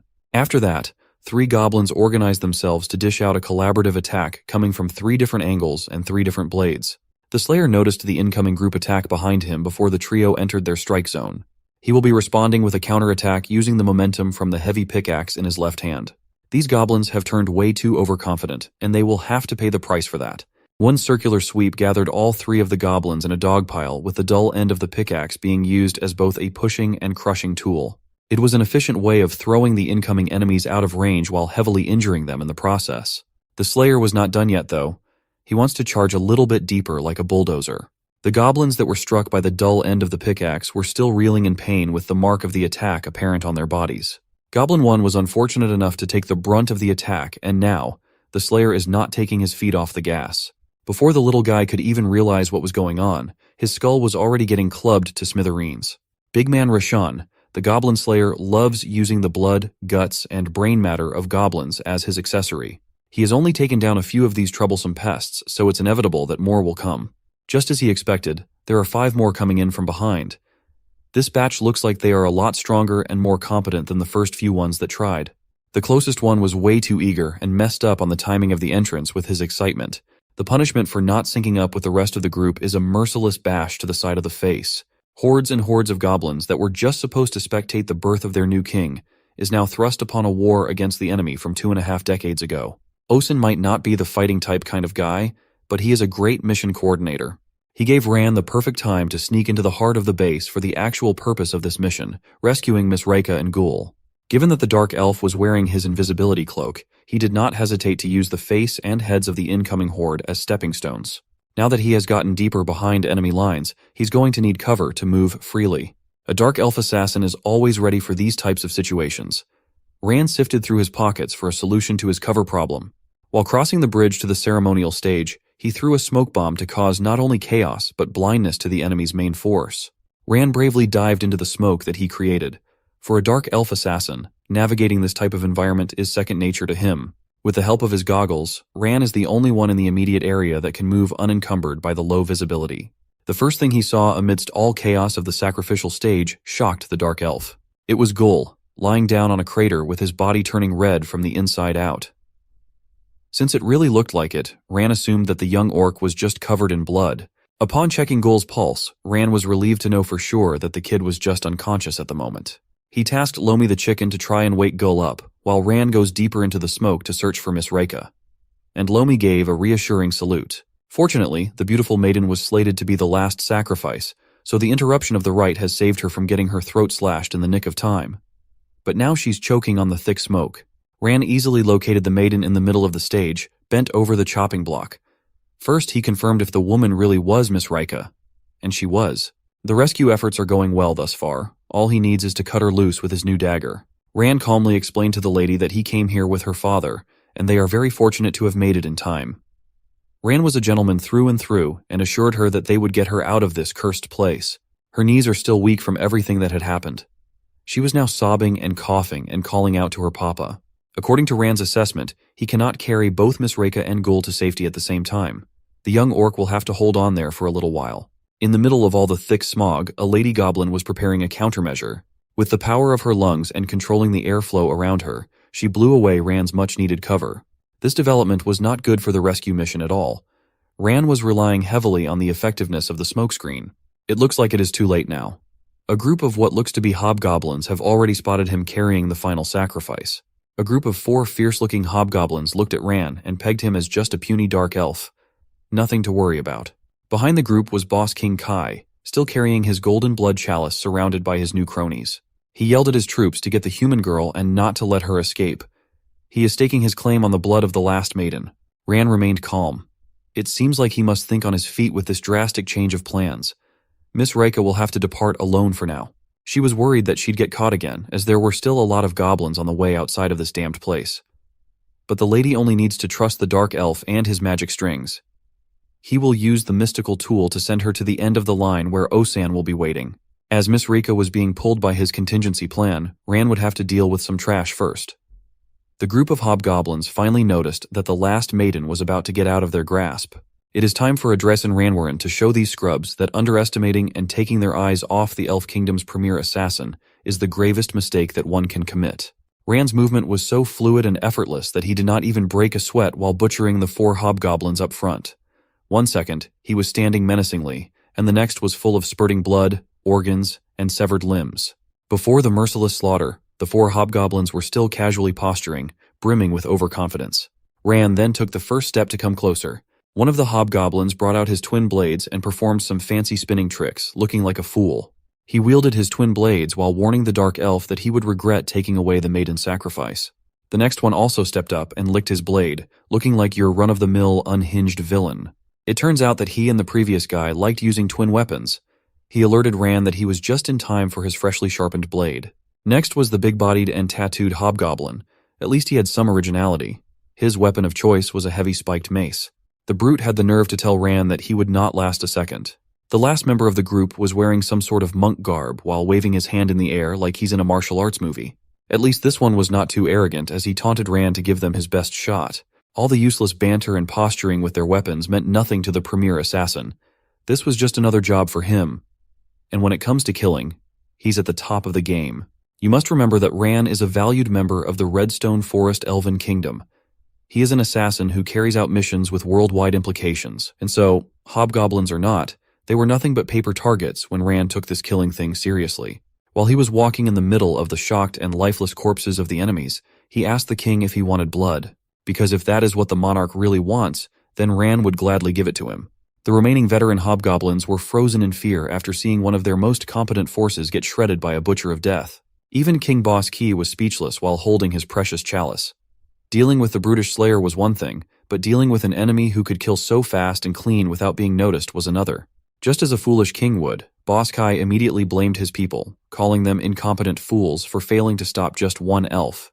Afraid to disappoint their new ruler, the hobgoblins shook off their fear and prepared to engage in serious combat with their respective abilities. The first two who dared to charge first started feeling like time had stopped the moment they entered the dark elf's effective range. Ran would gladly meet them halfway through the charge. That would just save him a little bit more time. 1 second, they were ready to fight for the king, and the next thing you knew, fatal wounds had already painted the ground they're standing on in red.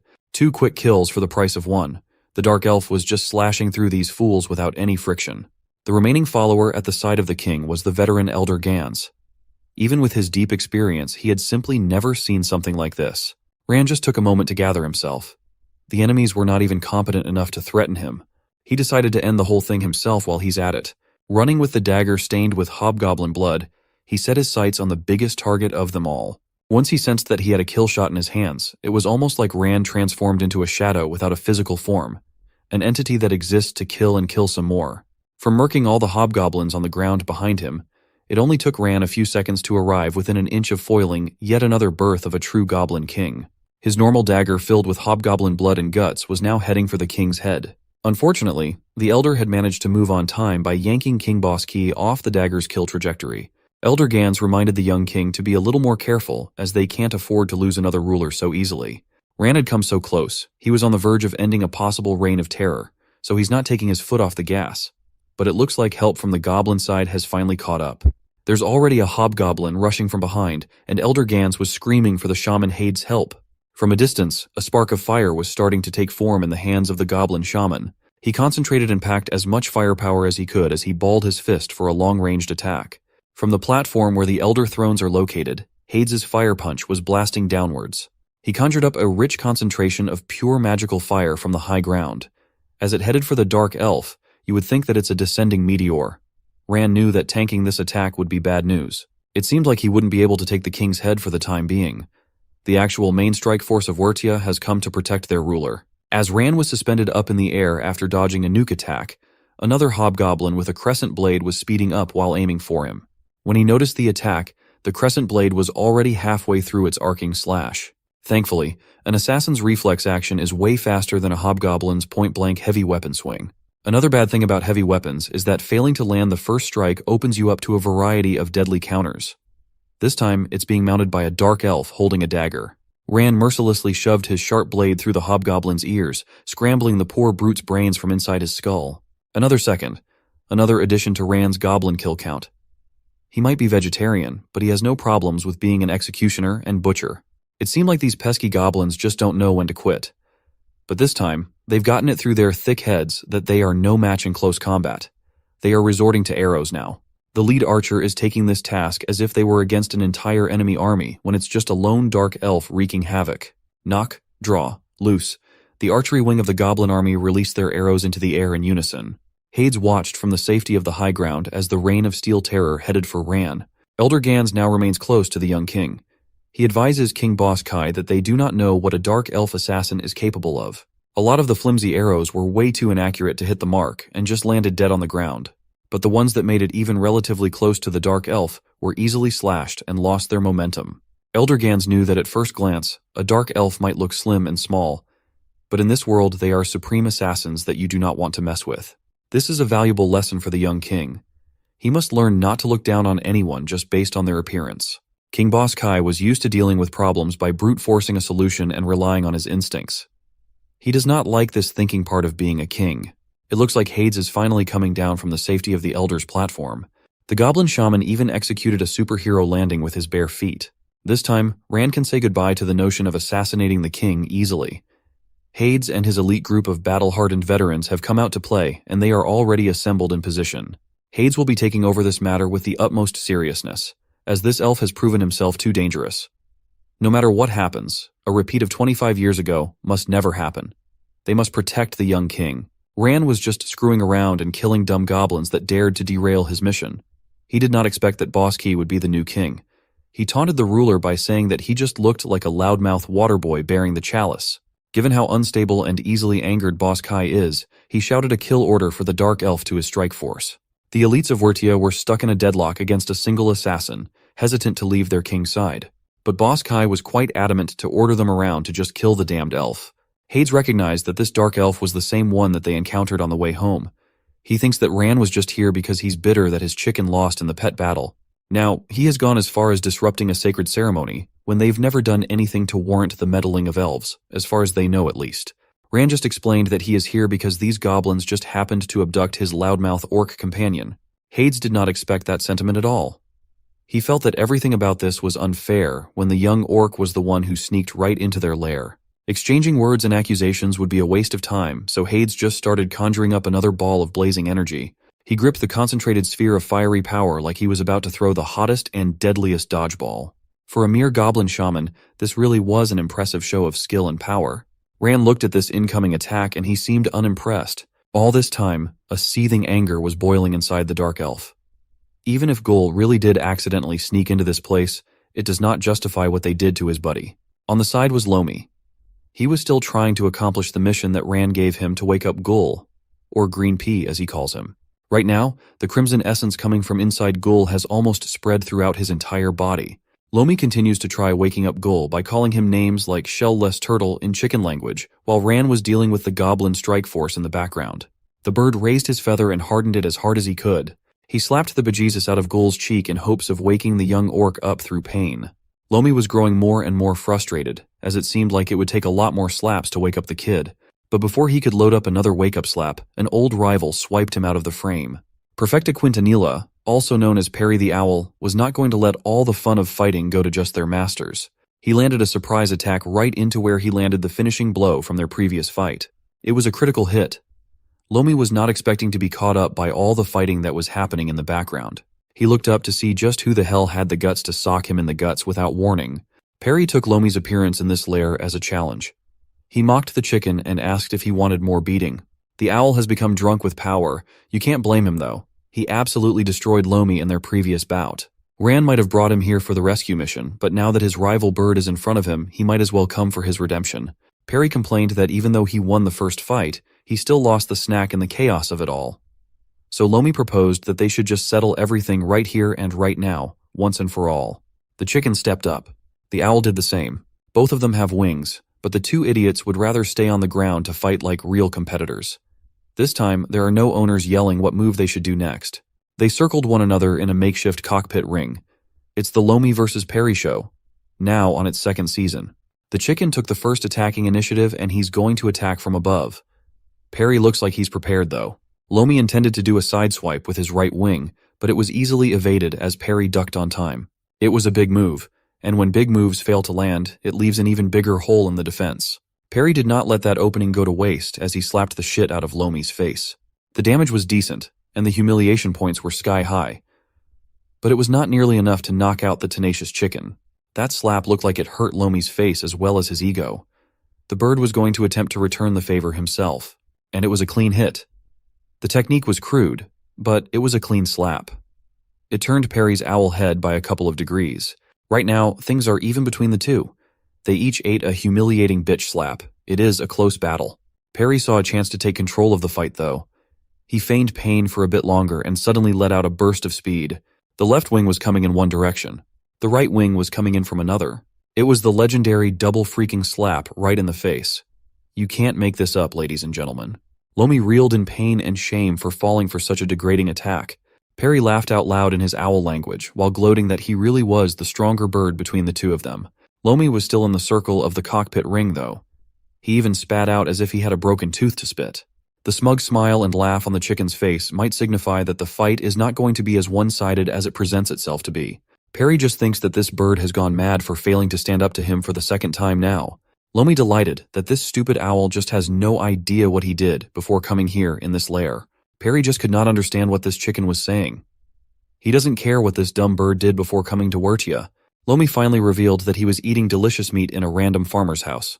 By random farmer, he means Mr. Osan. In those moments after his recent defeat, nothing tasted better than the meat he was eating. He swears that the meal was heavenly. It was certainly out of this world. But the thing that should make the owl shiver in fear is that Lomi tried his best to save a piece of the meat for later. The chicken riffled through his nasty feathers for his secret weapon. Finally, he brought out the piece of meat that took all his will to not eat. Perry was evidently shocked and curious as to what the hell did Lomi just do. The stupid chicken has dubbed the last piece of meat as Meatroid. Perry was stunned and asked the chicken what he'll do with it. Perhaps the stupid bird will use it as a throwing weapon or something. Lomi just stayed cool and told Perry that he's just a dumb owl that knows nothing about the magic of good food. The chicken then slowly put the piece of meat on his beak and chewed while savoring every bite. Finally, he swallowed the meat, and then it was game over from that point on. At first glance, you would think that nothing has changed. Lomi and Perry are still standing up in front of each other, not moving at all. Perry waited for a few seconds, but it looked like the Meatroid was doing nothing as he expected. The grumpy owl has become frustrated. He wanted to slap Lomi's face for wasting his precious time. But there is a change that was happening inside Lomi's body. It was almost like the chicken achieved a Zen state. He blocked out everything that had been happening in front of him, until finally, Lomi's Meatroid started working its magic after a few silent seconds. Perry had his feathers lifted, and Lomi did the same thing, but his wings and feathers have started to look noticeably bigger. The same goes for his chicken feet. It was now starting to look bulky, with pure muscle. Perry saw the fearsome transformation right in front of him, and it was just too quick and drastic. Lomi has become a monster chicken to end all monster chickens. The next attack will end the feud that the two birds have. Lomi's Bogami slap. The tip of his wing was as big as Perry's whole body, and the force that those muscles could generate was way too much for a tiny owl to endure. All the humiliation from the previous slaps that Lomi ate has been overridden by a monstrous one of his own. Bogami slap was so powerful that their little cockpit duel affected the actual life or death war between Ran and the goblins. Lomi sent Perry the owl flying through a crowd of warring goblins. His momentum was stopped by the cavern wall. Perfecta Quintanilla has been truly and utterly defeated. The victor of the fight was none other than Illuminata Incinata, cementing himself to the strongest chicken hall of fame. After his redemption had been served, Lomi reverted to his original form.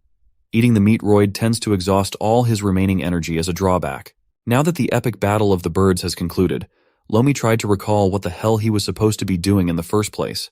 Right, his master Ran tasked him to awaken Gul. The depleted chicken quickly ran to Gul's crater once again. The young orc was still lying unconscious, and the crimson color had almost covered his entire body. Lomi screamed and screamed at his ears in a panic to no avail. While passed out, it seems like Gul has entered some sort of transitory state in his own mind. All he could picture was walking through an endless darkness with damp floors. Gul had no idea what was happening or where he was, but there is something compelling him to walk and walk into the nothingness. When he took a pause to think, the last thing he remembered was that brutal punch from Boss Kai, and then the next thing you know, he's here. He could only wonder what that was all about. In the middle of the dark nothing, Gul finally started perceiving something. A cackling sound coming from everywhere. Surprisingly, the disturbing noise did not seem to scare or bother him. He just asked who's there. The cackling, almost mocking laugh continued to echo out, and it was getting louder while he continued to look around to find the source. In the middle of all the laughing noise was a faint sound of slow claps. When the cackling stopped, it was completely replaced by the sound of clapping that got louder and louder by the second. Now, this one freaked out the young orc.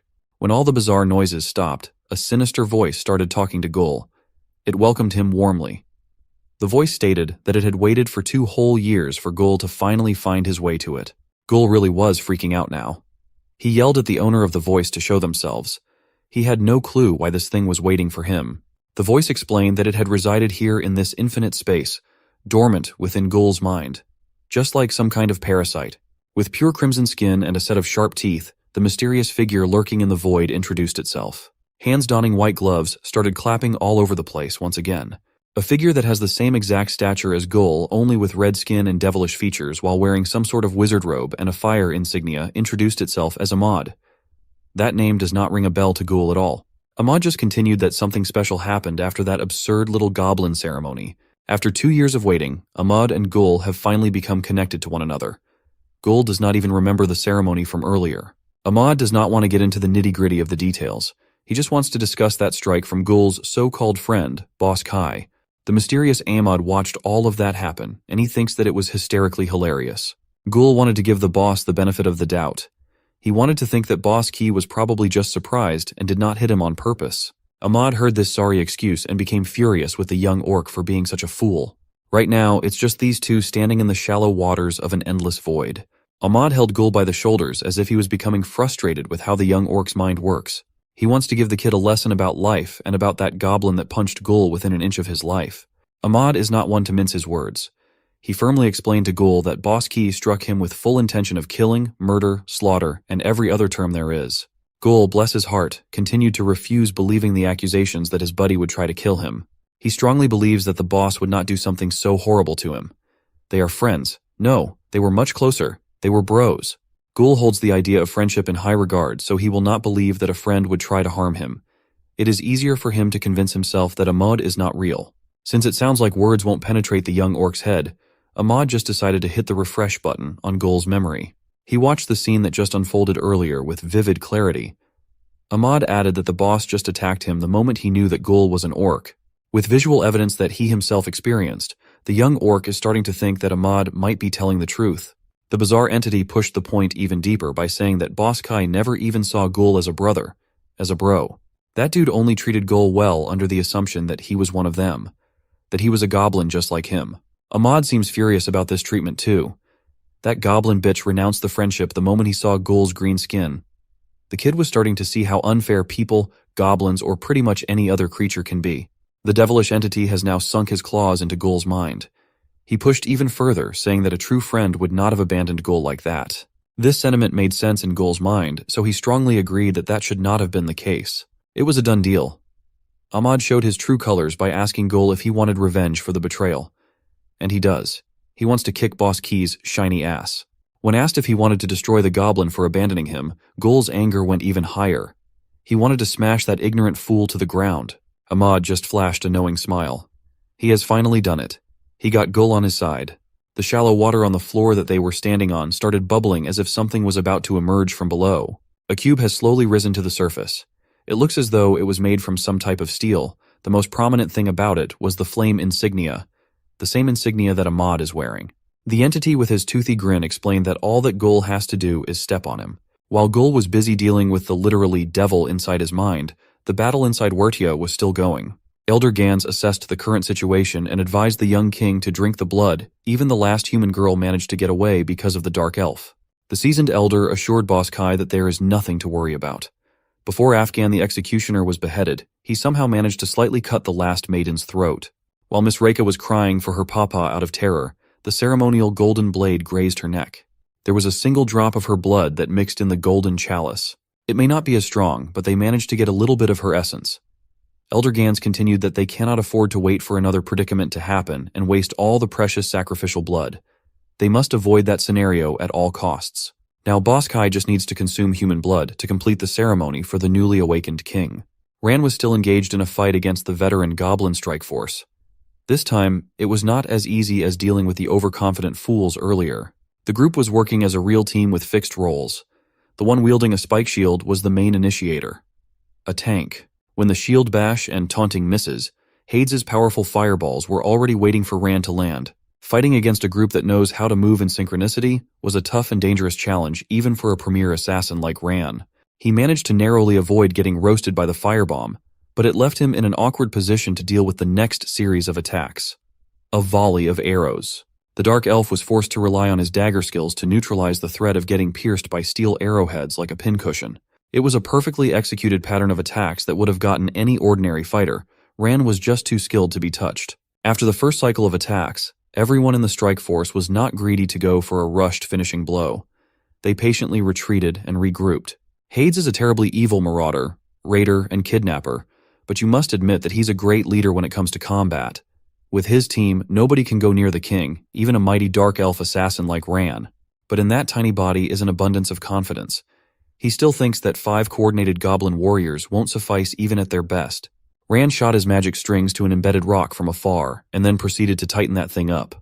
He did the same thing on the opposite side of the cavern. A magical string and a strong rock to support it. Now he has 2 very firm supports on either side of the field.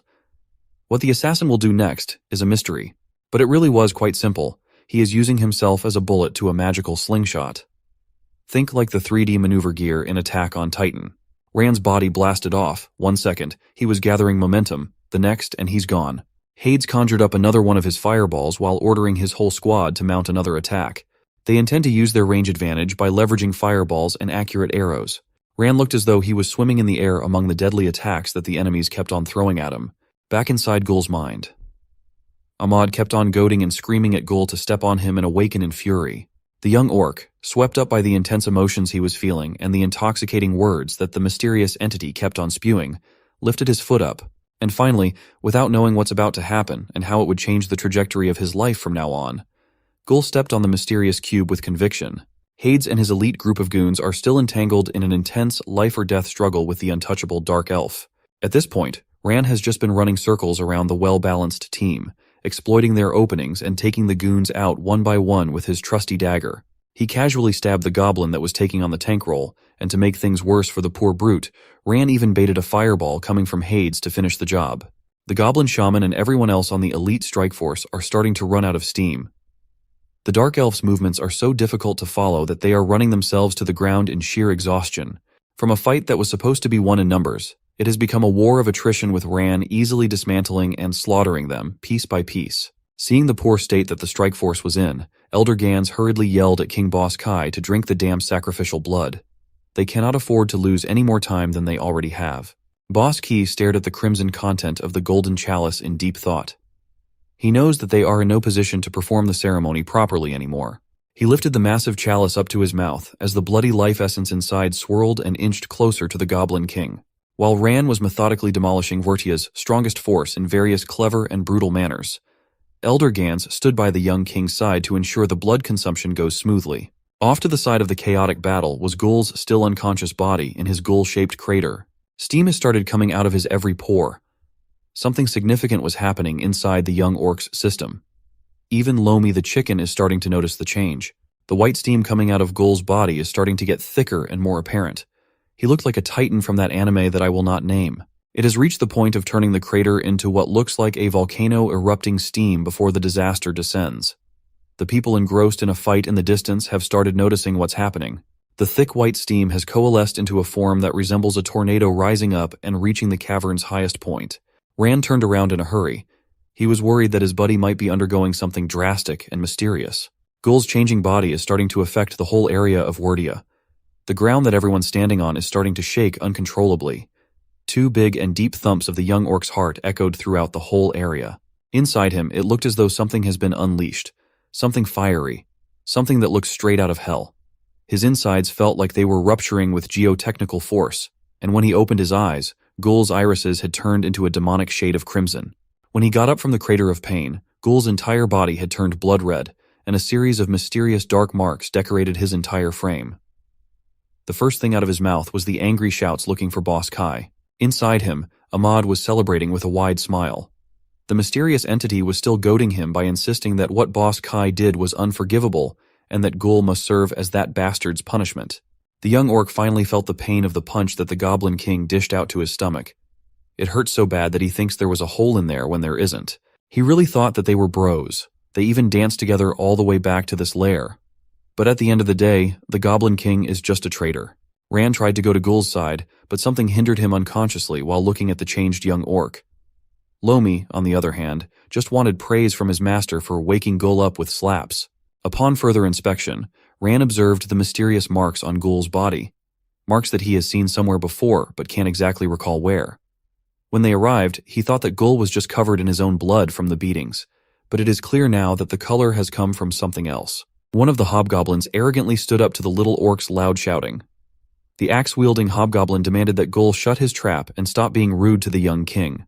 The stupid axe-wielder went ahead and lifted his weapon up to strike the tiny red orc.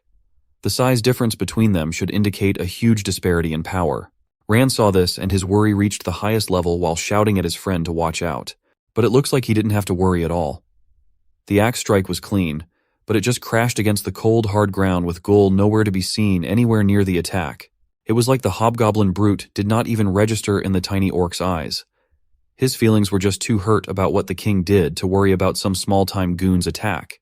The dark elf was equally dumbfounded as the attacker. It was like he was not looking at the young and dumb orc that he knows all too well. In everyone's perspective, it was like he was there 1 second, then he was gone in the next. A vanishing act.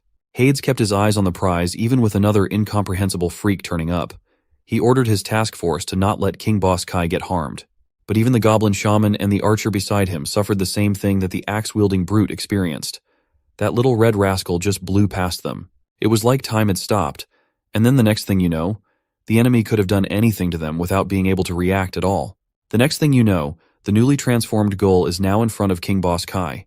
He was letting all the hurt out by letting the king know that the feeling of being discarded by a friend hurts like hell. It looks like Elder Gans is the only remaining personnel in the position to properly protect the young king, while he chugs down the lifeblood of the sacrificed maidens. When Boss Kai finished draining the contents of the golden chalice, he looked like a vampire that just had his fresh meal with excess blood still dripping from his face. He was so focused on absorbing the new power coursing from the blood that he only noticed what was happening in front of him now. King Boss Kai just dismissed Gul's sentiments, telling the young orc to shut up and that he doesn't belong here. Elder Gans by his side was already panicking about what might happen at any second now. Gul is just angry about one trait that the boss has.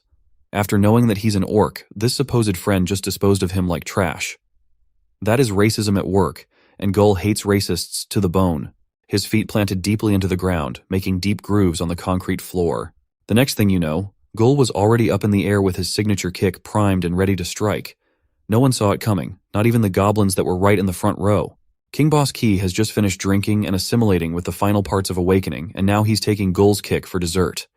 The attack resulted in a vicious crack that decimated his bones and teeth in multiple angles. Gul's foot looked like it turned to an even deeper crimson shade as it continued to bury deep into the young king's face. This time, Boss Kai's teeth has become few and far between. It was a clean hit. An unlockable and unavoidable kick that did not leave the monarch of goblins a chance to even perceive what was happening. Even the experienced Elder Gans was at a loss. Boss Kai continued flying in the air even though he didn't have wings. It looks like his flight is about to get cut short though. The cavern wall of Wertia is just a few meters away to break his fall. A few meters turned into a few centimeters. His consciousness had already left the chat a few moments ago, and his body has become a ragdoll waiting for impact. Finally, the walls of his home lair have caught its king like a kid getting hit by a bus. Very painful. Gul's kick cannot be underestimated. Boss Kai punched him so hard that he made a crater earlier, so the young orc is just returning the favor a couple of dozen times over. When the impact of the kick finally seemed to have died down, its explosive boom shook the whole lair and everyone inside it to their cores. Elder Gans was unfortunate enough to be near the origin of the attack that he was swept by the excessive force it carried. Who would have thought that a kick from such a tiny guy would carry so much weight that it looked like a bomb had just gone off from inside Wertia? Gul admits that Boss Kai's punch was pretty nice, but it was nothing compared to Chief Garrick's disciplinary strikes. Those punches still give him chills in his balls to this day. Ran and Lomi just stood there, away from the scene-stopping kick. Their minds were blank as they stared at the aftermath of a single attack. The master and pet regained their ability to think, and there are only two words that come to mind. Holy Bok in chicken language, holy shit in human tongue. Meanwhile, the Initio Guild representatives, the Silver Party, and the gold-ranked Nomia have finally arrived right outside of Wertia, the goblin's lair. But looking at the absence of light coming from inside, it appears they've arrived a little late. They didn't notice that, though. Nomia just tasked Red to get everyone ready and be on the lookout as there may be guards posted nearby. This is it. They are about to go in. So everyone needs to move carefully.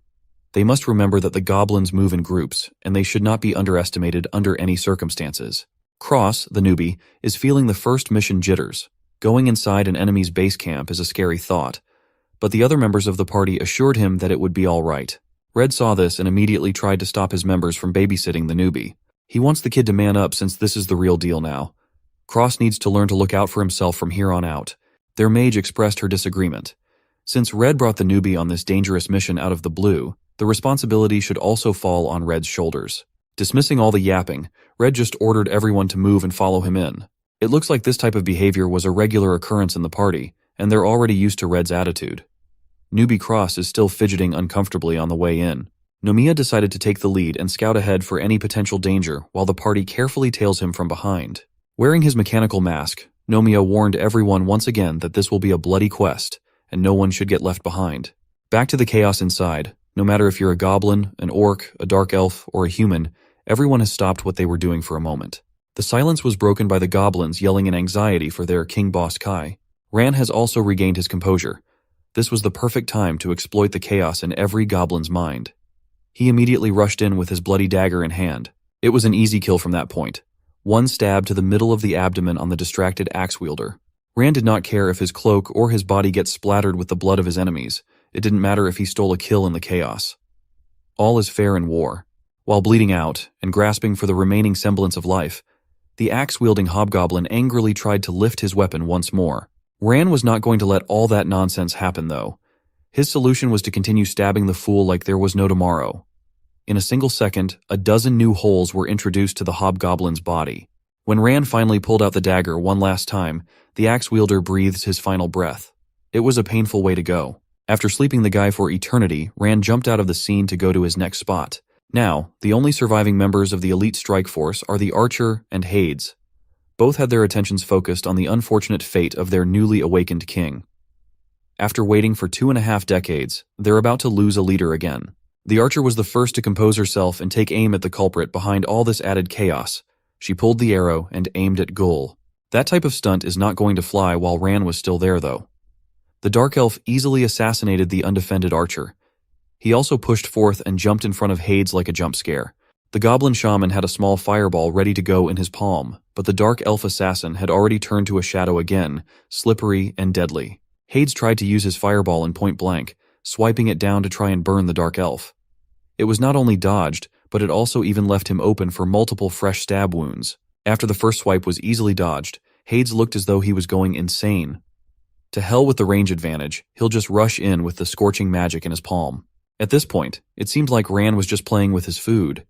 Without his goons and his advantage, Hades was wide open to a variety of assassination techniques. Ran was partial towards using multiple stab wounds. It was quick, it was painful, and it was bloody. It slowly kills the enemy through blood loss and heavy internal bleeding. The Dark Elf had no remorse and pity in his eyes at all. He only had hatred for these vicious goblins. This torturous way to die is for all the innocent lives that these vile creatures have taken for the sake of their sick rituals. King Boss Kai has been flattened like he was in a very brutal vehicular accident, while Elder Gans sat and stared as he watches a possible repeat of what happened to the previous king 25 years ago. He refused to believe it. His mind cannot comprehend that with just one kick, their young king has turned to such a sorry sight. The whole Wurtia and especially the elders have waited for 25 years for a new ruler's awakening to usher a new generation of goblin domination. And in just a fraction of a second, an accursed little red orc has ruined decades worth of work and preparation. Elder Gans is still in the denial stage as he finally brought out his malevolent aura and equally malevolent claws. They cannot accept this. Or more specifically, he cannot accept this. He wanted to go on this whole tirade about how everyone should mark his words that the orc will.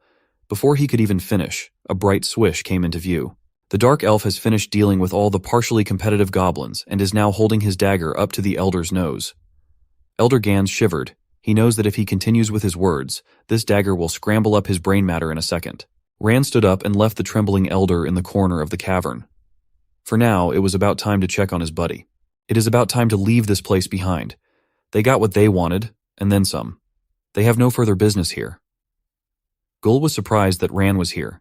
The young orc complained that he thought Ran had left him behind when he was the one that walked away with the goblin gang in the first place. Ran admitted that he did not know Gul had it in him to display such power.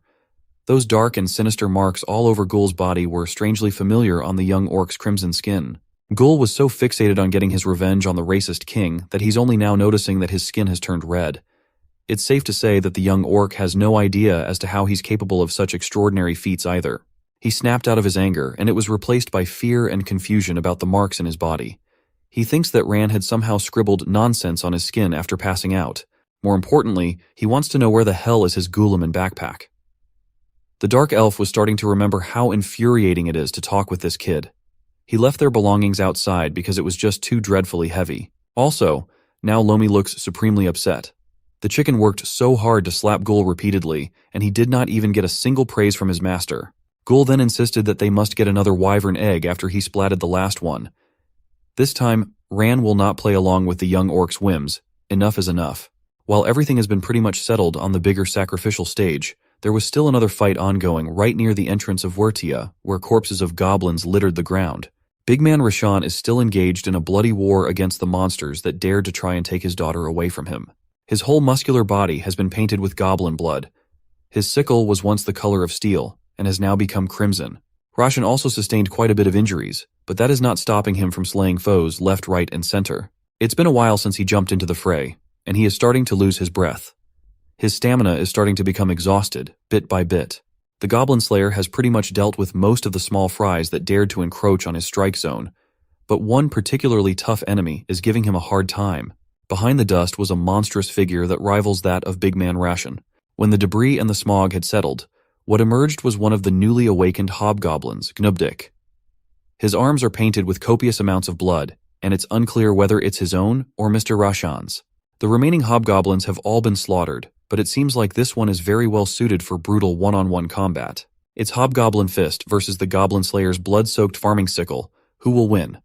I don't know for sure. All I know is that between these two fearsome fighters, the fight will be nothing short of legendary. Near the exit of the cavern, we can see Old Man Osen bloodied and wounded. It seems like some of the goblins managed to find his hiding spot and gave him some nasty injuries. Miss Reika arrived at this safe spot and was shocked to see Mr. Osan in such a poor condition. He might be severely hurt, but it seems like there was no immediate danger anymore. Enough about worrying about him. Osan was more worried about Big Man Rashan on the front lines.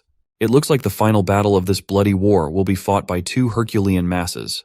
One represents the peak physical goblin form, and the other signifies the tenacity of human will. The two are about to engage in a battle of pure physicality as representatives of their race and principles. Rashan the man might not have the ability to speak with his voice box taken out all those years ago, but the intensity behind the golden Spartan mask speaks 1,000 words.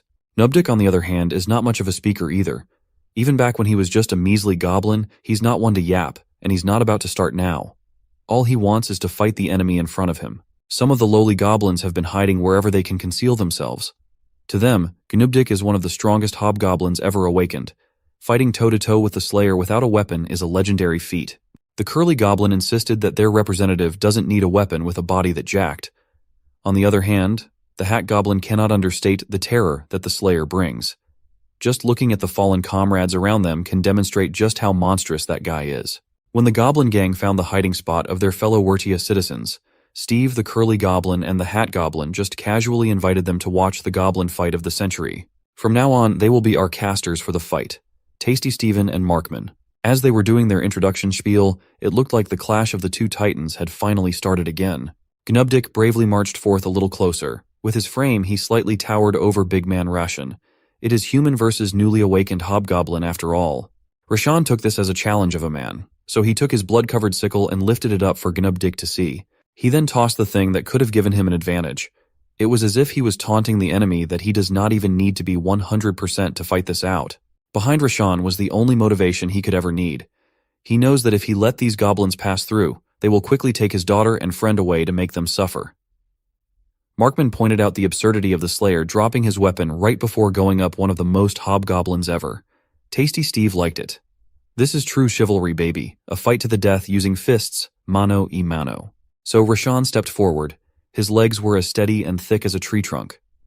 Despite his body being full of wounds and scratches, his clothes torn into tatters, he is going to fight an honorable fight against the monster in front of him. Rashan took his pose. He lifted his battered fists up right near Gnubdik's face as if he was taunting the hobgoblin. Gnubdik emanated a menacing aura. similar to the aura that the Goblin King emanates to rouse his troops as he lifted his arms up to prepare a defensive maneuver. One arm up, and the other is ready to grapple or respond to anything that comes along the way.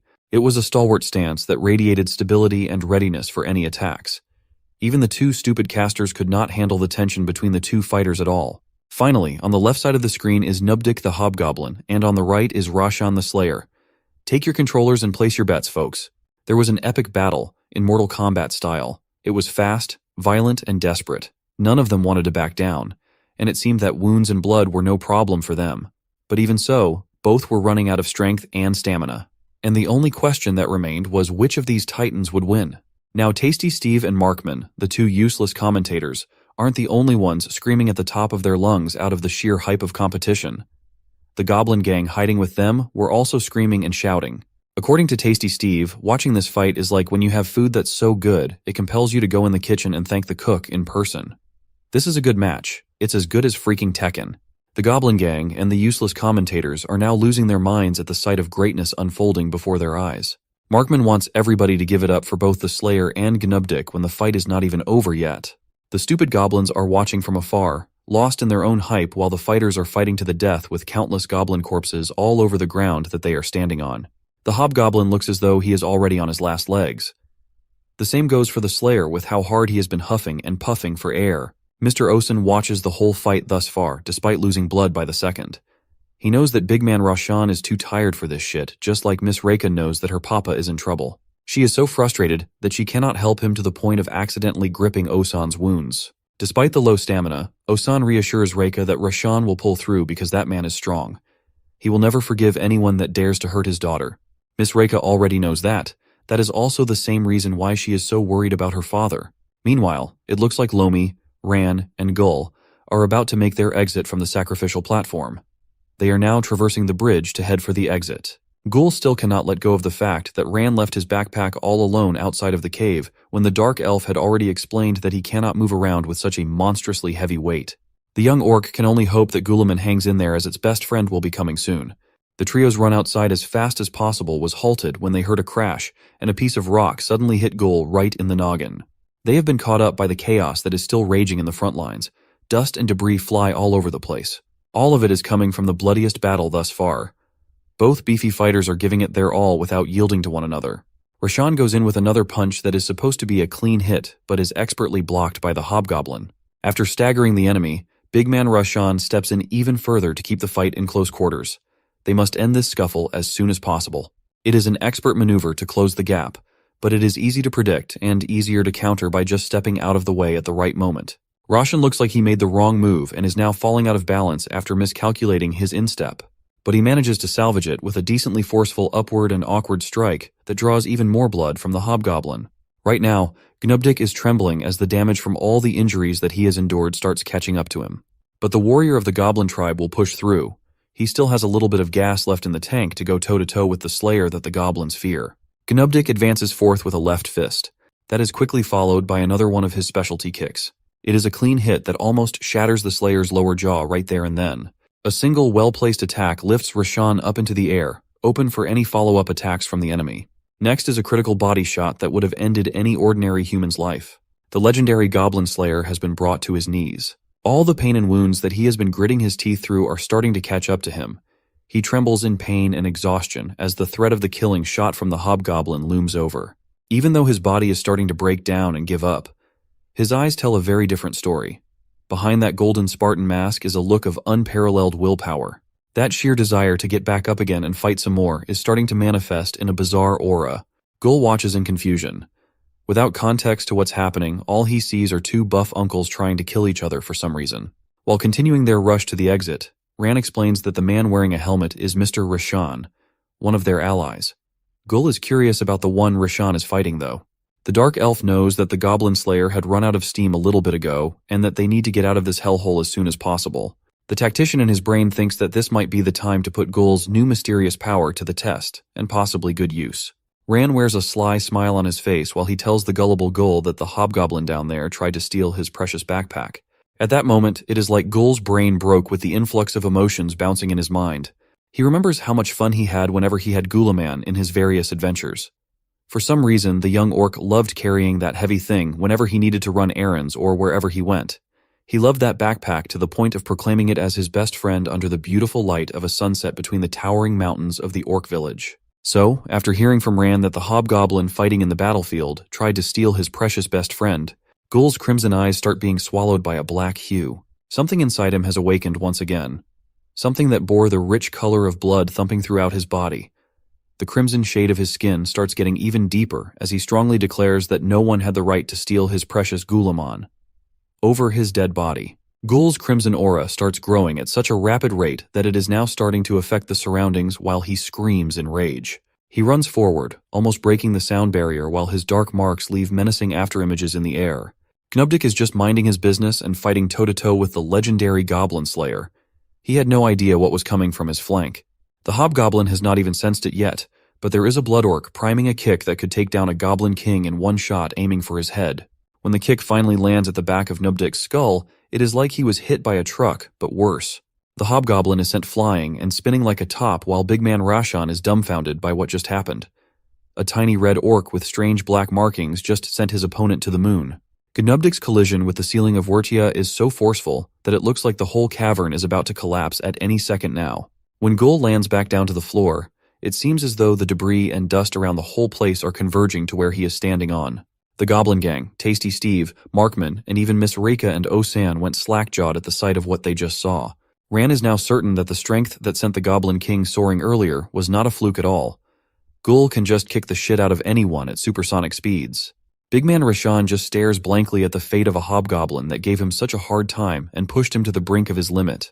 The Dark Elf assures him that he has done plenty enough and he can rest now, followed by the words that the father wanted to hear.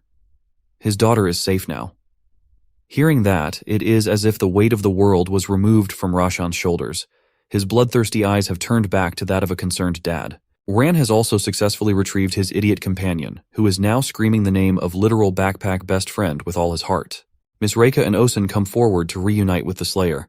Now that the mission is done, I guess Rashan the Slayer will now go back to being Rashan the father. Miss Reika's tears started flowing at the sight of her papa's condition. The father and daughter embrace tightly, finding comfort in each other's arms. Rashan failed 25 years ago, but it seemed like the heavens were not so cruel to repeat the pain he had that day. The tender moment of feeling like they'll never see each other again to hugging each other will not be spoiled by the little red orc screaming like a lunatic from a distance. Behind that strong and bloodied golden Spartan helmet were the teary eyes of a father that just wanted his daughter to be safe and sound. While holding the bloody big man upright, Mr. Osan just told him that they need to get the hell out of this place. The Slayer needs a good-ass rest, and he needs to get his wounds treated. A hell of a lot of wounds at that. The big guy never ceases to amaze Osan. Miss Reika stood on the other side supporting her father and interjected that they need to treat Osan's wounds too. He might have fewer injuries, but he's still bleeding out. And based on the bad-sounding cough he just let out, spurting blood all over the floor, it sounds like he has some internal issues as well. Still, Osan felt ashamed of feeling pain while Rashan is stoically fighting through his 1,000 cuts without a peep. Meanwhile, the Goblin Gang is sprawled on the floor pretending that they're dead in fear of being dead for real. Even something so simple as lying down and not moving is hard for these fools. They were moving around in awkward positions while fearing for their lives. While Osan and the rest were moving towards them, Gul is still throwing his tantrum while asking Ran where the goblins hid his precious Gulaman. Old man Osan saw that Ran was just wearing a playful smile while his red little buddy was stomping on the ground angrily. The Dark Elf finally revealed that the goblins never stole Gul's precious backpack. He even laughed for deceiving the little guy like a fool. Gul has been learning a lot about friendships lately. First, he was punched by a racist goblin king. Then he was duped by a Dark Elf. While the kid was ranting, Ran had already mastered putting up his saliva shield to protect himself from Gul's spit. He then teasingly ran away, telling Lomi to do the same while Gul was chasing after them. Seeing all of this unfold, he just couldn't believe these kids. They went to war and pretty much decimated high-level goblins mercilessly. But it seems like what just happened was just nothing to them. Osen just smiled wryly and decided that they should get home for now, while the Dark Elf and Orc continued their game of angry tag. The party has finally left, and all that's left on Wurtia were the traces of their festivities up on the ceiling and the mutilated bodies of the residents on the ground. Elder Gans was left alive but severely traumatized.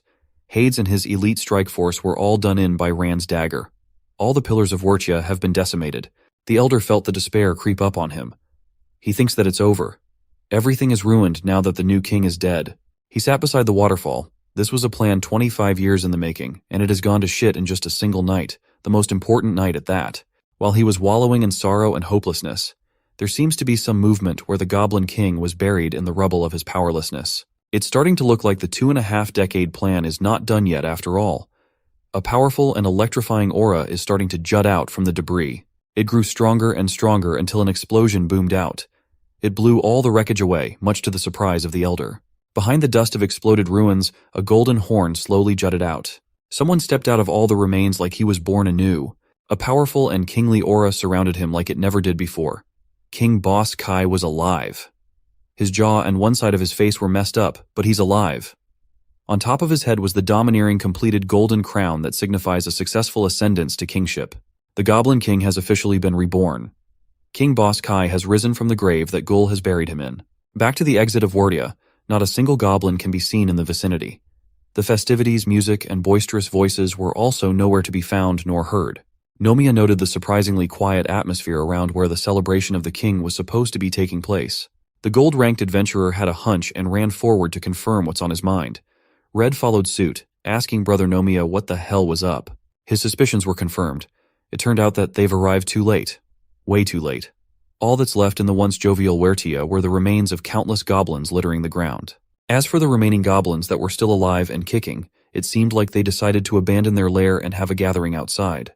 The pudgy and short elder managed to survive the ordeal inside and is now standing on the side of the new ruler, asking King Boss Kai what they will be doing from this point forward. As the new monarch that has achieved the perfect king form, even with all the bloody deformations on his face, his first decree was simple.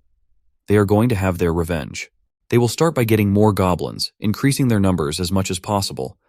Then they'll find where the Slayer sleeps and gut his daughter in front of him. Boss Kai wants to make sure that the Slayer dies slowly and painfully. As for that little orc, he couldn't even bring himself to think or say Gul's name without being reminded of the humiliation. He wants to kill that orc as well.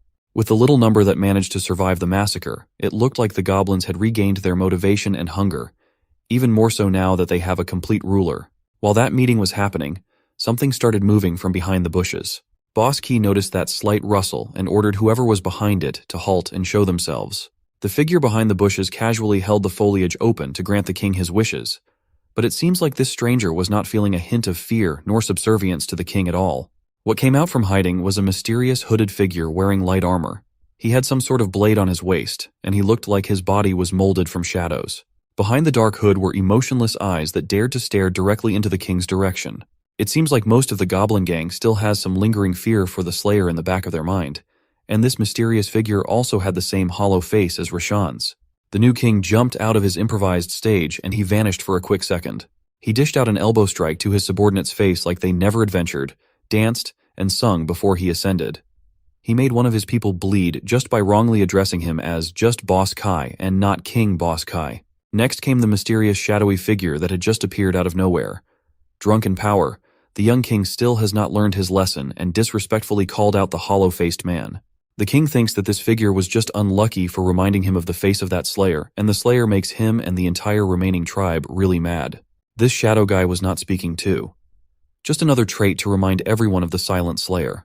King Boss Kai just took the silence as the figure was being intimidated. Even with his incomplete teeth and messed up left side of the face, the young monarch was still supremely proud to let everyone know that he's the king. In response to this arrogance, the hollow man slowly spoke up, emphasizing each word while he made his move. In a fraction of a second, he took out his dark blade from the scabbard and sliced and diced everything in the immediate vicinity. No one even saw what the blade itself looked like with how fast the technique was. Every goblin that dared to stand up behind their king remained on their feet, but everything from that point upwards was shredded into a million pieces. The arrogant king was not spared either.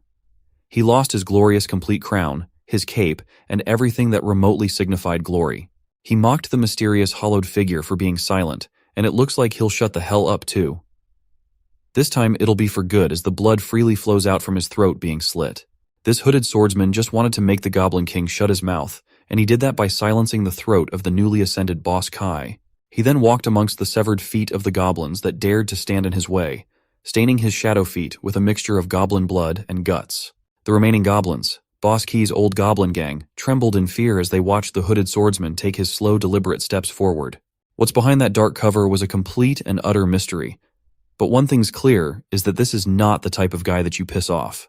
The three elders just regained a new hope for their kind, only to have it taken away in the snap of a finger once more. All of that just because their new king was too arrogant and couldn't keep his ego in check for his own good. The hooded sword guy started speaking a foreign language that the elders did not understand at all. The elder apologized for not understanding much of the so-called old language, but he so badly wanted to appease the mysterious figure that's essentially holding their lives. What the hooded swordsman wanted was actually quite simple. He just wants to know the location of the orc village where the Beastmaster resides. Elder Kano dared to open his ignorant mouth at a time like this. He insisted that they will not be telling the swordsman that information, since after slaying their king, they have nothing else to lose now.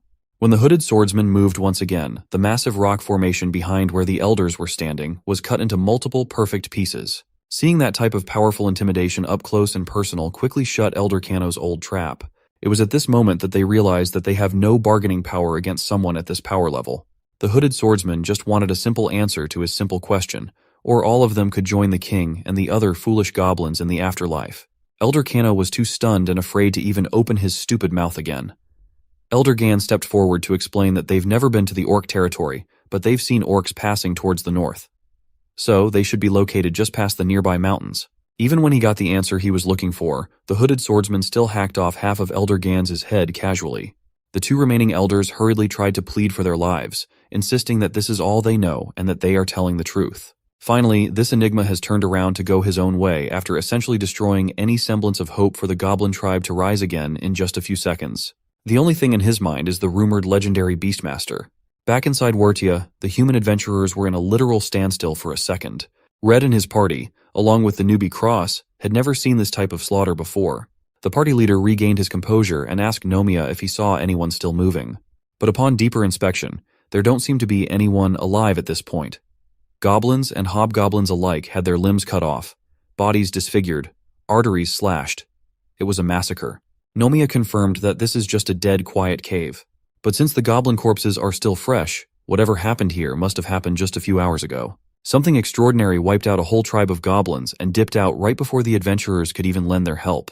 Cross, the newbie, couldn't handle it anymore. He hurled at the sight and smell of blood and guts strewn all over the place. Whoever did this is not normal at all. There are freaking thousands of dead goblins here. Seeing that the new guy's stomach cannot handle the scene, Red turned to him and asserted that even if this was his first quest, Cross should have a tough gut in order to survive the Adventurers Guild. The kid will see a lot more like this from now on, so he better get used to it and fast.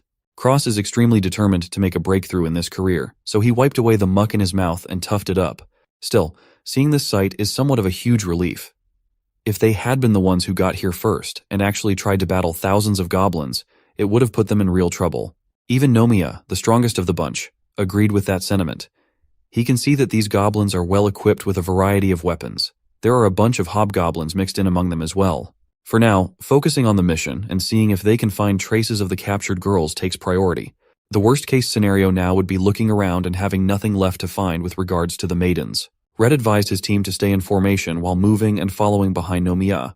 Let's zoom out a little bit and take a look at the sunny and peaceful Bubiz Orc village. A few days have passed since the Demon Intruder War, and it seems like everyone has already gone back to business as usual. The stalls and trades have already gotten stable just like before. The recovery of the village was quite successful. With their burly builds, it's hard to believe that most of the orcs are dependent on making a living through mundane stuff. As for the reconstruction of all the destroyed infrastructure, that side of recovery has been going without a hitch too. Everyone has been pitching in with whatever and however they can to maximize the efficiency of the restoration efforts. Things have been going pretty well inside the village proper, but there are some issues that they haven't found the answer to yet. Even the best builders of Puba's village had no idea what they were going to do with the massive hole that Elder Gurren left with his final attack. One idea that can work is to use the hole to their advantage to slow the demon's advance when they inevitably decide to attack Bubiz for revenge. In fact, the greatest builder has already started planning a good strategy just for that. Oh boy, the messenger is still out here diligently carrying out the orders of the chief and elder. He was tasked to erect a Bubiz flag where it would be visible for all. The old Dr. Buta and his beautiful assistant Dura have been having some slow days since Ghoul has gone out to adventure. They don't have the kid as a regular customer anymore. Ghoul's auntie's restaurant has been booming, and she also felt less stress without Ghoul causing chaos every day of the week. Behind all the peacefulness in this quaint little village, there is an inevitability of destruction slowly boiling below. The higher-ups knew that well, so they turned every smithy in the village into a factory of mass-produced weapons for everyone. Shields, broadswords, longswords, every type of blade that they can craft. They've been crafting since the possibility of another demon invasion has become only a matter of time. Today, Elder Gurren has gone down from his humble hut to oversee the smithing efforts in person. He has rich experience when it comes to warfare, and there is no one more qualified to take a look at the weapons they've been producing than him. He has meticulous eyes and precise appraisal skills when it comes to weapons of war. So, while swinging one unassuming blade from the mass production rack, he became certain that this type of quality is not enough. Without Gulfin, their greatest blacksmith, their weapons and armor just aren't as sharp and durable as they expect it to be. Chief Garrick knew that they need to prepare for the worst, but seeing the old man be this technical with the details puzzled him. The chief is also confident that after getting slapped up, those demons probably won't come back to get some more. He'd like to think that they're shaking their butts off after seeing that cocky vice-captain dude that he crushed. Elder Gurren has finally snapped at the immature and frankly stupid Garrick. He hit the chief at the back of the head like a misbehaving kid in an abusive household. The impact of that hit in broad daylight was so powerful that it cleared the dust around them. Elder Gurren wanted to drill the idea that they must never let their guard down when dealing with demons right inside Garrick's thick skull. Hence, the best way to avoid such conflict would have been to eliminate the problem without any loose ends. Thinking back to that night, when the chief directed the elder to see the mangled body of Isel Wright, all they saw was a bloody crater with no demon in sight. The chief did not expect that the guy he just beat up could still go up and leave in such poor condition. Elder Gurren was furious. Garrick was way too sloppy and careless, leading to the escape of the vice-captain of the Greed Demon Army. The old man immediately ordered every orc that can still move to comb through the forest and look for signs of the injured demon. Elder Gurren led the charge personally so they can work as efficiently as possible. It was a race against time. Chief Garrick also realized that he messed up big time, so among every orc that was scanning the forest for any signs of demon trace, he was the one working the hardest. All of them realized that they needed to kill that demon before anything worse happens. Isel Wright had a pretty big leg up from them. The demon was also well renowned for his speed, so escaping the orcs that specialized in strength was quite simple. He was severely injured after getting beat up. Blood was dripping out from each of his orifices. His consciousness left the chat a while ago, but his body just ran and ran, fueled by the instinctual drive to survive. The cleanup mission failed, and they ran around the forest to no avail as Isel Wright managed to get away. Elder Gurren is still holding some annoyance to Chief Garrick for letting that loose end escape. Had he finished his job properly, they would not have to go on full war preparation mode. The chief already knew that he was at fault, but there was no point in crying over spilt beans. It is Chief Garrick's job as the chief to keep everyone safe. Elder Gurren is getting old, and he needs his naps for his back pain. While walking away, Chief Garrick looked at the blade and felt the weight of every orc in the village relying on him to step up as a mature leader. Elder Gurren could only hope that the chief gets his shit together for the upcoming war. He's also hoping that their dark elf friend and little Gull can make it in time. With their speed, they should be close to the elf kingdom by now. Inside the body of the old man, his dragon spirit beast assured him that there is no point in worrying so much since Pubiz has them. Elder Gurren replied to his dragon spirit, Grutum, that his body just cannot contain such a powerful entity anymore. Old age has caught up to him, but he will undoubtedly need Grutum's help to protect the people of Pubiz whatever happens. Gurren has already taken care of every facet of preparation he can think of. Just to be safe, he has sent a messenger to Butte for reinforcements. In case unforeseen things happen, the neighboring villages will be notified through their wolf riding express messenger.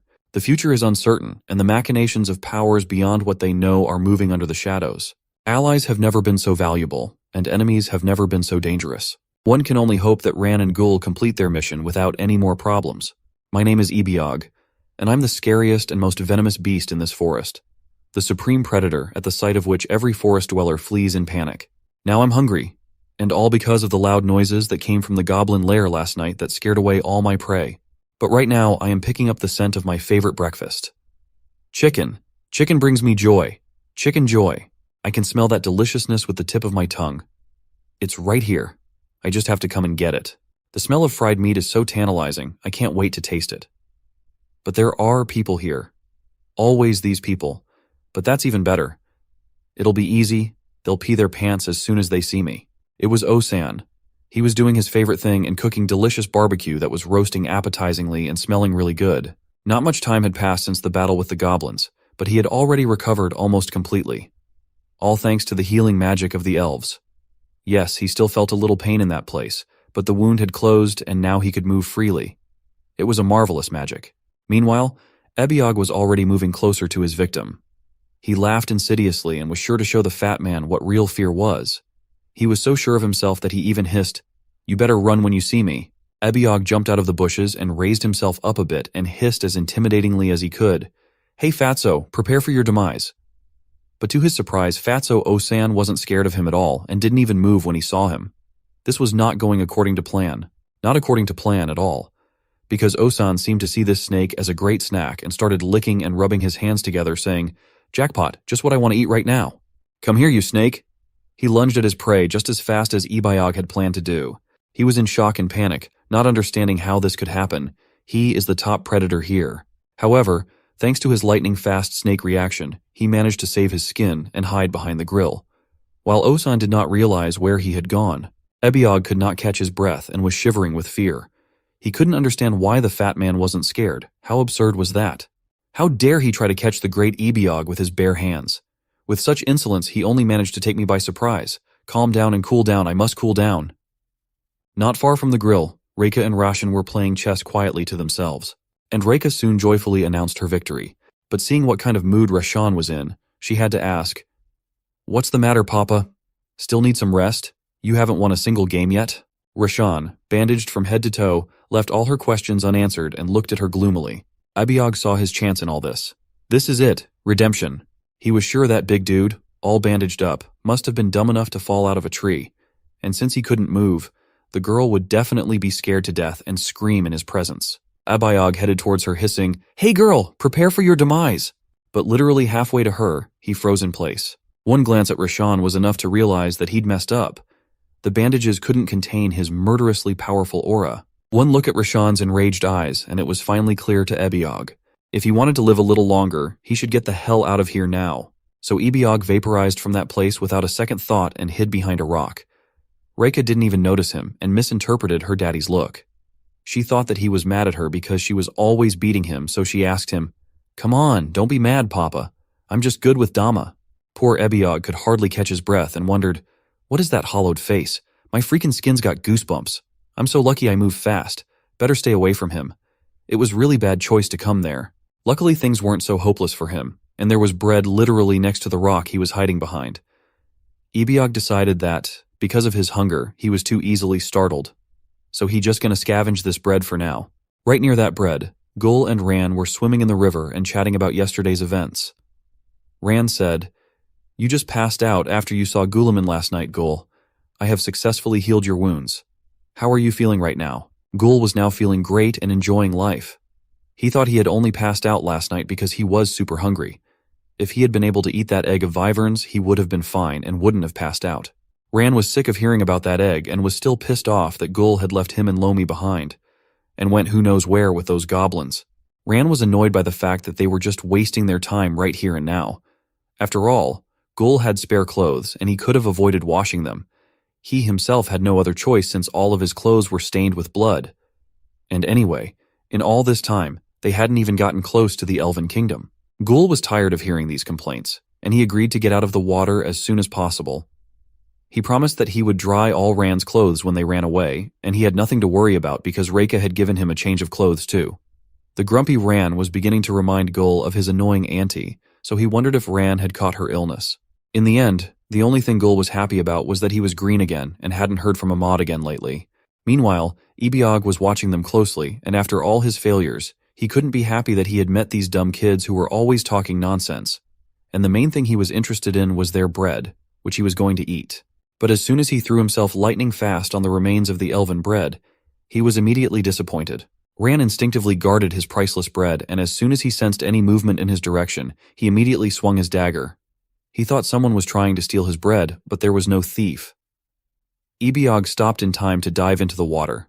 Gul had his own opinion about this disgusting elf bread. He doubted very much that anyone would want to steal such a disgusting thing. He even suggested that it would be better to throw the bread into the water and watch it float for fun. That way it would do some good. Ran thought otherwise. His elven bread is very tasty and expensive, and only a half-wit like Gul doesn't understand its value. At the same time, Ebiog, scared to death, didn't understand what was wrong with these people. They're all snake killers. This was all starting to make him mad. In order to get revenge on all of them, he decided to bite the bald fool's leg. Gul, meanwhile, suspected nothing and continued to insist on the uselessness of the bread and the bad taste of Ran.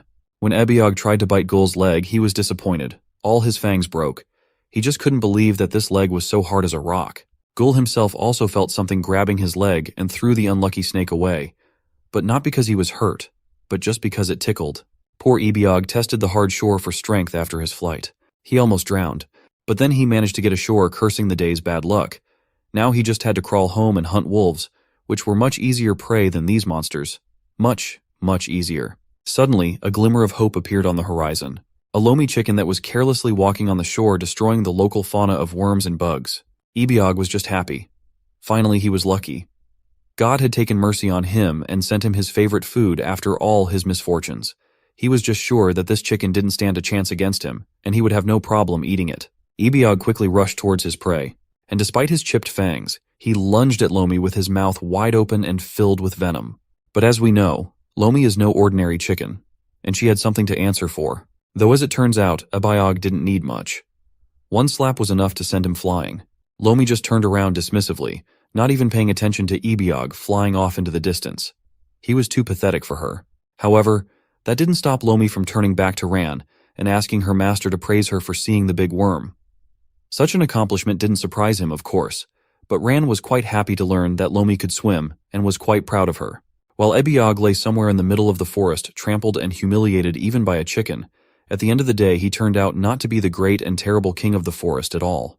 The human adventurer party decided to hold a proper burial for the 3 women sacrificed by the goblins. Scar, the gentle giant, mourned the loss of 3 young girls at the hands of monsters. Red had to hold it together as they had to report the tragedy to Guild Master France. This was the rookie's first look at just how brutal the job concerning monsters could be. Then the kid started dissociating in front of the graves that they had dug. He remembered a distant memory akin to what he was looking at right now. He envisioned a person who had called him a dear friend. He finally woke up and noticed that the rest of the party was already departing. With a streak of blood coming out of his nose, Cross had no clue what had just happened to him. And so, the party went on their way back to headquarters. It was supposed to be a quiet walk back home, but Nomiya picked up an unusual sound. When he finally figured out what was up, he yelled at everyone to urgently get down and hide. Everyone immediately complied, trusting Nomiya's judgment. Everyone asked him what was happening. It turned out that he had picked up the sound of marching steps. A lot of them. While everyone stayed down, the gold-ranked adventurer decided to investigate. Below the cliff were demons. They had donned their war outfits and were heading in one direction. 2 factions of the demonic army were on the prowl. Seeing this band of monsters, the main concern was the possibility of a human town invasion. But Nomiya didn't think that was the case, as the demons were heading north. Something big must be happening based on the battalion's size. Red estimated that there must be 300 demons armed to the teeth down there. The party needed to minimize noise in case there were scouts lurking nearby. But it was too late. They'd already been spotted by a sinister presence. 3 demons of various shapes had closed in on their position, and the little one wanted to borrow Nomiya's mask. The human party did the prudent thing and retreated as fast as they could. These were demon scouts. They needed to get their weapons ready to prepare for engagement. While the party was on the brink of panic, the demons stayed chill and nonchalant. The little one was named Sira, and she was in charge of this scouting unit. Red angrily asked the demons what they were up to, but calling these monsters out was a bad move. Slick, the greed demon scout, insisted that they were just circus performers coming through. But the greed is good tattoo on his body was a dead giveaway. The masked Thalamos was more of the get-things-done type, and she intended to find out why there were humans here. If this party reported back to their guild, it might cause trouble for their main mission. Cirabella couldn't let that happen. She decided that no human adventurers would go home today. She loved the entertainment that slow pain brings, so this would be bloody. Even Slick was kind of scared of these siblings he was paired with. When asked if he wanted to be tortured too, Slick kept his sarcastic act up. Nomiya wanted to hold off the demons while everyone else escaped. Red was not going to let that happen, though. Fighting together against demons was just stupidity. These creatures possessed power that would make top-tier human fighters look like a joke. Their party would not stand a chance even if they gave it their all. Cirabella noticed the party's plan to escape, which shouldn't be a big deal as they only needed one alive for interrogation. If that were the case, the ruthless Carabella would love to have her dose of fun. The first target was the vulnerable mage on the flank. Cirabella smiled at the thought of drawing first blood, but her sneak attack was foiled by Nomiya's reaction time. His blade might have been destroyed, but he saved the mage, and that did not sit well with the scout leader. Right after landing back down, Sarabella unleashed another quick attack that Nomiya barely avoided, ripping his jacket.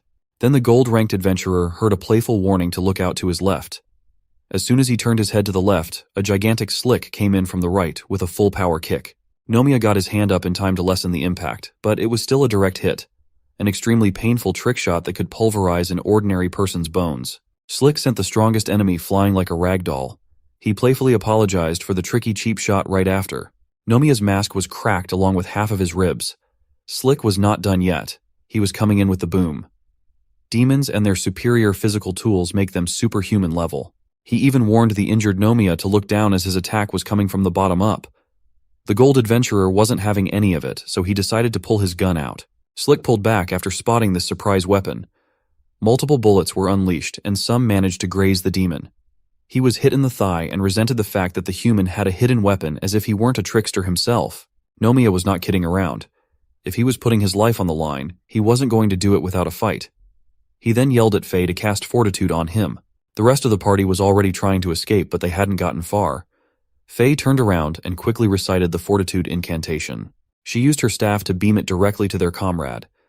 The Fortitude magic started reinforcing his physical attributes while healing his broken arm. With this, he could now go on a rampage with his dual pistol-wielding style. His target was the scout leader, the slippery Sarabella. While preoccupied with the leader, Thalamos had a clear shot to stop this nonsense. In just a fraction of a second, she managed to close the gap to land a killing blow.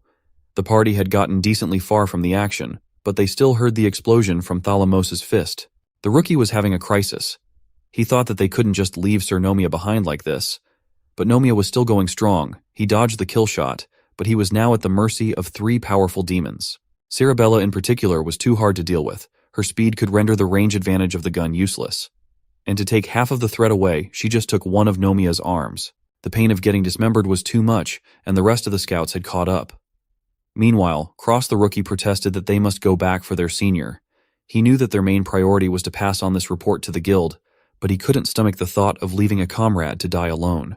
Red's patience had finally run out, and he yelled at the newbie to shut the hell up. Being naive like this would only get him killed. If he wanted to go, he could go and kill himself for nothing. Cross was headstrong. Even if he got called crazy, he would do just that. Red was frustrated, but he knew where the kid was coming from. Nomiya was like a brother to him. And that brother was currently getting beaten black and blue by ruthless monsters. Thalamos and her heavy hits were putting the veteran through hell. She commended his heroism in sacrificing himself so his friends could run away. But she believed that to be a real hero, you had to be insanely strong. Before landing the final blow, Thalamos was interrupted by an unexpected guest. The rookie came in with his sword and shield, ready to defend Sir Nomiya. He managed to injure Thalamos's fist, so that must mean he had some fight in him. Cross asserted that he would show these beasts the might of the light if they continued. It looked like he wasn't kidding. The sword in his hand started emitting a bright light. In his hand was the spiritual weapon named Light-Forged Blade of Leontius. Just beckoning its power and name was taking everything that Cross had in the tank. The Blade of Leontius was not called a spiritual weapon for nothing, as it could invoke a gigantic sword spirit from the heavens. Nomiya had long since blacked out from all the beating. Cross was obviously overexerting himself to execute this technique, but the destructive nature of the sword spirit made even the demon scouts wary. It slashed in a single direction, cutting everything in the way in half. Just a single use of that attack had completely depleted the rookie. Sir Nomiya remained unresponsive while profusely bleeding from his wounds. Cross took the veteran by the arm and ran as fast as he could while crying his heart out. The scouting party was in disarray. They almost got slashed down by that unexpectedly divine attack. They were not expecting that a scrawny kid could muster such terrifying force. But yapping about it all day was not going to get things done. Slick gave chase to the retreating rookie. With Slick's speed, it would have been over, but Red and his loudmouth were seemingly affected by the rookie's heartfelt speech. He and the rest of the party had decided to go back and buy some time for the retreat. Red was a passionate guy. Running away was not really his style. Fighting demons head-on was more like it. Sarabella enjoyed this show of courage. She thought it would be fun to play with an entire party of adventurers. And so, the scouting party versus the silver-ranked human adventurers were locked into war. A few meters from them was Faye, desperately trying to heal Sir Nomiya from his horrific injuries. She was practically begging the Guardian of Light to help their friend. Down in the main demon army march, Greed Demon Soldier First Seat Lieutenant Zex can be seen. He doesn't like the fact that there's too much disturbance up on that cliff. Since there's nothing to do here other than march, he decided to check on the situation himself. While Faye was healing Nomiya, Cross was panicking as his sword and shield were missing. He finally realized that he left them on account of the chaos. After countless healing spells, Nomiya finally woke up and thanked Faye. He wanted to move, but his wounds were still raw. Faye needed a bit more time. All Nomiya wanted to do was fire a sonic bullet into the air. The beam of light flew into the air with the speed of sound. The frequency scattered across the woods. It reached far and wide, looking for the recipient of the signal. The message inside his sonic bullet was a distress signal and a rescue request. Strum is a good damage dealer, especially when his Berserker's Call comes online. But even with that augmentation, a demon's base strength is far superior. Slick kicked him in the face, passing him like a football to Thala Moss. Strum crashed against the foliage and another devastating attack was waiting on the other side. A full-powered punch to the stomach received the human ball. The Berserker was tossed around like a plaything. The finishing touches would be up to the fastest scout in the group. Cerebella's hand was so quick and sharp that it acted as a spear that impaled Strum right through his body. Taking her hand out, blood spurted all over the ground. Sarah hates being taunted in battle. Slick was also there to be his unserious self. Red's veins were popping out in anger as he witnessed Strum's demise. Seeing his friend bloodied on the floor almost broke his mind. Red rushed in with Whirlwind Fury while Scar was winding up Wild Chop. Both attacks were quite destructive and even better when combined. The only problem was that they were dreadfully slow. The scouts did not even see this attack as a threat. Thalamos decided to step up and show the humans the disparity in power. The impact from her punch was enough to neutralize the adventurer's best moves. It was enough to uproot the sturdy trees around. Red and Scar finally had an idea of just how far the gap between them and the enemies was. Lieutenant Zex arrived at the battlefield and asked if there were any scouts in the area. Sarah Bella, Thalamos, and Slick immediately kneeled and paid their respects to the officer. Sarah explained that they discovered some adventurers snooping around, and they're currently in the process of cleaning up. Zex was disappointed to hear that this team was having difficulty against mere humans. Slick tried to reason that the enemies are very slippery and hard to deal with like animals. Zex immediately shut him up. Zex just wanted them to make it quick and report back fast. Not a single human is to be left breathing. That brief moment with the lieutenant gave Red and the gang a chance to get Strum to Faye for healing. But she can't heal while running. Casting needs a ton of concentration. Red told Cross to pass Nomiya over to Scar so he could join the fight with his powerful technique again, but he lost his weapons earlier. Red's anger for this rookie was growing by the second. Meanwhile, the sonic bullet has escaped the woods, traveling to a human town. It traveled all the way to the guild's headquarters. Inside was Guildmaster France, going about his world as Guildmaster unaware of what's happening to his people. When the sonic bullet grazed his ears, he immediately knew that this was Nomiya's distress signal. Paperwork can wait. His people need him to be a fighter more than a Guildmaster. He went out the back of the headquarters and summoned his flying mount. The Guildmaster's mode of transport is an actual dragon named Tempest. It's about time for them to make a splash. The disturbance on the cliff was starting to get noticed by the army below. Even the Wrath Demon Captain and his inner circle were starting to get curious. The battle-obsessed demon celebrated the possibility of a taste of action on this boring walk.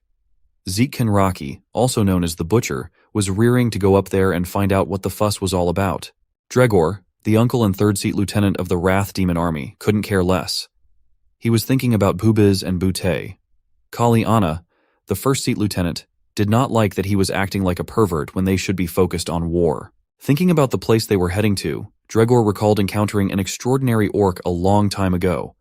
Zeke wanted his officers to join in, but one of them was too old to waste energy, and the other was working on a song about love and war. Foch, the beating Buddha and vice-captain of the Wrath Demon Army, just enjoyed the bliss of sitting nowadays. Klaus de Bell, the saint of hymns and second-seat lieutenant, just loved vibing and singing. It looked like the Butcher would get to keep the fun to himself and his other officers. Before he could go up, Greed Lieutenant Zex came running to stop him. He insisted that there was no need to personally go up there as the scouts were already dealing with just a few human adventurers. Zeke didn't like fighting boring humans. He had already shifted his interest to Zex. He wanted a spar, but the humble lieutenant politely declined.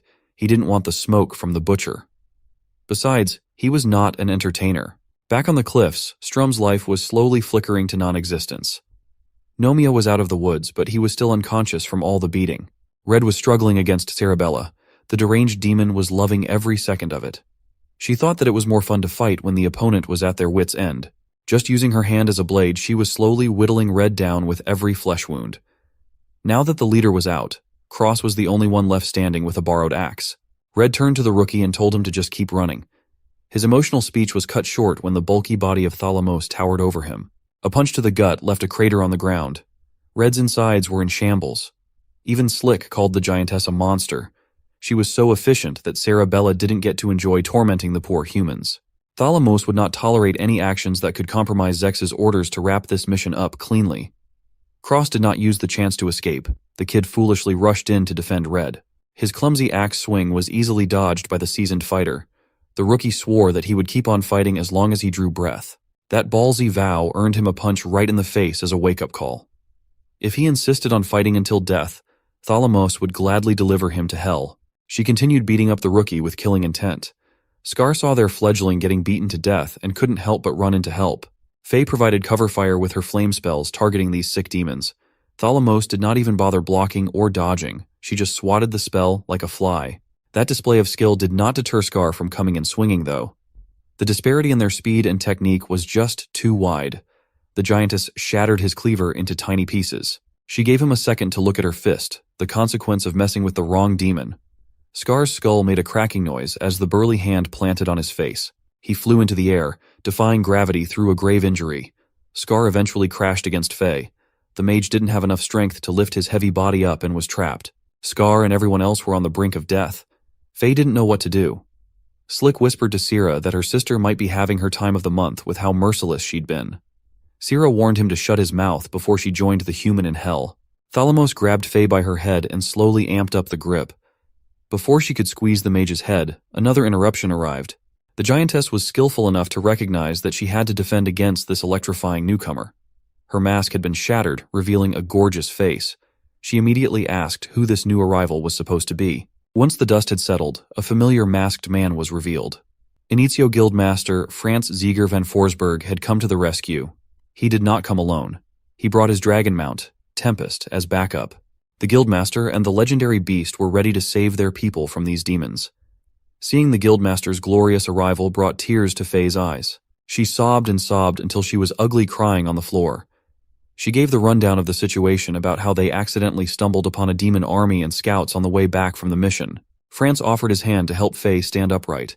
Tempest would be looking after her, and as for Scar, Cross, Nomia, and the rest, France would take care of them. He looked behind and saw the unconscious rookie. He looked further and saw Red struggling for his life and the dismembered Nomia. France started burning with rage at the sight of his people in this state. While posturing to attack, he questioned the demons about their goal here. These monsters were not permitted to run amok within protected lands like the old days. If they were trying to wage war again, the Guildmaster's reckless state wouldn't be forgiving.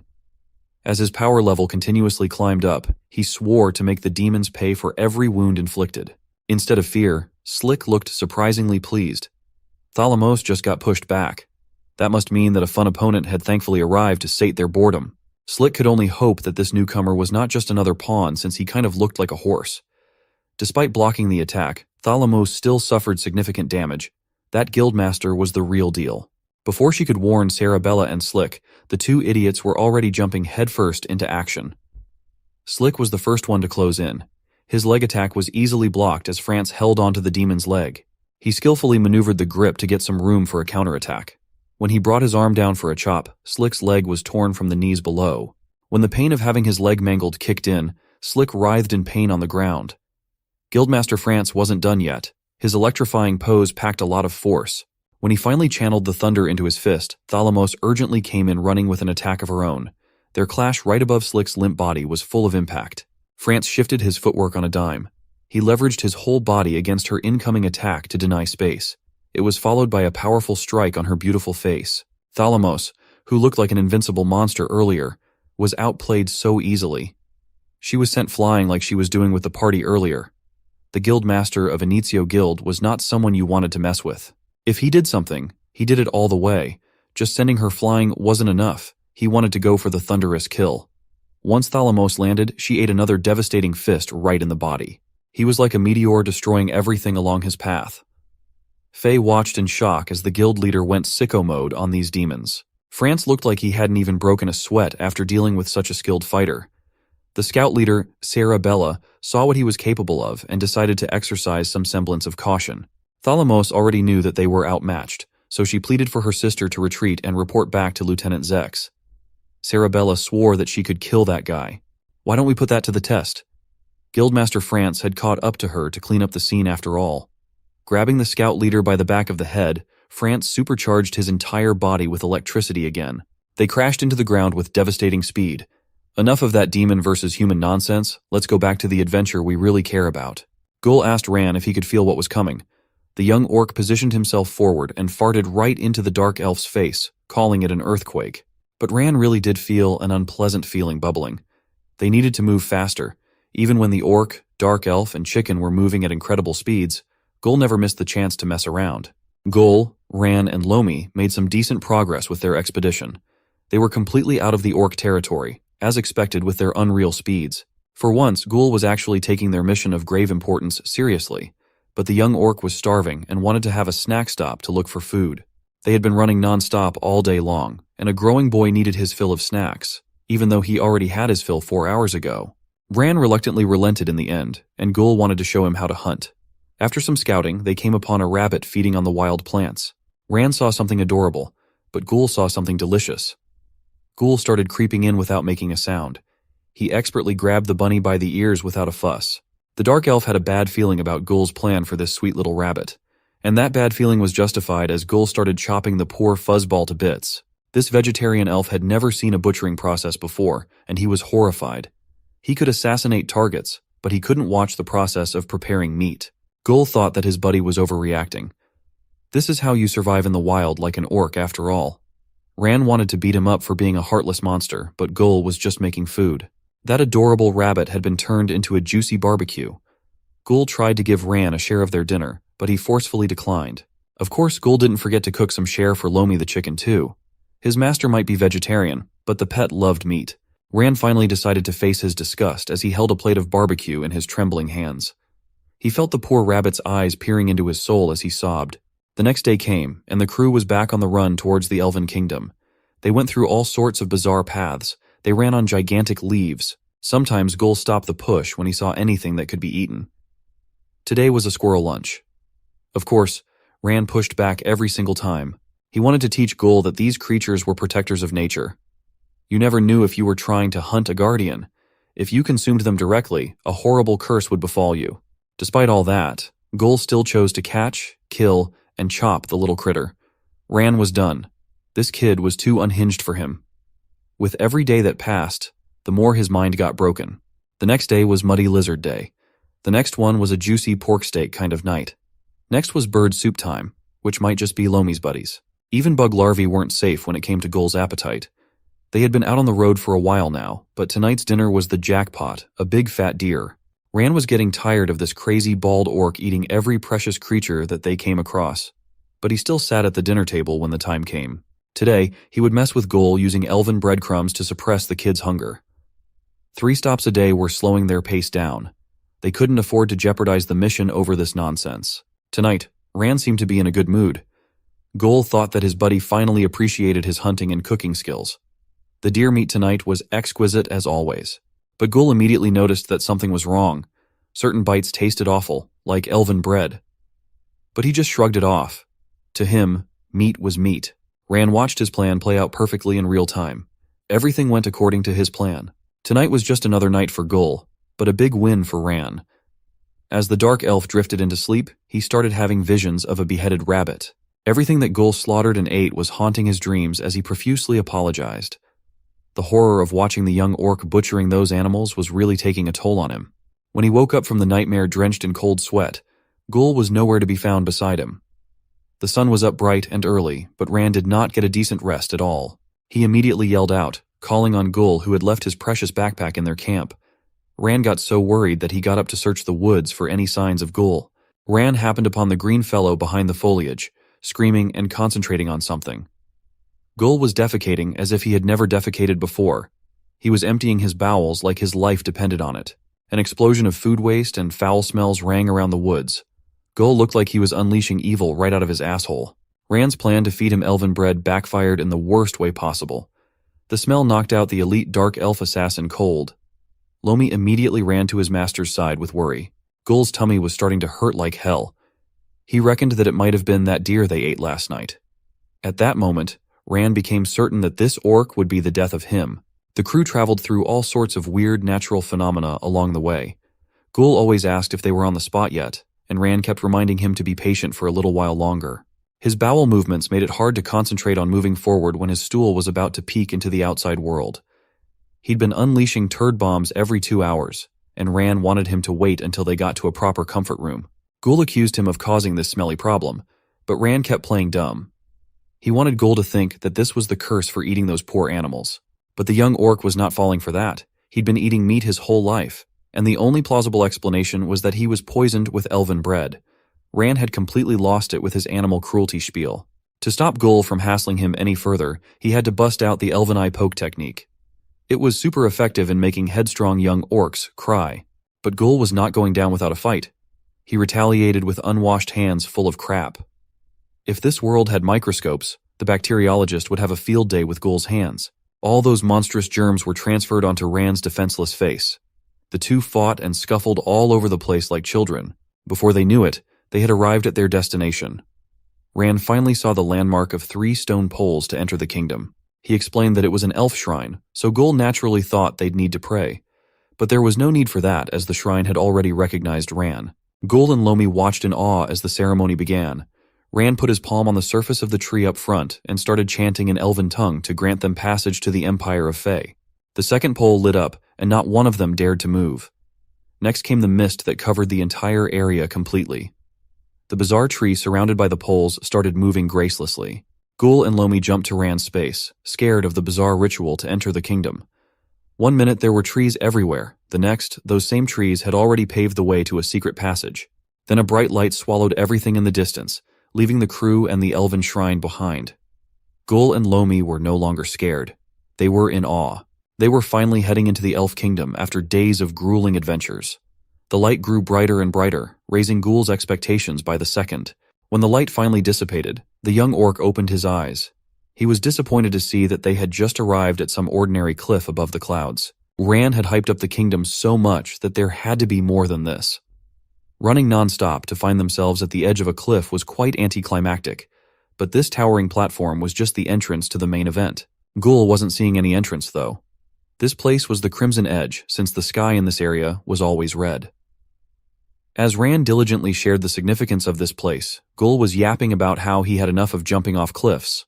The crash was always unbelievably painful, so the young orc should also expect that this time around as Rand kicked him down. Gul naturally started screaming for his life. If this was a joke, then it wasn't a very good one. Rand's advice to him was just to continue falling off. Once Gul was out of the picture, it was now Rand's turn with Lomi. He took the chicken on his back and calmly took the plunge into the crimson sea of clouds. Rand had done this countless times, so it wasn't nerve-wracking for him at all. Gul, on the other hand, was dreading the inevitable landing below. It was then that the young orc felt the weight of the dark elf pushing him down even faster. On the side of the cliff were bizarre circular structures secured at the base. They entered one of them, and a soapy substance started to stretch and take shape. Gul noticed that their descent had finally stopped. Rand told him that he was very fortunate to travel with an elf because they were the only ones privileged to witness the magnificent view ahead. When Gul turned to where Rand was looking, his earlier excitement was reinvigorated. Rand formally welcomed Gul to the elf kingdom of the Redstone Forest, a utopia of nature and magic. But the issue from earlier hadn't been resolved. Gul couldn't admire the beautiful view when there was evil brewing inside his stomach. He twisted up in pain as his control of his bowels started to fade. This multi-layered magic bubble was the worst place for this problem to happen. Try as he might, Gul was fighting a losing battle right from the start. He just had to release the beast within to get it over with. Unfortunately for Rand, he had to be a part of the tragedy that was about to befall the kingdom.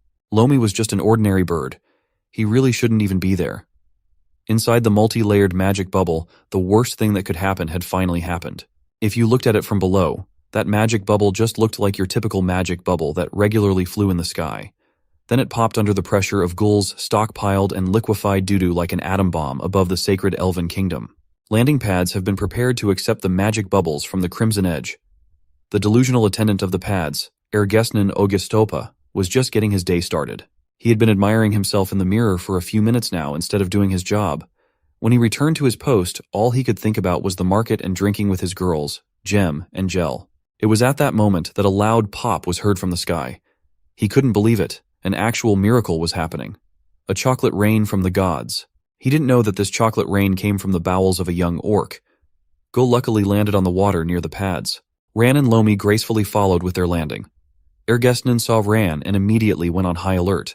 He maneuvered his body around to deliver a kick that barely missed the dark elf. Seeing what was happening, Ran also went into combat mode. Ergesnan made a fatal error that Ran easily exploited. It turns out that the attendant just didn't recognize Ran with him being covered in brown and all. He really thought that this respected assassin was an intruder. Ran was not amused. That guy that fell on the water is also a friend. Ergesnan tasted the chocolate rain, and it tasted a bit weird. Ran hurriedly warned the man not to swallow this horrible excrement that ruptured the magic bubble, but it was too late. Ergest had to purge his guts out of disgust. It's just unbelievable because even a weapon cannot pierce through those bubbles. It just goes to show that Gul is out of the ordinary in many ways. As Ran drags the unconscious orc, the attendant demands that they record their arrival first. Also, non-elves cannot pass through this method. They were supposed to enter the Kayadar gate according to the rules. But with his high-stakes mission on the line, Ran couldn't be bothered to go by the books. He needed to wash before seeking an audience with Lord Jeshurel. They've already boarded the winged kayak made from a leaf. The crew took off, leaving the attendant stunned. The water near the landing pads has been polluted by Gul's magical fecal matter. The flow of water in the kingdom comes from a single source, so this contamination quickly traveled throughout the whole place. Meanwhile, the crew are leisurely flying through the skies, heading to Ran's place. It was an area full of whimsy and colors. Houses were built on top and among nature. Ran had a tough time steering the kayak alone, but he managed to land it on top of a tree. It was time to give Gul his wake-up slap now that they'd arrived. All of them smelled awful, and Gul's whole body was aching to boot. The young orc was fascinated by the fact that elves live in treehouses. He was curiously looking around while Ran had checked out long ago. When the dark elf saw a piece of out-of-place feather, he knew that trouble had come. What came next was throwing daggers that he easily deflected. He shouted at the woods for someone called Camuriel to stop as he was too tired for this game. Another dark elf showed herself while clutching a half-eaten watermelon in her hand. A sneaky watermelon seed attack managed to hit Ran. She corrected Ran as she was to be addressed as Commander Camuriel. She outranks Ran the shrimp. When the commander asked about Gul, the young orc quickly contaminated the air with his stench as she fawned over the beautiful dark elf. Camuriel did not like that smell at all. She slapped Gul from left to right while warning him never to come close. This crew seems as though they have not washed for a year. They need to clean up and report to the castle for this overdue mission at once. Gul doesn't like that girl anymore, and for once, Ran wholeheartedly agrees. Their murmurs earned them a watermelon seed strike each. The crew finally arrived at the house at the end of the winding paths. Ran went ahead and opened the door. Home sweet home. After so long, he's finally back in his crib with two annoying guests. Once inside, Gul had to admit that Ran's secret base was cool, and by secret base, he means this home.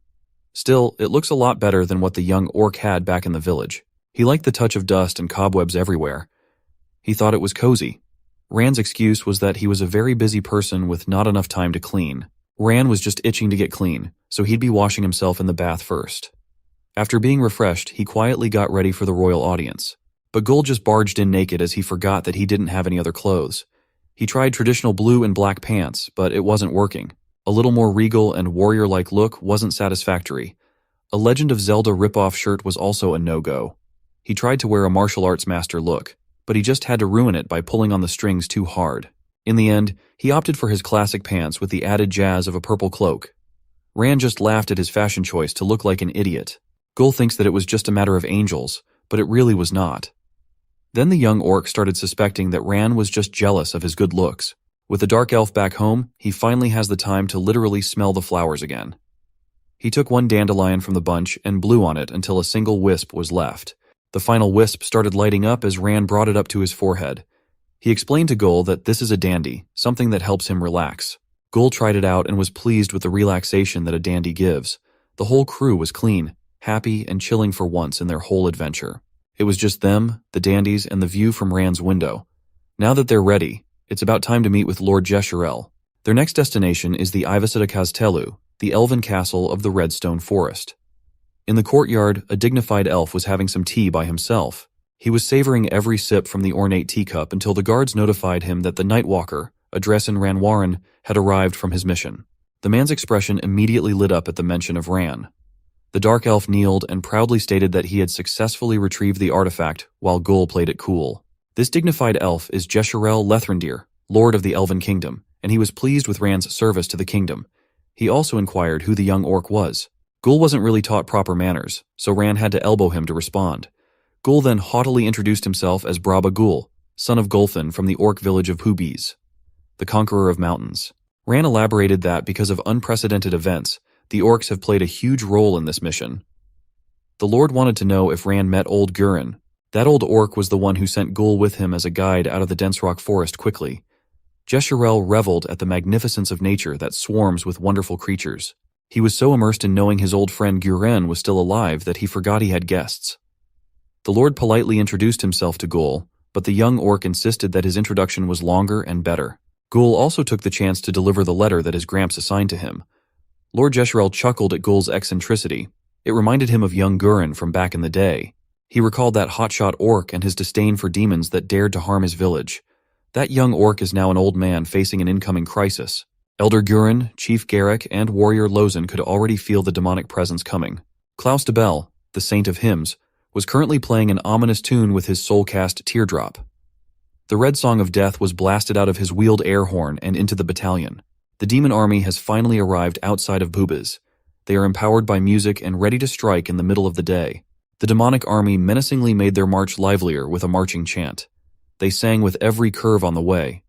They sang while the captain of Wrath Army chilled on the backseat of the carriage. They sang while the decrepit Envy Army captain, Shuya Un, hung in the back. The Green Demon Army captain came in with his golden chain. They were about to engage in an all-out war against the legendary Beastmaster. Elder Guren, Chief Garrick, and Lozen had already prepared themselves for what was to come. Rows upon rows of demonic soldiers lined up right in front of their village walls. On the flank was a blindfolded demon, traversing the mountains with skill and precision. He hopped and ran around the army to report back to Lieutenant Zex. The blind demon carried out the lieutenant's request and found out that Sarabella and Thalamos had been killed in action. Slick, on the other hand, was nowhere to be found. The strength of those 3 scouts was undeniable, so this was an unbelievable report. Zex ordered the blind demon to gather an assault team of 5 as he would deal with those humans himself. But the captain of his army, Captain Hack, didn't want him to go away no matter how urgent this matter was. He had to show those humans that the Greed Demon army was not to be messed with. But the mission was to obtain the artifact while trampling over the legendary Beastmaster. They needed to unite and get their priorities straight. Captain Hawk was not worried about a few human stragglers, as they could always just wipe those people away later. Chief Garek didn't like the look of this opposing army. There were a lot of demons down there. By the looks of it, they'd come here for a damn genocide. They had anticipated the arrival of a great army, but the demonic forces arrived sooner than expected. Even though reinforcements hadn't made it yet, they had to hold their ground and protect the orcs of Bubiz. For Elder Guren, this was simply a matter of victory or death. Near the wooden moat, Captain Hawk was leading the charge of his own Greed Demon army. Lieutenant Zex notified Captain Zeke that the soldiers were ready. They just needed a go signal. The butcher was itching to get some blood on his hands. He gathered as much air in his lungs and yelled for Klaus de Bell. The Saint of Hymns would kickstart the siege of Bubiz. His bell started swinging in a hypnotic tempo. The rest of the Wrath Demon army stood still and listened. Klaus de Bell's eyes started undergoing a terrifying change. They were filled with black until only a yellow iris was visible in the middle of the darkness. Soul-cast Teardrop was unleashed into the world. His bizarre instrument that doubled as a transport carriage started transforming into its other form. A wheeled air horn filled with malevolent energy. He turned the air horn towards the allied army as menacing sounds continued to fill the battlefield. Klaus de Bell gripped the other end of the horn and took the deepest breath that he could muster. Then the Red Song of Strength blared out on the other end to spread all throughout the area outside the village. The Greed Demon army in the vanguard received the buff, and every single soldier felt invincible. The Wrath Demon army also got the buff, and they were all ready for blood. The Envy Demon army had a lot of weirdos, but they were pumped to get into the action too. A battle roar coming from a buffed army of demons from 3 different factions sounded like death itself. Captain Hawk got off from his mount. He went straight for Klaus to pressure the Saint of Hymns into lending the super megaphone to him so he could talk to the orcs. He proudly yelled his name, Hawk Ogu, captain of the Greed army. Two of their high-ranking soldiers were beaten to death by the Beastmaster. They also lost a very important artifact. For those reasons, he demanded that the Beastmaster must come out. After a few seconds of fake waiting without a response, the demonic army finally got their reason to proceed with the plan. Captain Hawk and his infinity gauntlet pointed at the gate of Booby's village. He then clasped his fingers together as theatrically as he could. With a snap of a finger, the wooden gate of the orc village turned into dust, and debris flew in the air. This guy is Thanos, for real. Since Captain Thanos' call appears to be unanswered, he'll just barge in with his army. Hundreds of greed demon soldiers lined up to follow their captain into combat. Elder Gurren gave orders for Garrick and Lozen to go to their stations. The two quickly complied, putting their game faces on. With them out of the way, the old orc could go all out with the help of Grudem, god of protection. His body started growing scales as his strength increased. Grudem's power would be the manifestation of his rage against these invaders. The legendary dragon spirit beast inside Gurren's body pierced the heavens. The golden dragon assimilation, Reiju spirit beast, had been completed. When the elder finally opened his eyes, it was on. One stomp on the ground gave him enough momentum to shatter the platform. A resounding boom propelled him into the air. Captain Hack ordered his army to scour the area for the artifact, and his loyal soldiers followed. But the orcs seemed to be starting something up ahead. When he noticed that something was going on in the air, it was too late. A golden streak glided through the clouds. It was hard to make out what it really was.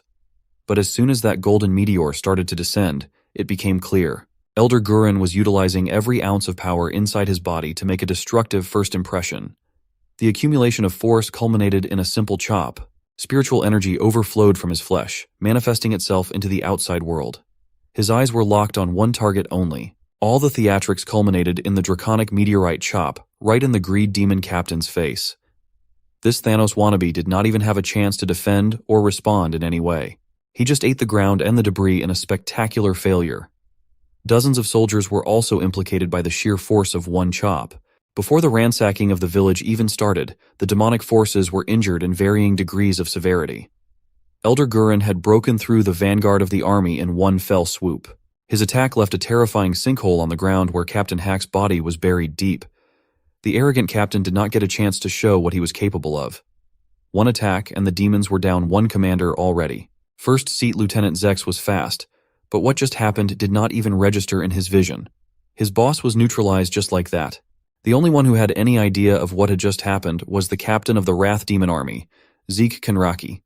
Envy Army Captain, Shuya-un's mouth was agape in shock. From shock, he went into deep thought. After some careful deliberation of the pros and cons, he did the unthinkable. The decrepit old demon actually flashed a sly smile for a moment.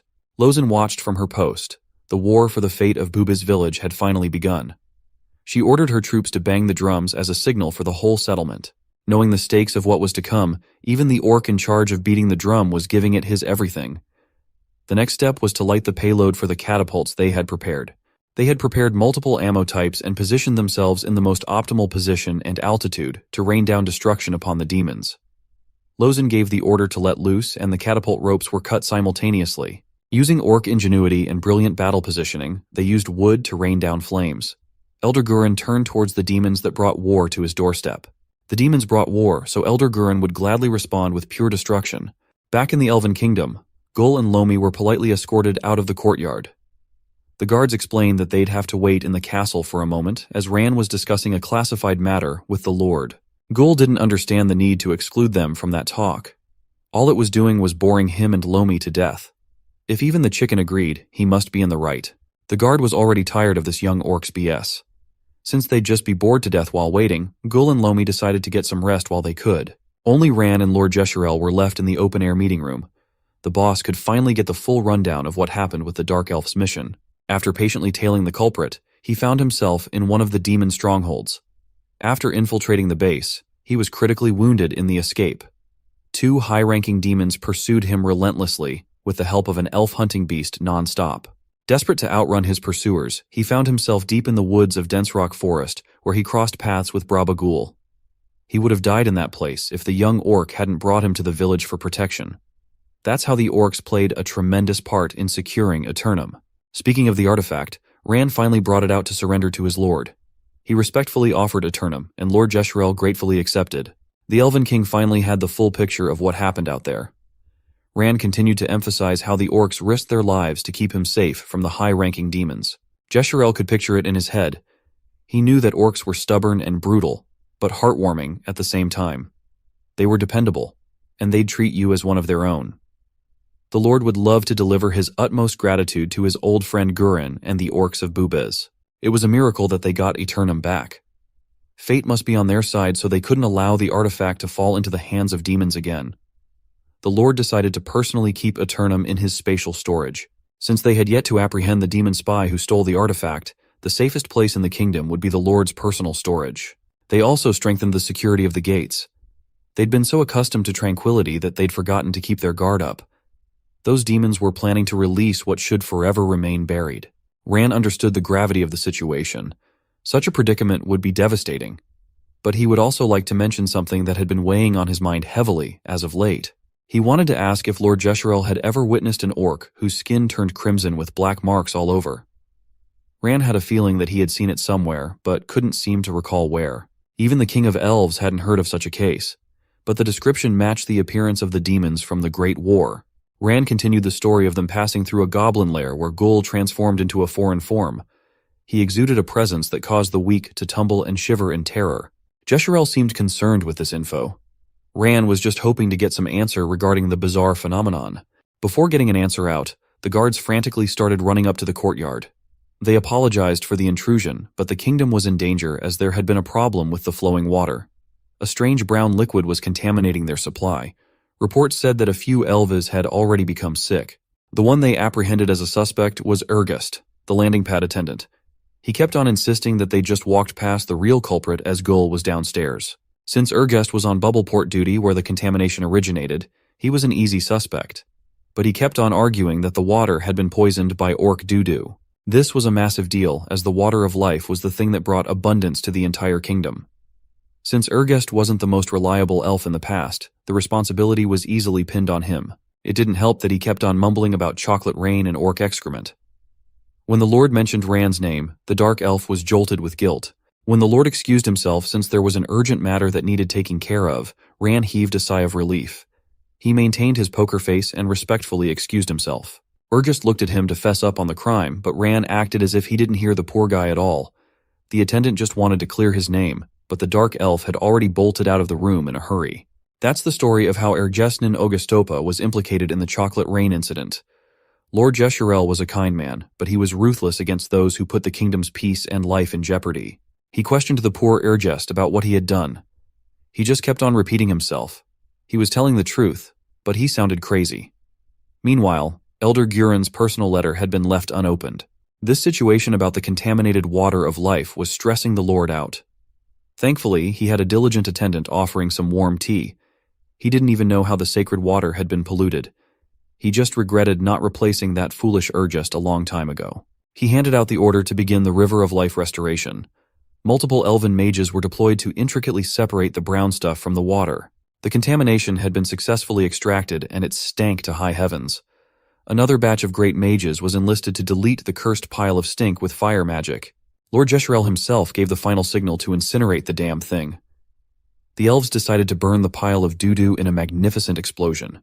This triumph was a cause for celebration throughout the whole kingdom. This event goes on to be recorded in the elven history books. Lord Jesharel Lethendir, along with the 5 high elf mages, saved the Redstone Forest elves from a shitty pandemic. After all the problem-solving, celebrations of triumph and disarray, the letter from Guren completely slipped the Lord's mind. It had been a long time since that grumpy orc had sent him a letter, so he expected to read some charming anecdotes from an old friend. But as he read deeper into the scroll, he realized that he might have messed up with his prioritization. Lord Jesharel went into emergency mode, demanding that someone bring him the map of Warragu quickly. His attendant had never seen the Lord so agitated, so she personally fetched what he was asking for. The next thing he did was summon the Nightwalkers as loud as his voice could muster. Multiple presences immediately rushed from multiple directions, heading for the same place. 6 different skilled warriors heeded the call of their big boss as fast as they could. The Nightwalkers are a dark elf collective of all shapes and sizes. They are the most elite crew that the kingdom could offer. The attendant also came back with the map of Warragu. He ordered the Nightwalkers to gather around as they were to be sent to provide reinforcements to the orc village, Bubez. The village is located in the northeast of the kingdom. in the middle of dense rock forest. It would take 14 days of travel by foot. This is a very urgent matter, so Lord Jeshurul wanted the best of the best, the Night Walkers, to arrive in the area days sooner than the typical travel time. The representative of the Night Walkers assured their king that he could count on them to deliver. They would also bring Gulfin, the orc blacksmith, as she would help them find their way there. When they arrived, they were to accept orders from the orc named Gurren, the legendary Beastmaster. The Night Walkers would assist in the war against the possible threat of demonic forces.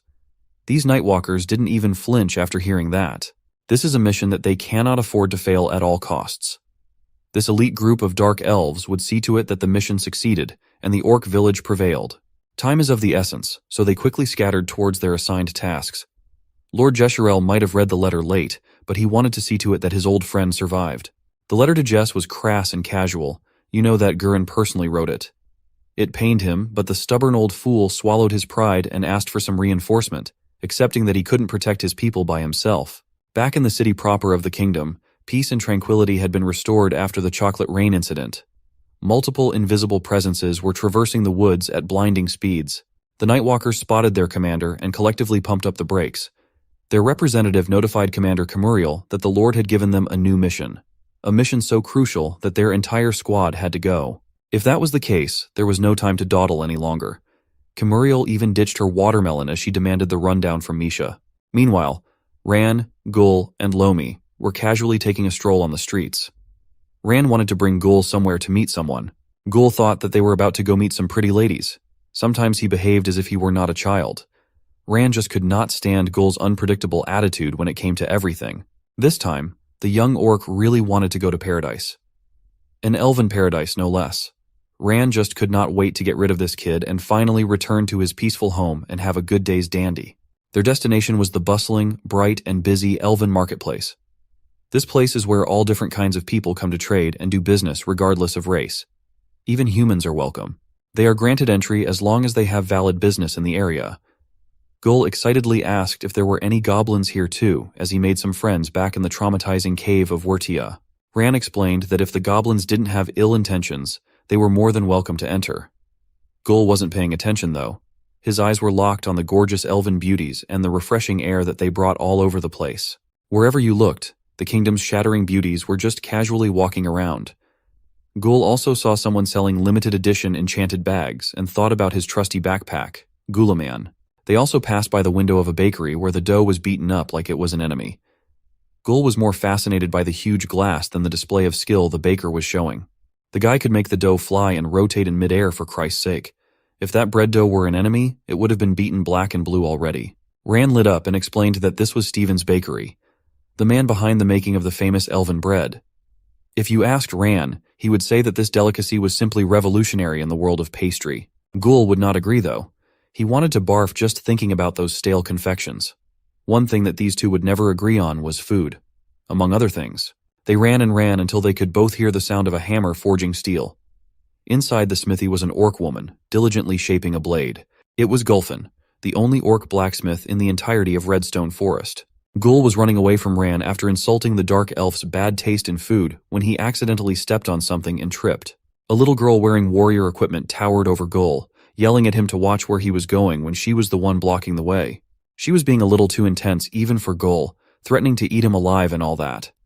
But Gul is not someone you can toy with. This kid would fight back. She insisted that she was no girl, but when Gul gasped and asked if she was a boy, the warrior just got a lot angrier, ultimately swinging her fist. Thankfully, an adult stepped in to calm down the little ones. The beautiful warrior apologized for the behavior of her little sister, who's been a little too agitated lately. Another caravan member grabbed the little girl, preventing her from beating Gul up. It turned out that Ran knew these people, and the calm woman was named Ida. They have come to deliver Lord Jeshurel's personal order. Ran was sure that the Lord would be delighted. They just dismissed the whole ordeal with the little ones as a misunderstanding and respectfully parted ways. Gul was amazed that Ran seemed like a social butterfly. He lived here after all. Those women warriors belong to a barbarian tribe. They are one of the few groups allowed to enter and do business within the kingdom. It seems like the young orc is developing a taste for buff and powerful women. Except for that girl who socked him in the face, all he has is a dirty finger for that one. The barbarian caravan went on their way, heading for the castle. The little girl was still behaving aggressively. When she turned to where Gul was standing, her eyes almost popped out in anger. She retaliated with a very dirty finger, even dirtier than Gul's. Ran was amused seeing Gul behave appropriately for his young age. After a few more minutes of walking, they arrived at Moss Tire Smith. The dark elf assured Gul that he'd see someone familiar inside. Gul peeked through the entrance and almost passed out. He saw the most beautiful dark elf that he had ever seen.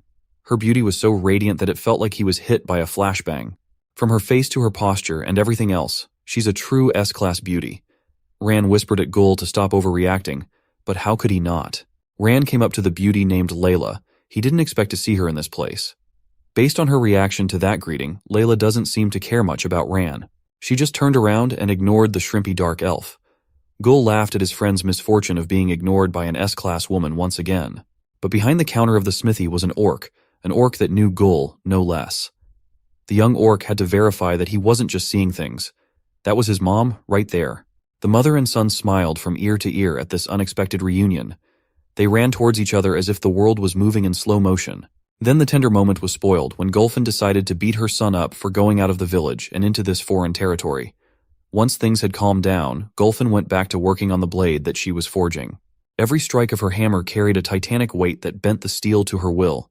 She was mulling over what that old man Gurin was thinking sending her kid of all people. The trek through the dense rock forest is no joke, something that a child shouldn't take on.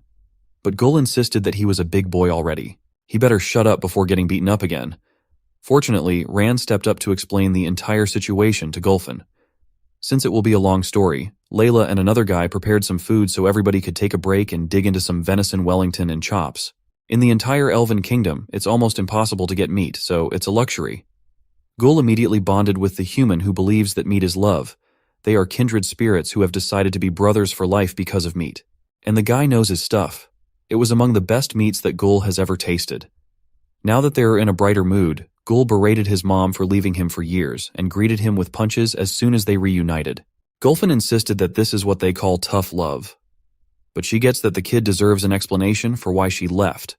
Gulfin has traveled to many places to master her craft. She is on a quest to forge a weapon that all the races of the world could only dream of.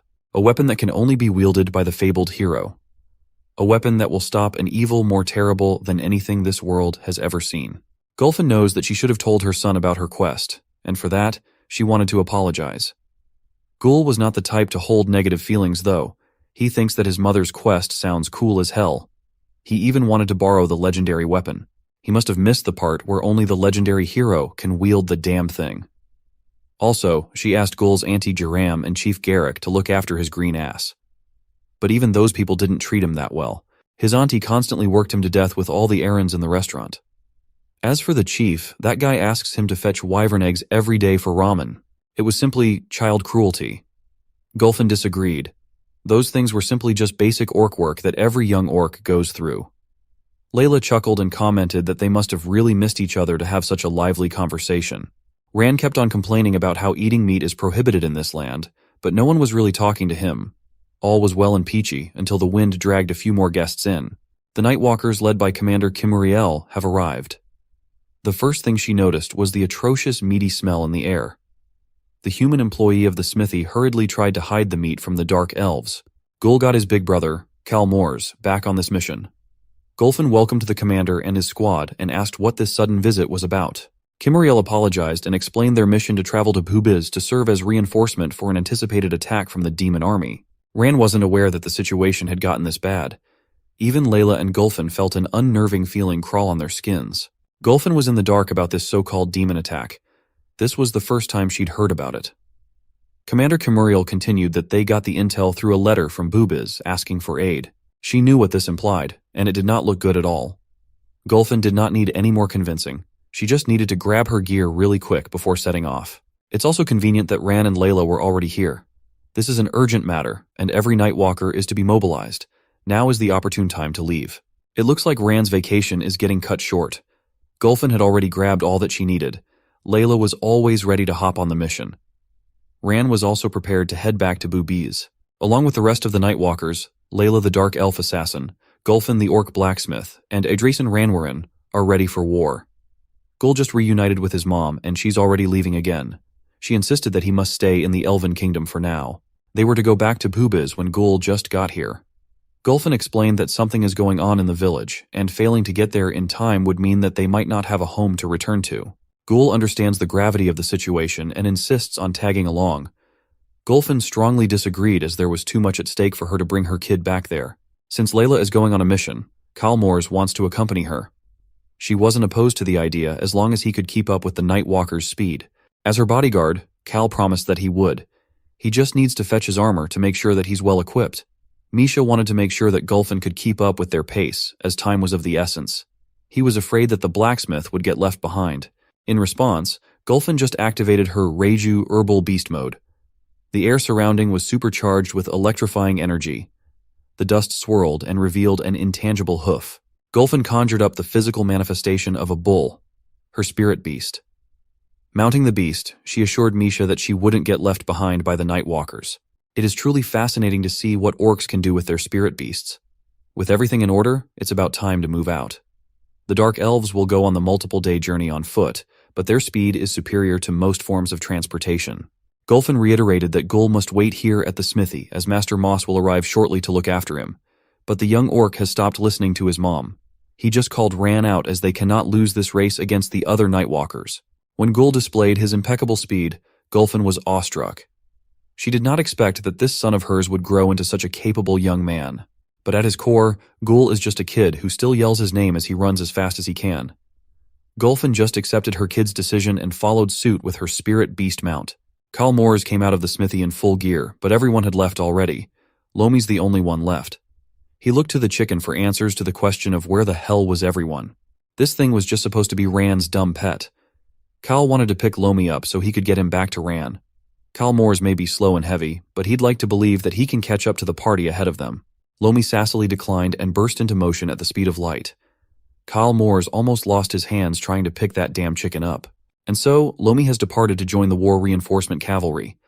Kalmors can only curse his luck. There's no way that he could catch up. Despite that, Layla's diligent bodyguard will still try his best. The reinforcement team consists of the Nightwalkers, Gulfin, and Gull. They traverse the woods of Redstone Forest as swiftly as possible. It's going to be a lengthy journey, but they must hustle if they intend to arrive at Boobies on time. Even Gulfin's spirit beast was hard at work, carrying her atop while running without pause. Gull hitched a ride with his mom, pestering her for a snack break after running for so long. Even a brief rest would suffice. She had to explain that there was no time to rest. They needed to reach their destination before the enemies did. Hearing her mention potential enemies didn't concern Gull. The young orc believed Chief Garrick would handle anything. He strongly believed in the chief's strength, having sparred with him daily. Gull didn't view those beatings as punishment. He preferred to believe that the chief saw him as a good sparring partner. Seeing the young orc sneering obnoxiously, the beautiful Layla slowed down and urged Gull to take the situation seriously. It was possible that more than 2 demons might attack this time. They could be part of a terrifying march of hundreds towards Boobies. As far as the young orc knew, the chief and Gramps had already dealt with the demon problem. But that wasn't the case. That's why the elder orc sent the letter of reinforcement to Lord Jeshurel in the first place. This was the first time Gull heard about the contents of the letter he carried the whole way. Everyone focused on pushing forward. Ran was no exception. He caught up with the rampaging spirit beast. An uncanny silence filled the air. The boisterous Gull stood straight as the spirit beast ran. He didn't react when a loose branch grazed his cheek. A look of realization hit him as he bled. Gull stopped asking for breaks, snacks, and such. He joined the others in silent anticipation of what was to come. When he finally spoke again, he told his mama he wanted to get off. The boy didn't wait for a break or wind down. He just jumped away from the spirit beast. His landing was impeccable, 10 out of 10, with no issues. Gulfin was quite confused and halted Erbol the bull. Gull seemed different after hearing what might be happening to his home. His mama started yelling at him for doing something so dangerous. But Gull was already lost in the sauce. They didn't have time to dawdle. Ran had no clue what was happening to the lively kid either. Other Nightwalkers looked back to see what the shouting was about. Commander Camuriel instructed her troops to keep their eyes on the road. Meanwhile, Gull had a breakthrough concerning Gramps. He remembered the day before departing. Chief might have opposed the idea, but Elder Gurin entrusted him with the letter addressed to the Lord of the Elves. The kid had always wanted this adventure. It was time to experience the outside world. So, Gull went through his checklist. Guilliman the backpack, orc charms, and his world-renowned skills. The kid wasn't even listening to the mission. He was just excited to leave the village. Old Man Gurin had to go over everything again because of that. Boobies was running out of time. Gul was undoubtedly the fastest orc in the village and knew the woods well. He was supposed to show Rand shortcuts to reach the Lord of the Elves quickly. Guren stressed the urgency of the mission, but Gul was just eager to leave. And now, he realized what he might have done out of immaturity. At that moment, Gul's eyes rolled back. His mind entered the Void Palace where Ahmad sat on his throne. The mysterious presence asked Gul what was troubling him. He admitted his worries about never seeing everyone back home again. While he was enjoying his adventure, the other orcs could be in danger. Ahmad was amused that Gul blamed himself for whatever could happen to Poobies. The mischievous incarnate cackled wildly. Gul was having a personal crisis, and Ahmad seemed unbothered. That's because Gul was missing something crucial. Ahmad asked Gul what he thought it was. When all else failed, Gul could rely on Ahmad. He could get him to his destination faster than anything. Moreover, he knew how to do it. He'd done it before. All Gul had to do was surrender his pain, guilt, and desperation. It was not the time to whine and blame himself. It was time to act. Gul came back to his senses. The external sound of people trying to wake him sounded panicked. The young orc lowered himself to the ground, conserving momentum. His legs turned blood red, gaining immense power. All that energy exploded as he rushed past his mom and overtook the Nightwalkers. And everyone wondered what that Gul-sized blur was that left them behind. Gul and his blood-red legs were headed to Poobiz as fast as he could no matter what. On the other side of the land, the hallowed knight who had slaughtered the goblins pushed forward. He was aggravated after realizing the goblins had lied about the legendary Beastmaster's whereabouts. This mockery couldn't pass. Just as he was about to seek revenge, a powerful pillar of energy appeared in the distance. At that moment, the knight knew something was happening. There were only a handful of fighters capable of emitting such an aura. One of them was the Beastmaster. And so, another variable headed to the war in Poobiz. Balls of fire filled the air, each of them carrying the power to destroy the land and its denizens. These balls of death are heading for the invading demons, exposed and ripe for killing. And very soon after, those balls of destruction fulfilled their purpose, bringing hell onto Earth in a brutal explosion. Most of the victims were members of the Greed Demon Army. A lot of them were vaporized, lost some limbs, burned, and experienced every explosion-related injury you could think of. Demons were supposed to be hellish creatures, so this should have just been some sort of reminder of home for them. When the fire and dust settled, Lieutenant Zex was left dumbfounded that most of their army, including Captain Hawk Ogu, had been dealt with so quickly and easily. At that instant, Lieutenant Zex had to suck it up and compose himself. Deterring one of the incoming explosives, he called his troops' attention, at least those that still had their ears intact. Now that Captain Hawk Ogu is out of the picture, Lieutenant Zex shall take command. Elder Guren had some objections to that idea, though. The Elder is going in while priming a vicious attack. Very soon after, Zex ate a scaly, full-powered slap with half of his body. It wasn't even a fight. The lieutenant did not even get the chance to flex his commanding skills. Another foolish Greed Army troop tried his luck with a punch that did not even graze the Elder. Guren's stocky hands filled with dragon scales closed to a fist. He pushed it forward and rammed it into the poor soldier's body, breaking a lot of bones and rupturing a lot of organs. The old man wasn't done yet. As if he were a fighting game character, he juggled the poor soldier with a kick. With another one taken care of, another schmuck wanted to try his luck. This time Elder Guren did not even bother to dodge or defend. That's just a waste of time. He just took a flying kick without flinching while channeling his spirit beast power into his arms. A karate chop put the soldier's spine in a very painful ride. The poor demon was already incapacitated, but the Elder was very thorough in his work. He followed through with that chop until the demon and the ground itself were cut in half. The old man was not messing around. He did not even bat an eye after ripping someone in two. Things are clean on this side of the field, so it's time to hit another area. Lieutenant Zex held on to his consciousness. His arms have been broken, but it could have been much worse if he wasn't able to block. For now, he'll just stay back while commanding what's left of the Greed Demon Army. It was smart of them to try and attack using their superior number, since none of them could win 1 versus 1. Elder Guren prepared himself for the collision, firing up Grudem. Suddenly, his hidden draconic aura burst out into full display. His spirit beast has solidified into a physical form. The Beastmaster has finally entered beast mode. After such a long time, the partners could finally go wild again. They came in hot with a dragon rush. Elder Guren and Grudem looked like a meteor running parallel to the ground. The first unfortunate victim of the rush was a soldier chowed down by the beast. From that point forward, it was a demon buffet, and Grutom is one hungry dragon.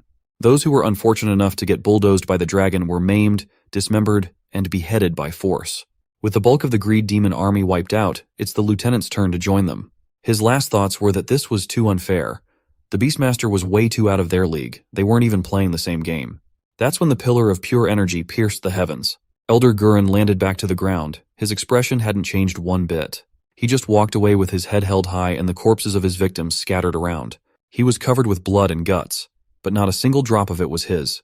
On the walls, the orcs have opted to assemble a wall to defend against the demonic push. Wooden spiked shields held by their army filled up the perimeter of the village. It's the Wall of Boobiz, designed by none other than Bob the Builder. The demonic forces have to somehow breach this wall. Turning back is out of the question, with a wild dragon rampaging behind. Wrath Army should be dealing with the Beastmaster now, so the rest of the troops could focus on the wall. Reciting the Greed Army's motto that greed is good all the time, one of the soldiers bravely leaped across the ravine. Shield bearers noted the enemy's presence and opened up a path where someone hungry had been hiding. Chief Garrick has come out of the gap. The soldier mocked him for coming out alone. That guy did not know what he was talking about. The chief is here and he's pissed. This is his home and invaders are not welcomed kindly. He sent the brazen soldier into the stratosphere with a disciplinary punch level 5, no trespassing. A single punch looked like a rocket launch ceremony. The other soldiers on the other side of the ravine quickly abandoned any thoughts of leaping like that one flying guy. Even the captain of the Wrath Army and his troops could see and feel the weight behind the punch that sent a demon crashing against a mountain. The butcher snickered sinisterly. He hasn't been this excited in a long time. He's just now learning that orcs are great opponents, especially those that possess a spirit beast. So what will the butcher do? That's obvious. He intends to butcher them all. Elder Gurren was pleased to see that the chief was stepping up like he should be. Making a demon fly right from the get-go also boosted the orcs' morale significantly. Zeke finally arrived at the vicinity of the old man for a challenge.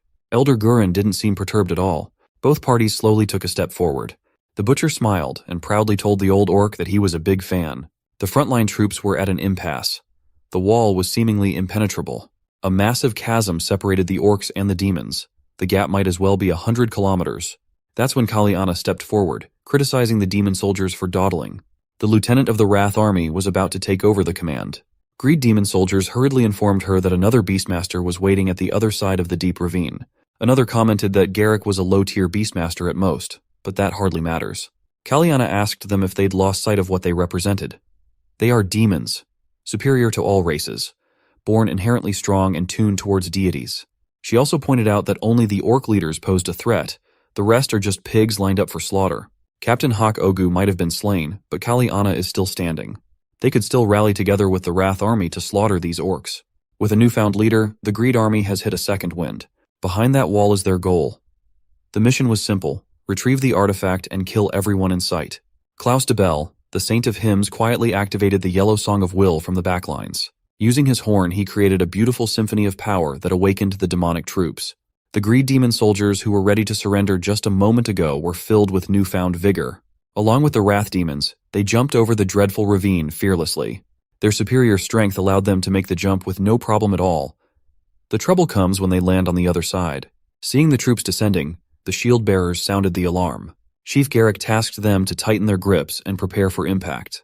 Lozen was done commanding the trebuchets. She was back on the field to engage. Smashing her fists together, her Reiju spirit beast awakened. The aura of an unrelenting rhino manifested out of her body. Chief Garrick hyped up his people for one last time. All the shield bearers had to do was hold on for dear life, barring the demons from advancing. But demonic strength was not something to be underestimated. The jumping soldiers quickly overpowered the defensive line at multiple points. Lozen ran as fast as she could, gaining spinning momentum on the way to the heat of the battle. His first shot was an impactful one, crushing a wrath demon under her heels. Then taking the fight into the air, launching the poor demon deep into the ravine. Normal shield bearers were no match against the natural gap in strength between demons and orcs, though. They managed to pick off a few stupid demons that launched straight to the spikes, but those with half a brain could easily deal with the shields. Wrath demons are ruthless and skillful. They drew a lot of blood in the first collision. You see, orcs might be inferior in strength normally, but when their emotions are stirred up, that's a different story. Wounded and bleeding, one orc caved his assailant's face in without mercy. With adrenaline pumping in his veins, the shield-bearer orc shouted his best war cry. Kaliana stayed put, watching the first collision analytically. She watched as the wall breach looked to be quite even on both sides. Although the walls are slowly falling apart, this turtle strategy was giving more casualties on the demon's side than intended. She knew just the trick to mitigate the losses. They just needed to call the Baron. With that guy's help, they will surely get some proper leverage. The all-out brawl to take control of the entry point violently raged on. Kaliana watched as the death toll on both sides steadily rose with cold detachment. The butcher suggested to Elder Gurren that he shouldn't mind the ruckus. His lieutenant has a great eye for battle tactics. Doesn't that mean that the plan is to annihilate innocent orcs inside the village? Zeke asserted that winning the war is Kaylee-Anna's job, while the captain goofs around and takes on the biggest fish. Demons are warmongering creatures. Today was just a repeat of 200 years ago. A twisted smile painted the butcher's face. He couldn't care less about anything else right now. He's just happy to finally fight the Beastmaster. Gurren stretched his arm out, rage building up in his eyes. Zeke continued to smile like a lunatic.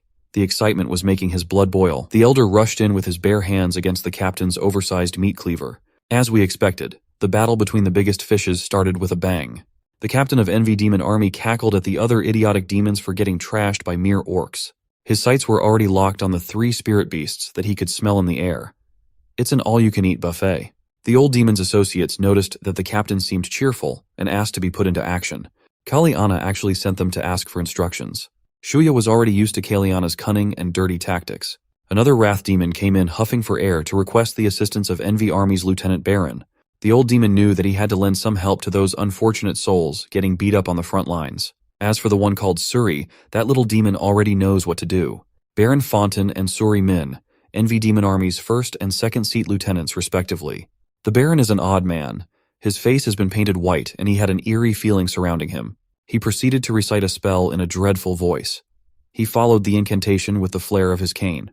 And when that piece of wood finally hit the floor with a loud thud, his soul cast went into full effect. The creeping cane. A malicious power in the shape of arrowheads emanated from the tip, steadily crawling out into the ground in search of their targets. Those arrowheads were actually looking for the corpses of deceased soldiers. It looks like even dead demons are still useful in war. Their damned souls left their bodies shrieking in agony, pushed out by the Baron's power. With each passing second, the number of harvested souls continued to rise as more and more demon essence left their physical vessels. Instead of going to hell where they belong, the empowered souls pierced the skies. It opened a hole in the dark clouds, shining a bright light on the battlefield. When the clouds closed down again, a deep, unnatural rumbling could be heard, and very soon after, a lightning field that shared the same color as the demon souls crackled. Something was coming out of the heavens, and it was massive. The lightning concentrated around what looks like an ornate mirror in the skies. This was Baron Fontaine's power. Kaylee-Anna watched from below, unimpressed and impatient with the Baron's theatrics. The next thing you know, she was ordering the remaining demon soldiers to pull back from their positions. Everyone was in the middle of life-or-death battles. One mistake could cost them their limbs or their lives.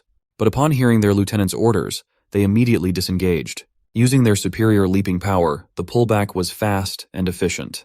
The orcs celebrated at the sight of retreating demons, thinking that they'd won. Lozen knew that this would not be that simple, though. While everyone else was too busy celebrating, her attention was locked on the gigantic mirror in the skies. A gargantuan hand slowly pushed its way out of the Baron's mirror. Pushing itself out of the portal to another dimension, an unholy creature started coming out.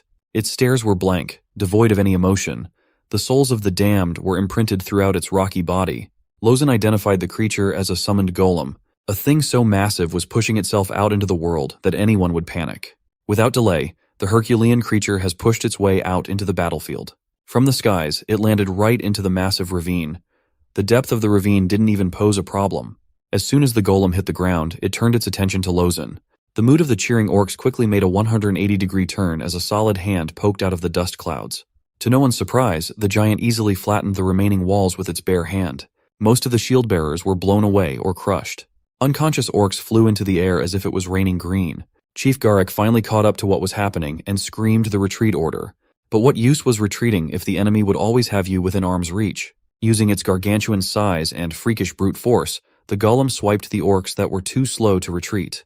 The chief found himself in a tough spot, prioritizing the safety of his men. He ordered the abandonment of the wall. An orc landed near him, bloodied and wounded. The chief tried to get his man to safety so they could go back and regroup. At that moment, Kaylee-Anna ordered her demonic troops to cross and seize the cliff without stopping. The troops used the golem's arms as a bridge to get to the other side quickly. With an invincible giant protecting them from the back, the demons felt invincible. The orcs, on the other hand, have never felt more vulnerable in their entire lives. Seeing the brave orcs run in fear gave the demons plenty of confidence to go crazy. One of the retreating orcs was about to get slaughtered with his back toward the enemy, like a pig. This type of disrespect wouldn't fly against Chief Garrick. He pushed forward, ignoring the small fry demons like they were nothing. The chief was going straight for the axe demon, trying to get one of his men. He got wounded in the process of seizing the bastard, but he quickly finished off their encounter with a flashy suplex that broke the demon's face and skull. Chief ordered his men to run along once again. Looking around, the state of Bubiz's troops was grim. Debilitating injuries and gruesome deaths everywhere. Their walls, outer settlements, and everything around their base camp have been ruined. Behind the dust cloud of destruction, 2 Wrath Demon soldiers tried to execute a joint sneak attack with their axes drawn. Chief Garek just looked at them with a blank expression, still processing the sight of his village. All of a sudden, the chief unleashed a haunting war cry filled with rage. Through the years, his war cry had never changed. He sounded the same as he did in current times compared to his youth. Garek just won the duel for the chair of the chief then, he's always been a jolly guy. The orcs loved him. They respected his strength and skills. Elder Guren himself officiated the match and raised his hand as champion. The strongest orc in the village. Hugbaruga. Native cheers of celebration echoed all over the village square. After winning such an important match, Garek's first thought was where in the world was his ramen. That very same day, he received the tribal tattoos fitting for the new chief. The elder tattooist also explained to him that he did not just win the tournament. What came with that victory was the hearts of their people. From that point on, the responsibilities of being a chief were dumped right into his shoulders. He used to be lackadaisical, believing that he could do anything now that he held the highest position. That brawl earlier made him hungry, so it's naturally ramen time. That day, everyone in town cheerfully greeted him as chief. But the weight and responsibility of being a leader quickly humbled him. It looked like being the chief didn't suit Garek at all. He continuously failed to make wise decisions for the village. He was so flooded with work that Elder Guren always had to force him to do his responsibilities. The only time he was able to relieve his stress and be himself was when he could have some of his beloved ramen at night. Running a village was quite complicated, to say the least. You have to manage quarrels, agriculture, infrastructure, training, and many more. The village always needed him for something, even for very small and trivial matters. Did the well dry up? Bring it up to the chief. Do you have some personal issues? Bring it up to the chief. It was a job that didn't stop. It didn't leave you a single second to breathe and think about yourself. Chief Garek had become so disillusioned to the point of hating Buba's village. Through the years, he grew into the role beautifully. The passion he had for this place and its people far outweighed his own feelings. And for that, he will do everything in his power to drive these demons away from his beloved village. Seeing the ruthless display of power, the demons that were just about to wreak havoc had to check themselves first. With all the determination in his burly body, Garek announced his name resolutely. He is Garek, and he is the chieftain of the orc village, Bubiz. If these demons think that they can just storm into his home, the gloves will come off and everyone will die. Winding up for another lethal strike, a wrath demon soldier fell prey to a straight right into the body. One punch decimated a demon's internal organs while sending the rest of the army flying with the impact. Now that the small fries were taken care of, he slowly walked towards the cliff. In there, the big body stone boy was waiting for a challenge. Chief Garek grabbed one of the greed demon corpses and gripped it with incredible force. He took one solid step and winded up a throw to end all throws. With a strained look on his face, Chief sent the dead body flying up into the skies like he was an Olympic athlete. His target was the hard head of the golem. Throwing a corpse right into its hard head imprinted with the souls of the damned didn't do anything besides splatter some blood. That didn't work. So the chief resorted to some good old-fashioned taunting against the stupid boulder. It proved to be effective. Simple insults infuriated the giant. Since it cannot talk back, the golem intends to respond with an attack, a slap to the ground, generating enough shockwave to demolish everything. Lozen hurriedly ran towards her boss's side. Garek just stood there, unmoving. He gauged the distance of the enemy, then used his full body's movement to wind up an attack. Using his fists alone, he intends to go against the gigantic golem with raw power. Why, you ask? Because orcs never back down. A literal hard rock attack versus the fleshy grit of the chief. The excess impact alone has sent some of the orcs nearby flying back helplessly. Without delay, the shockwave from the collision traveled throughout the immediate area. It destroyed the houses and other infrastructures without exception.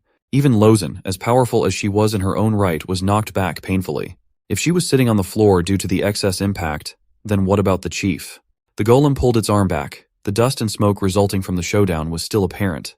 All of a sudden, the whole freaking hand fell off. Chief Garek, on the other hand, pun intended, was standing in the middle of the crater while still holding his combat stance. Unlike the gigantic rock, he did not lose his hand or anything like that. The next time they clash, he vows to blow the whole creature to pieces. Losing a hand agitated the golem quite heavily. It turned and twisted its head with what little movement it was capable of. Then something that looked like a mouth emerged from its upper body. The silent giant roared with a gravelly cadence as if it were admonishing the chief's actions. Lozen knew that things were bad, and it was only getting worse. Nothing has been good since those bastard demons have arrived. This time, the giant rock did not even differentiate between friend and foe. Everyone was catching strays of the seismic activity. With its mouth opened, another curious thing started heating up. The golem's head started elongating with a crimson shade as if it was a volcano near eruption. From the pimply imprints of the damned souls, red beams of energy started seeping out. It consolidated into one giant red beam and pierced the heavens with a bloody roar. The explosion of power kicked up a storm of dust and debris, obscuring the entire field's visibility. Watching his creation wreak havoc, Baron Fontaine was grinning, obviously pleased with the golem's performance. He considered the giant piece of rock as his boy, and his boy will show these orcs just how mighty it can be, powerful enough to rock their world. Chief Garrick doesn't care about all this transformation crap. He stood tall and walked forward. He was locked in, clenching his fist. He stared at the stupid rock that was acting strange. Chief Garrick ran into the smoke. It's about time to bring the fight right into the rocky creature's face. The butcher casually told the Beastmaster that his reputation precedes him. All the reckless butcher wanted to do was to skin this thick-skinned animal in front of him. His opening attack was a very fitting wide swing, with no defense in mind, just pure destructive force channeled into a sharp and heavy blade. Elder Gurren shockingly dealt with the attack unconventionally, gently pushing the blade away.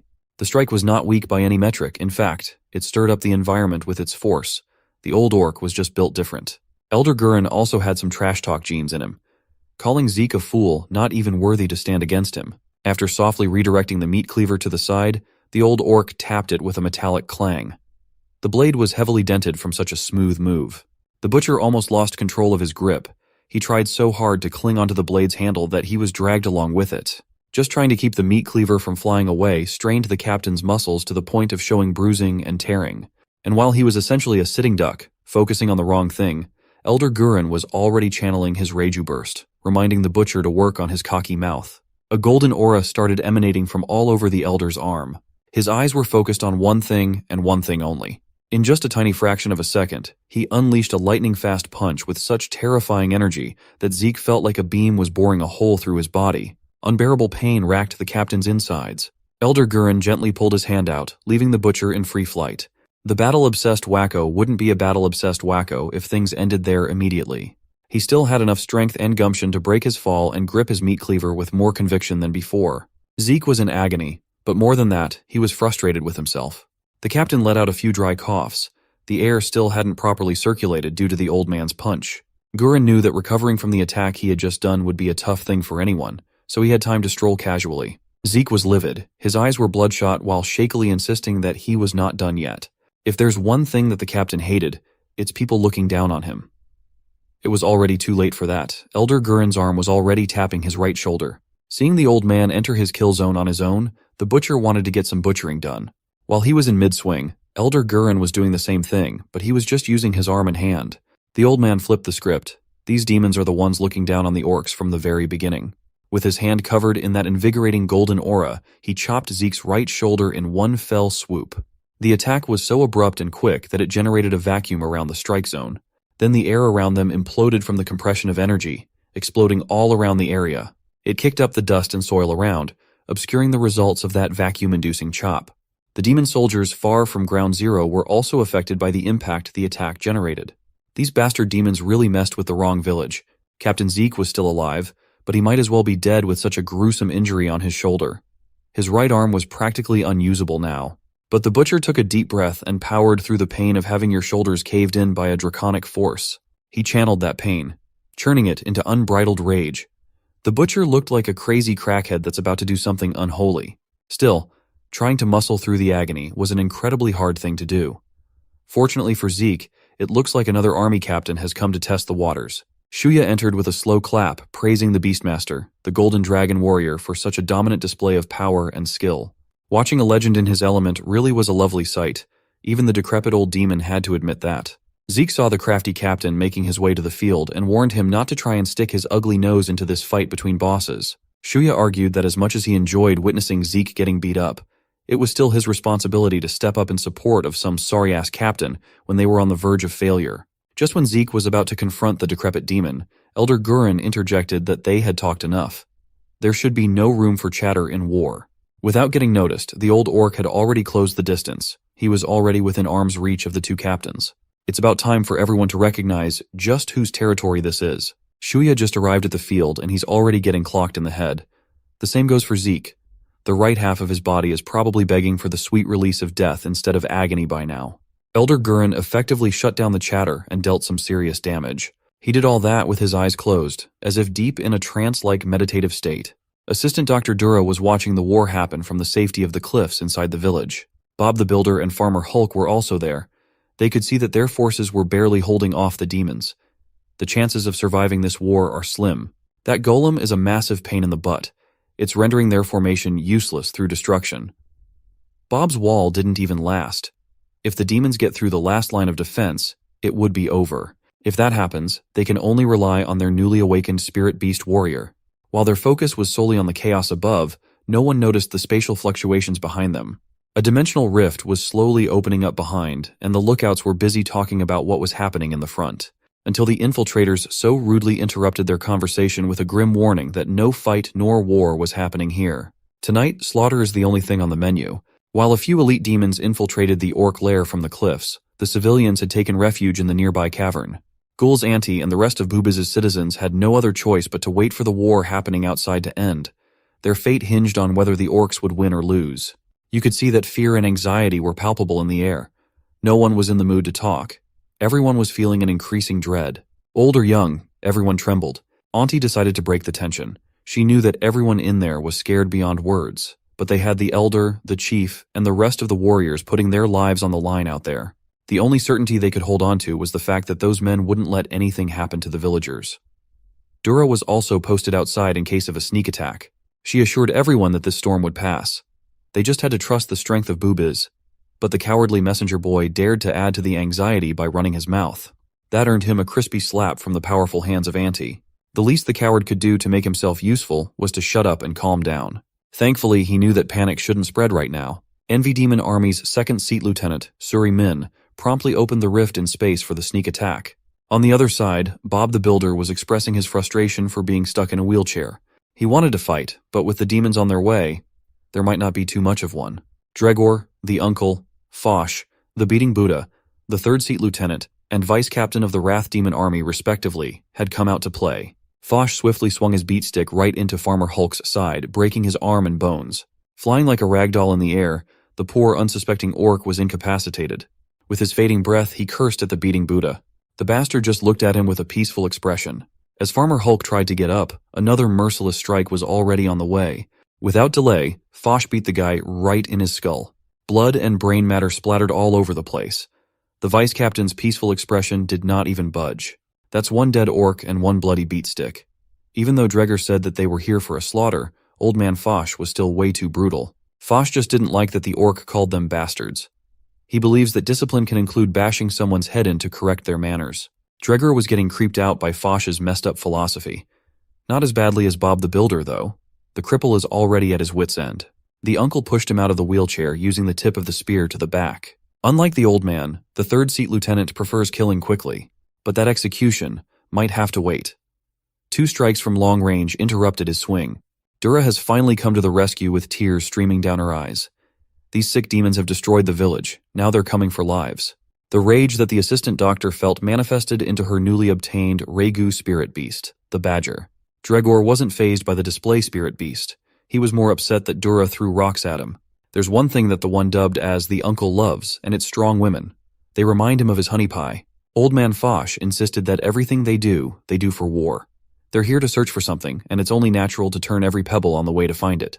All the orcs had to do was surrender the artifact before they started sweeping pebbles. Dura asserted that what these demons had come for wasn't here anymore. Standing within arm's reach of the 2 demons, there was an uncanny calmness in her eyes. Dregor refused to believe that the artifact had left the village. They'll turn this place upside down if they have to. Seeing that these demons were not going to listen to reason, Dura answered back by crushing the uncle's jaw. Her spirit beast allowed her to manipulate the earth, shaping it to whatever she desired. This time, it was a densely packed fist that hurt like hell. Seeing what she was capable of, the beating Buddha immediately tried to retreat. But Dura was fast. She expertly manipulated multiple thick strands of the earth to overwhelm the old demon. Assessing that running had been removed as an option, Fosh stood his ground and gripped his beatstick tightly. With one full-powered swing, he neutralized the incoming attack. Dura immediately followed up with another application of her power, land surfing. It was an extremely fast way to get from one point to another, catching even the veteran vice captain off guard. From behind, she started covering her fist with solid earthen material. She deliberately targeted the old demon's wide-open backside. With the Spirit Beast enhancement, her physical attacks have become lethal. Once the dust from the impact of Dura's punch had cleared, it was revealed that she only damaged the old demon's clothes. Foch looked behind him with a menacing glare. Dura was still quite inexperienced in combat. She was easily hooked and grabbed by the vice captain's beatstick. He lifted her whole body from the chin and slammed Dura's head right into the ground as heavily as possible. It was full of force, and her head bounced like a basketball along with her entire body. The brutal series of attacks wasn't done yet. Dregger's spear whistled through the air to join the party. Dura's body was bloodied and beaten, but she still tried to gain some semblance of control mid-air while she primes another technique. She opted to touch the ground with her Spirit Beast power, making an earth wall to deter the spear. The wall brought Dura just enough time to contort her body while the spear continued its flight. She was supposed to be responsible for protecting the evacuees, and here she was on the back foot, fighting through pain and injuries.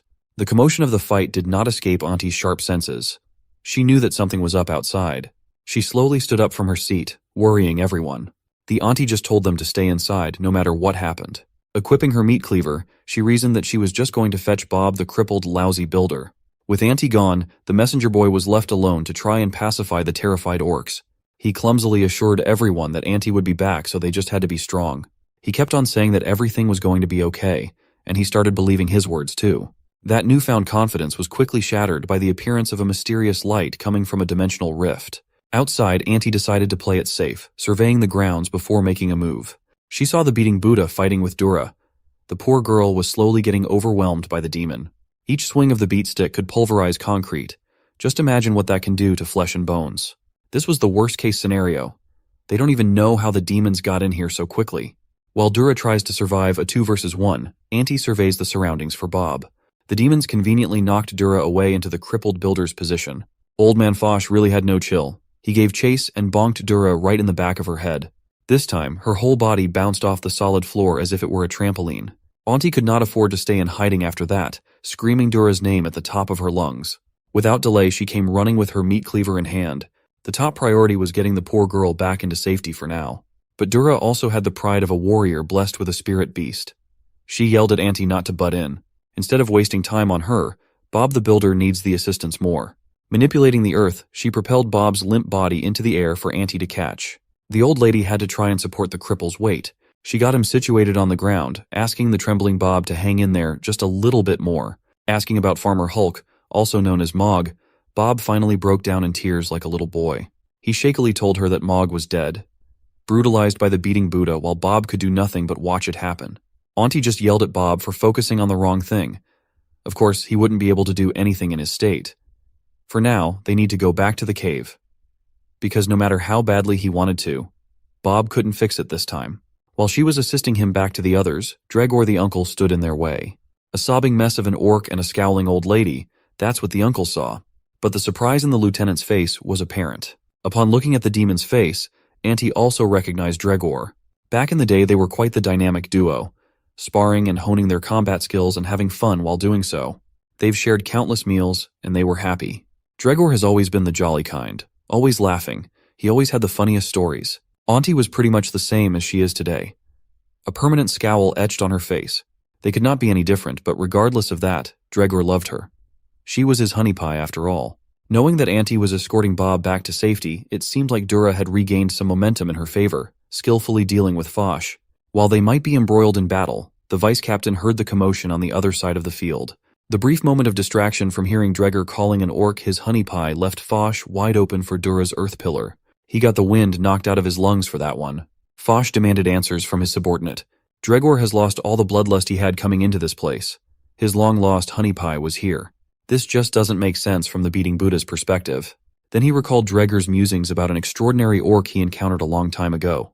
The one that got away, honey pie. Foch yelled at the lieutenant to get it together, as this was not the time for sweet reunions.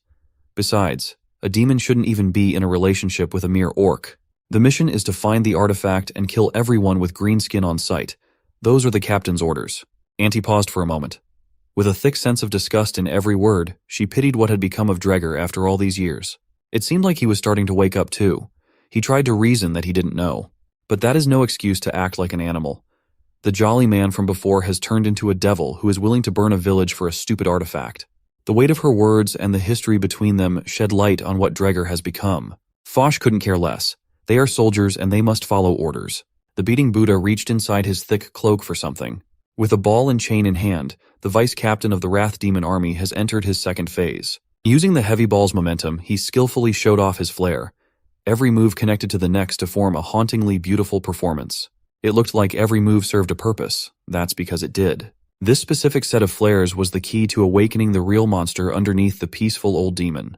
He might have the moniker of a Buddha, but there's no demon with more rage than him. In that moment, the real Foch has entered the battlefield. For the last time, he ordered Dreger to fulfill the mission or Foch will be forced to take action. No matter how harshly the vice captain yelled his commands, Dreger remained standing there, mumbling like an idiot.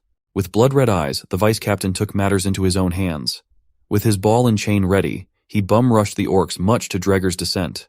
Without wasting another second, Old Man Foch launched his steel ball into Bob. Auntie must somehow deal with this incoming destructive force. Thankfully, Dura was there to deal with the incoming deadly attack. She effectively deflected the solid steel ball by propelling it up in the air with the use of her earth bending with precise timing. While Foch's eyes were affixed on the orcs, Dreger chose to turncoat and rush his boss with a shield bash. The beating Buddha was unaware of the incoming attack and was knocked out of his feet. Dreger pointed his spear to the vice captain, begging for his honey pie to get spared. But Foch doesn't take too kindly to traitors, especially if it's for the sake of an old orc hag. The uncle threw his spear down into the ground in anger. With fury charging his muscles, he warned his superior to watch his mouth while lifting the shield overhead. Dreger finally did it. He stood up to Foch and bashed the shield right into the old demon. At that moment, even Auntie and Dura weren't expecting the lieutenant to attack his fellow superior. His voice contained a hurried urgency, telling the orcs to get out as fast as they could. They knew that they must grasp this opportunity to escape. Auntie warned Dreger not to die till she could kill him herself. He knew what that meant. Auntie's tongue had always been that way. For a moment, it took him back to the old days. Traversing the woods as fast as they could, they headed for the cavern. Bob was also starting to wake up from his stupor. Just as they were walking towards the camp, a few footsteps were going the other way. Auntie told Bob to hold on as they were almost at safety. At that moment, the opposite set of footsteps ground to a halt. Dura looked up with her weary eyes, catching a glimpse of the next problem they needed to deal with. Suri Min and her freaky plague doctor mask asked the orcs just where they are going. Behind were warriors clad in heavy armor splattered with orc blood. They even brought an orc corpse as a souvenir. Bloodied and beaten, the injured orc was barely hanging on. Perhaps death would be a gentler fate at this point. Suri Min removed the freaky mask and excitedly informed the orcs that there was no one left back in the cave. The trio, fresh from escaping slaughter, could not catch a break. Hearing that the people you love have been wiped out wasn't easy to digest. Auntie let go of Bob and asked the demon who looked like a little girl what have they done. Suri Min doesn't really want to go over the excruciating details. These three don't even need to know. They're going to die here anyway. With frustration and unbridled rage, Auntie charged in with her trusty butcher's knife in hand. Her tears of sadness and fury started to rain down. Upon reaching her kill zone, she leaped into the air and unleashed a guttural war cry. She wanted to chop the little demon right then and there. Suri Min enjoyed watching them suffer because of her words, but it looks like their time has run out. The commotion at the cliffs where Dreger and Foch were fighting was starting to get rowdy enough to get noticed on the front lines. But the orc soldiers down there had bigger things to worry about. One of those was trying to avoid getting blown into little pieces. They still have to deal with the raging golem with its complete molten form after all. With its head bursting full of destructive lava and magma, it has gained another terrifying weapon. It can now go on a rampage on a bigger scale using fire to burn everything and everyone down to the ground. The sight of that fireball was terrifying, but Chief Garrick intends to stand his ground. He formulated an appropriate response for a moment and decided that using the ground as a deterrent was the right answer. Beckoning his spiritual beast, he started lifting the earth below. He managed to form a makeshift wall to defend against the molten material that resembled a meteor, courtesy of the golem. The crash of the wall and the meteor was the epitome of explosive destruction. One of the injured orcs wasn't able to get out of the way in time, getting hit by debris and loose flames. But he pushed through the bruises and the heat. This guy was the one who saw the commotion up on the cliffs.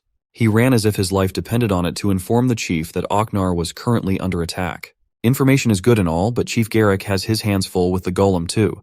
It was taking everything that he had just to stay alive under the rain of hellfire. Still, fighting this war while losing their entire population would make everything they do down here meaningless. The chief entrusted the task of assisting the evacuees to his right-hand warrior, Lozen. She's currently dealing with the demon soldiers who were trying to sneak an attack on the chief. Lozen can't just leave the boss down here with what remained of their troops. Garrick had to remind her that up there was their last defense. If they're gone, there will be no more people left to protect.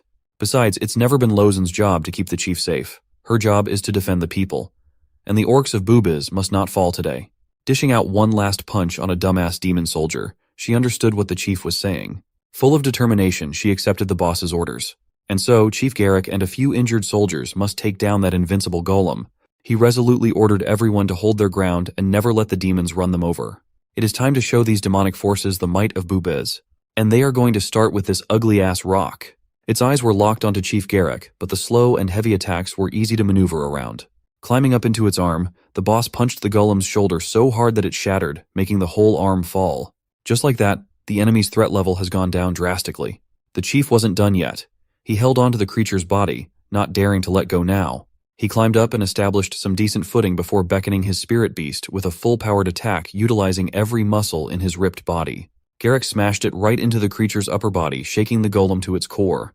The internal reverberations were too strong. It completely shattered the golem's upper body. Shards of perfectly cut boulders rained down into the ravine and onto the ground. The golem had turned into an unrecognizable mess, resembling a demolished building. Finally, one of the biggest threats on the field had fallen. Its explosive downfall served as a much-needed respite for the orcs, a moment of significant victory. The chief had to scream at the top of his lungs out of excitement. Kaliana was visibly annoyed now that her plan had been interrupted because of these stubborn orcs. The chief knew that celebrations could come later. For now, he had to focus.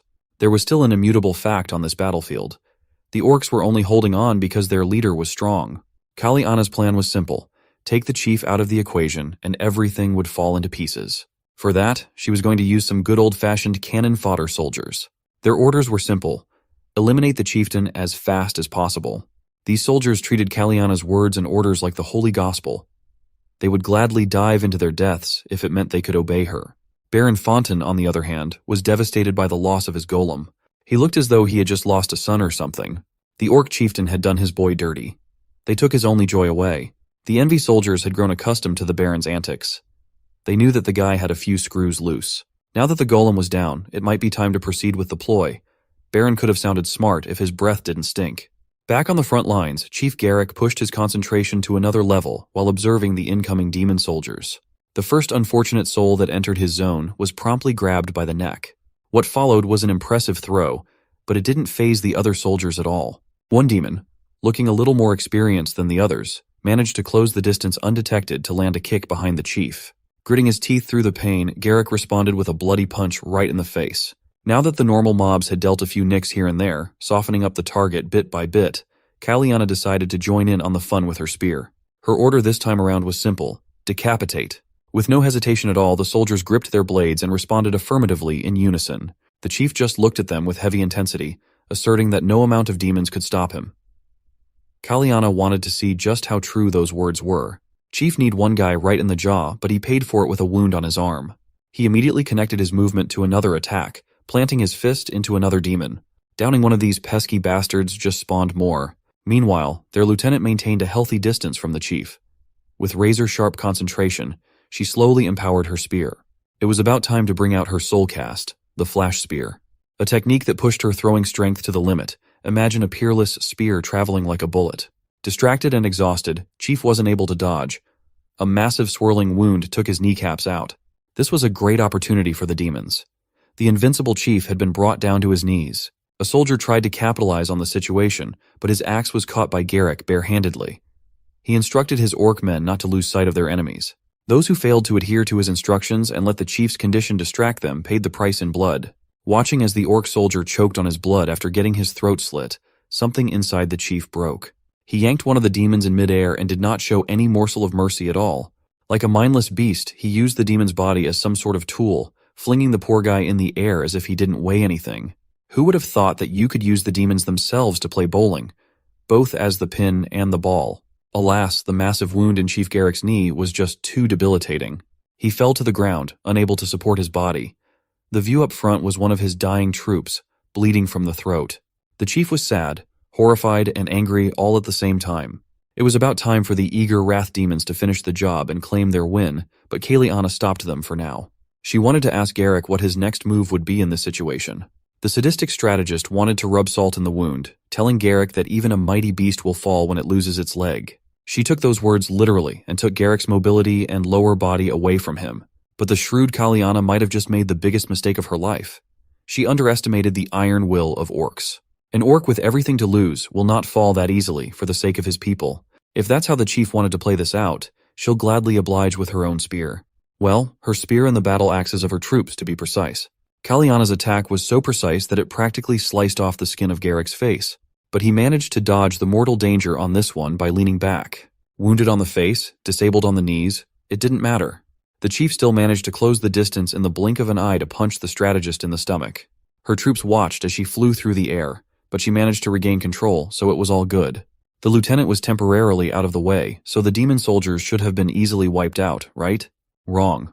The chief's injuries had piled up to the point of becoming vulnerable to simple attacks. He was still holding on, though, gritting his teeth through the bloody agony. And when the chance presented itself, he always clapped back with appropriate force, strong enough to shatter bones and skulls. He might have been bleeding from multiple parts of his body, but the soldiers were having their brains turned into mush. The chief was functioning purely on combat instinct at this point. Oddly enough, moving through sheer gut feel had made his senses clearer, seeing the slashes before they even happened and responding accordingly. With his strength, neutralizing demons if you knew their next move was quite easy. Disarming them was child's play, and crushing them underneath his fists was equally satisfying and cathartic. Kaliana just tanked one hit, and she had turned into a shivering mess, having trouble even getting up. Try as she might, Kaliana was finding it hard to get some oxygen into her body, and before she could even start recovering, heavy steps came running in wildly. The chief looked as though he was an untamed animal set on crushing the lieutenant. He might be green, but at this moment all he saw was red. To everyone's surprise, the genius strategist was just baiting this exact response to manufacture the opportune time to finish things. Chains imbued with mysterious power started coming out from behind her. They quickly connected with the chief's limbs, limiting his movement. The chains locked up his upper body, taking the possibility of breaking the binding forcefully out of the picture. Magical steel also wrapped around his neck, suffocating and draining his energy. Despite the complete binding, Chief Garrick continued to struggle. Even with his knees giving out completely, he pushed his muscles to the limit. But no matter how hard he struggled, raw strength was no match against the supernatural. And the demons had Baron Fontaine to thank for that. He was the one who set up this perfect binding with the help of envy demon soldiers. Each one held a special instrument capable of conjuring the magical chains that could lock up someone as strong as Garrick. It was basically a whole unit of them holding on to the instruments for dear life. You gotta admit, the chief is one tough bastard for holding out even now. He hated that it was becoming more and more possible that he might go down against this dirty trick. Kaliana doesn't share the same sentiment. Whether the method was clean or dirty does not matter. Just like they say, all is fair in love and war. Everyone does what they must do to come out on top. On the other side of the battlefield, Captain Zeke did not share the same success as his underlings did. Elder Gurren was already warming his arms up to go to another area when the Envy Demon captain started making a fuss instead of just lying down. Shuya sinisterly cackled, asserting that there was no way to save the other orcs now. And it's all because the great Beastmaster Gurren has lost his touch. He's not the same warrior that he used to be back when he could just stomp and scare the crap out of anyone. The decrepit captain asked if the absence of war made him weak. He was supposed to be the ferocious beast after all. But now he's gotten soft. So soft that Shuya insisted that Gurren didn't deserve the dragon inside his body anymore. With a wicked smile, the Envy Captain revealed his true nature. He just wanted to take the dragon for himself. He believed that he'd be a better candidate for it. Gurren had the mental toughness to tune out the taunts, though. He could just cut the old captain and call it a day. One chop, one kill, it was supposed to be a done deal.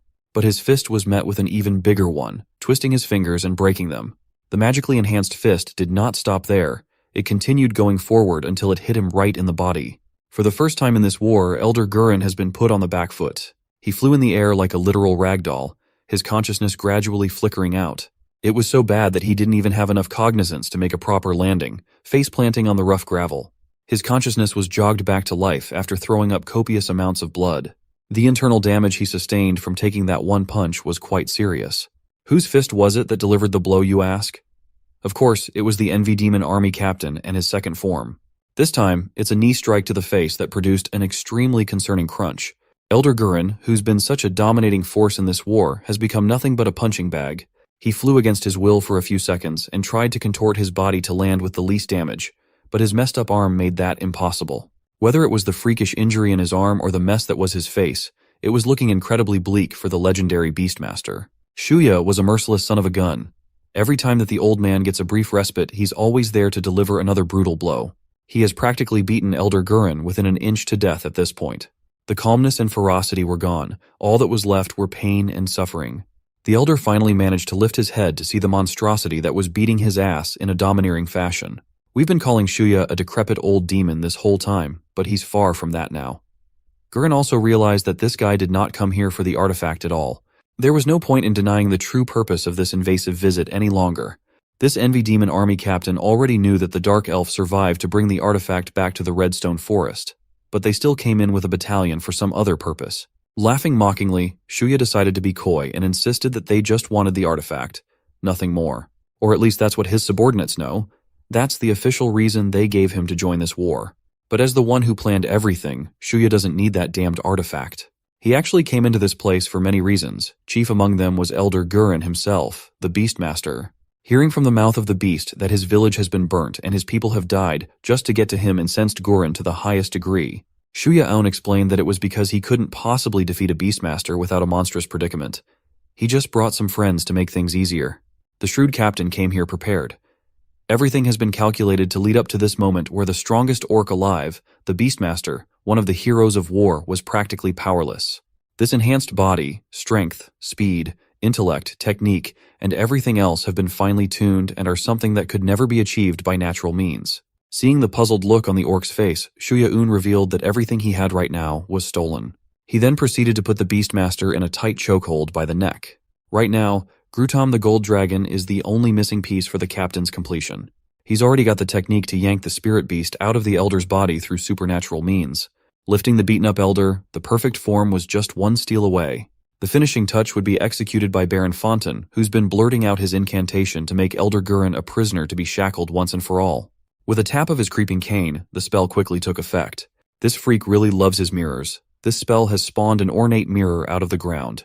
Its power quickly took hold of the exhausted Elder from limb to limb. The incantation lifted him up slowly and dragged his whole body right into the ornate mirror.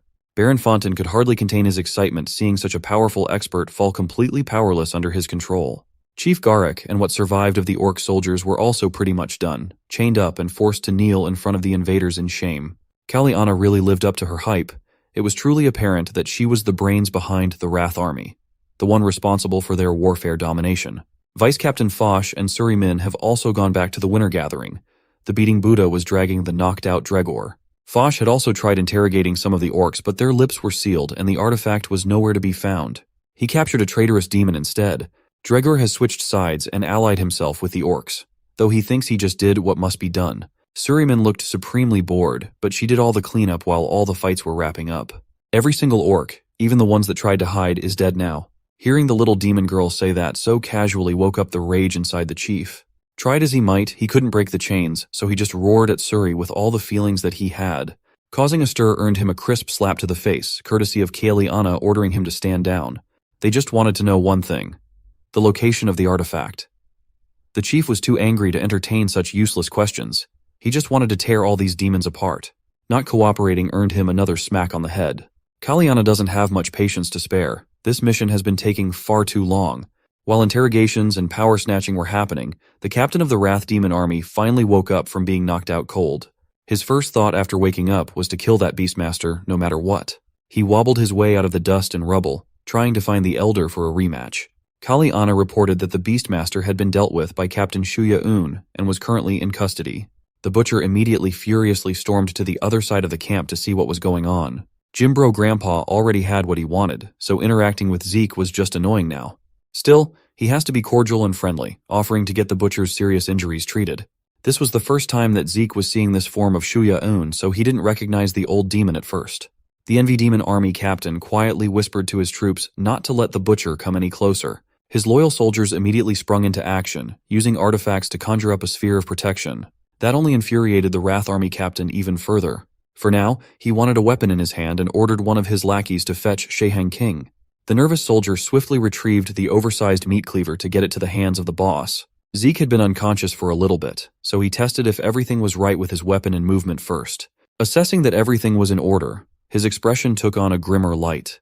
The visceral tattoo on his left arm started undergoing some drastic changes. From his sleeves, it started to spread until it finally reached his hand gripping the cleaver. Finally, his whole left hand was gone. It fused directly with the massive blade. This was his soul cast, the bloodline of the ferocious. Zeke wanted the promise of getting the Beastmaster on his own to be honored.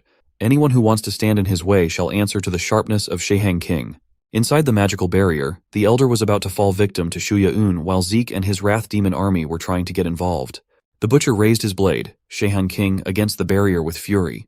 Despite the dozens of slashes unleashed in a single moment, the barrier remained steadfast. When the dust settled, there wasn't even as much as a scratch on its surface. Kaliana decided to intervene, asking Captain Shuya why he was keeping the Beastmaster when the mission was still underway. He replied that the artifact had already been brought back to the Elf Kingdom, and he was simply claiming his personal spoil of war.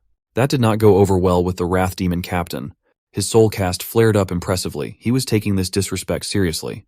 The lieutenant knew what was about to happen next, so she ran away as fast as possible while ordering the soldiers to do the same. With Sheheng King charged with the captain's rage, he swung it with full force. It impacted the radius around the barrier, but the thing itself did not even budge. The magic unit of the Envy Demon army is just built like that. Shuya-Un was already expecting that much, and did not bother entertaining the brute outside the barrier. He just tasked Suri to prepare a portal so they could leave this place. The captain's full-body transformation takes a toll after all. Since the next process will take a bit of time, he might as well activate his soul cast too, the Arendama. A dark power covered the Envy captain's hands, slowly reaching Elder Gurren's body. The next thing you know, the golden energy inside his body was being yanked away forcefully. Shuya-Un has started extracting the Elder Spirit Beast mercilessly. It was supremely painful to be on the other side of this inhumane process. Chief Garek was bound by magical chains, so he couldn't do anything as he watched and listened to the old man's agony.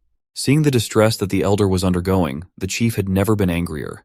With just his sheer indomitable willpower, the bastard actually managed to break free from the magical chains with brute force. Still, he wasn't at 100% strength. His knee was still busted by the deep wound. That did not stop him from trying to attack with his fist, though. The augmentation of his spirit beast coated the fist with a golden glow, overflowing with force. Just like the Wrath Captain, his target was the pesky barrier put up by the Envy army. His punch produced a resounding boom of compressed energy akin to a bomb. But even that one wasn't enough to break the seemingly invincible shield. He brought forth every remaining ounce of his strength in that punch, but it simply wasn't enough. As he sat there in absolute exhaustion, a series of cracks could be seen forming on the barrier's surface. He just wanted to save the old man, but his stunt just earned him the attention of the Butcher. Gritting his teeth, Garek still couldn't believe that the strongest old man he knew was captured, when they still needed to drive these pesky demons away from the village. He didn't know what else to do, so he just screamed and begged for Gurren to snap out.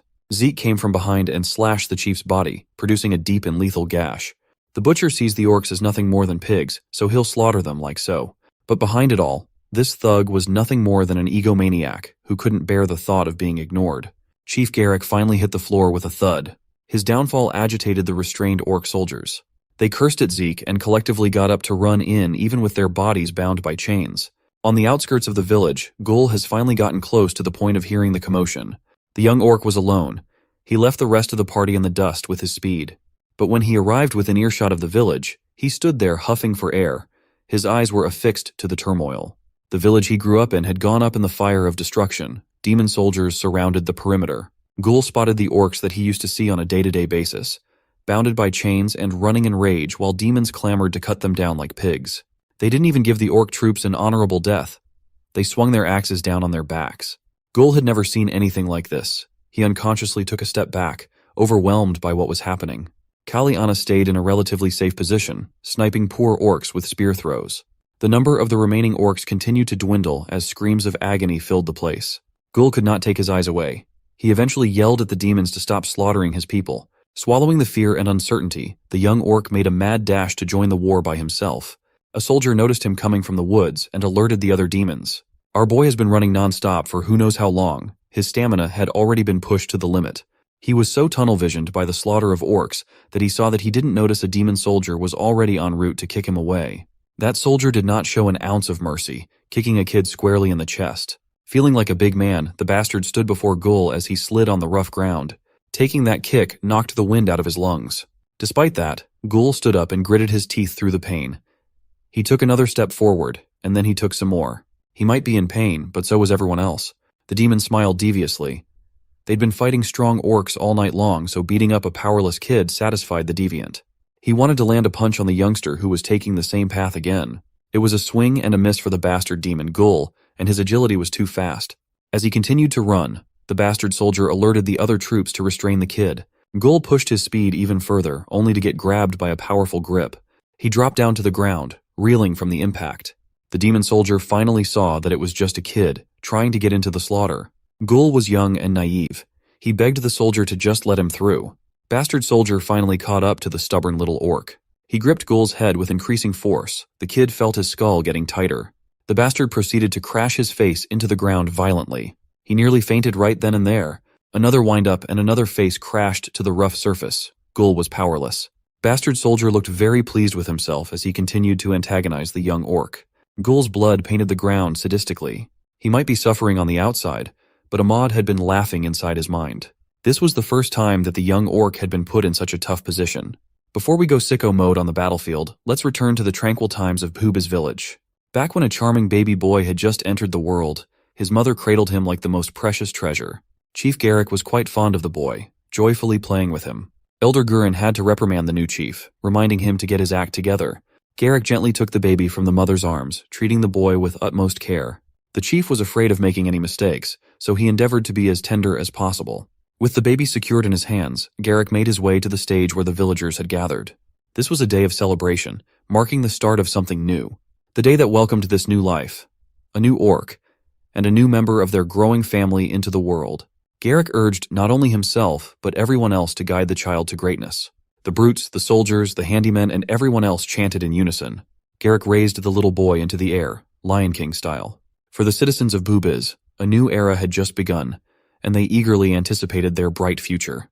This was the day that Braba Gul was formally welcomed as the newest citizen of Pubiz. Gulfin watched with a bright smile on her face, while Gurin was pleased to see that the chief wasn't doing too badly. After the ceremony, Chief Garrick still harbored doubts regarding his new role. He had only desired to be chief for the free and unlimited ramen, after all. Who would have thought that the job would be so demanding, with an endless list of tasks to tackle and problems to solve? Lozin, who had been by his side throughout, saw things differently. She believed that Garrick had been doing a commendable job. The chief sighed and came to a realization. He recognized that the orcs of Pubiz held a very significant place in his heart. They were the reason why he persevered, even though he despised most aspects of the job. Seeing everyone's smiles, resolving conflicts, and making decisions for the greater good, he knew that he would do everything to protect his people. Fast forward to the present day. The child they had welcomed into the world was now being tormented by a sadistic demon. Displaying the young orc's injuries openly, the demon urged the other orcs to witness their desperation. Gul cried out, calling for the chief, his face battered. Even Ahmad was starting to grow angry at the demon, this weasel daring to hinder them. Seeing how the demon mistreated Gul, Ahmad whispered an idea to the young orc's psyche. Wouldn't it be fair to just kill them right here and now? Gul gritted his teeth. Ahmad's thoughts were beginning to cloud his mind. With the sight of his kin being slaughtered like animals, the idea of wiping out the demons seemed more and more appealing by the second. Meanwhile, some of the injured and captive orcs managed to bypass the soldiers to reach the captain of the Wrath Demon army. They were eager to take the butcher's head. Just as Zeke was about to turn around, no longer finding amusement, Chief Garrick seemingly rose from the dead. The butcher's soul cast flared on his blade once again. He was done playing games and having fun. He didn't care about this damn village. All he wanted was a rematch with the Beastmaster. So, for now, he would settle for trying to break the barrier while taking down everyone within the radius of his Crimson 360 swing. The victim list included Chief Garrick. Most of the remaining soldiers had also fallen to the Peerless Blade. In one swift move, copious amounts of orc blood stained the ground of the village. Gul witnessed everything unfold within a few seconds. He would never be the same again. The bodies of the adults who had tolerated his mischief around the village hit the ground with a thud simultaneously. Among them was Chief Garrick. His last thoughts were of how he had once again failed to do his job. He had tried his hardest, coming back from death's door multiple times in this war, but it simply wasn't enough. Unless someone could reconnect a decapitated head to his body, the gritty ramen-loving leader of the village would remain lifeless. Witnessing the deaths of the orcs who had watched him grow up and guided him, something inside Gul snapped. A different blood started flowing in his veins. He couldn't tear his eyes away from the orc corpses as his vision began to darken. The demon continued to grip him by the head, and he had had enough. Ahmad laughed maniacally. These infidels didn't even know what was about to happen. He urged Gul to show no mercy to the demons. All the kid had to do was step onto the platform as he did before. Consumed by anger and darkness, Gul did just that with as much force as he could muster. Upon doing so, his transformation produced a massive explosion that sent every demon in the vicinity flying. The demon landed in a shallow pond of water, making a splash. He got up, feeling a debilitating pain in his backside from falling at a weird angle. But what was more painful was the continuous burning of his hand. The explosion brought with it a bizarre flame that consumed the demon's flesh. That exact same flame blazed around Gul's neck. His skin turned red, and the strange marks all over his body returned. With bone-chilling calmness, he once again asked the demons why they were killing everyone. When his emotions finally erupted, so did the power hiding dormant inside his tiny body.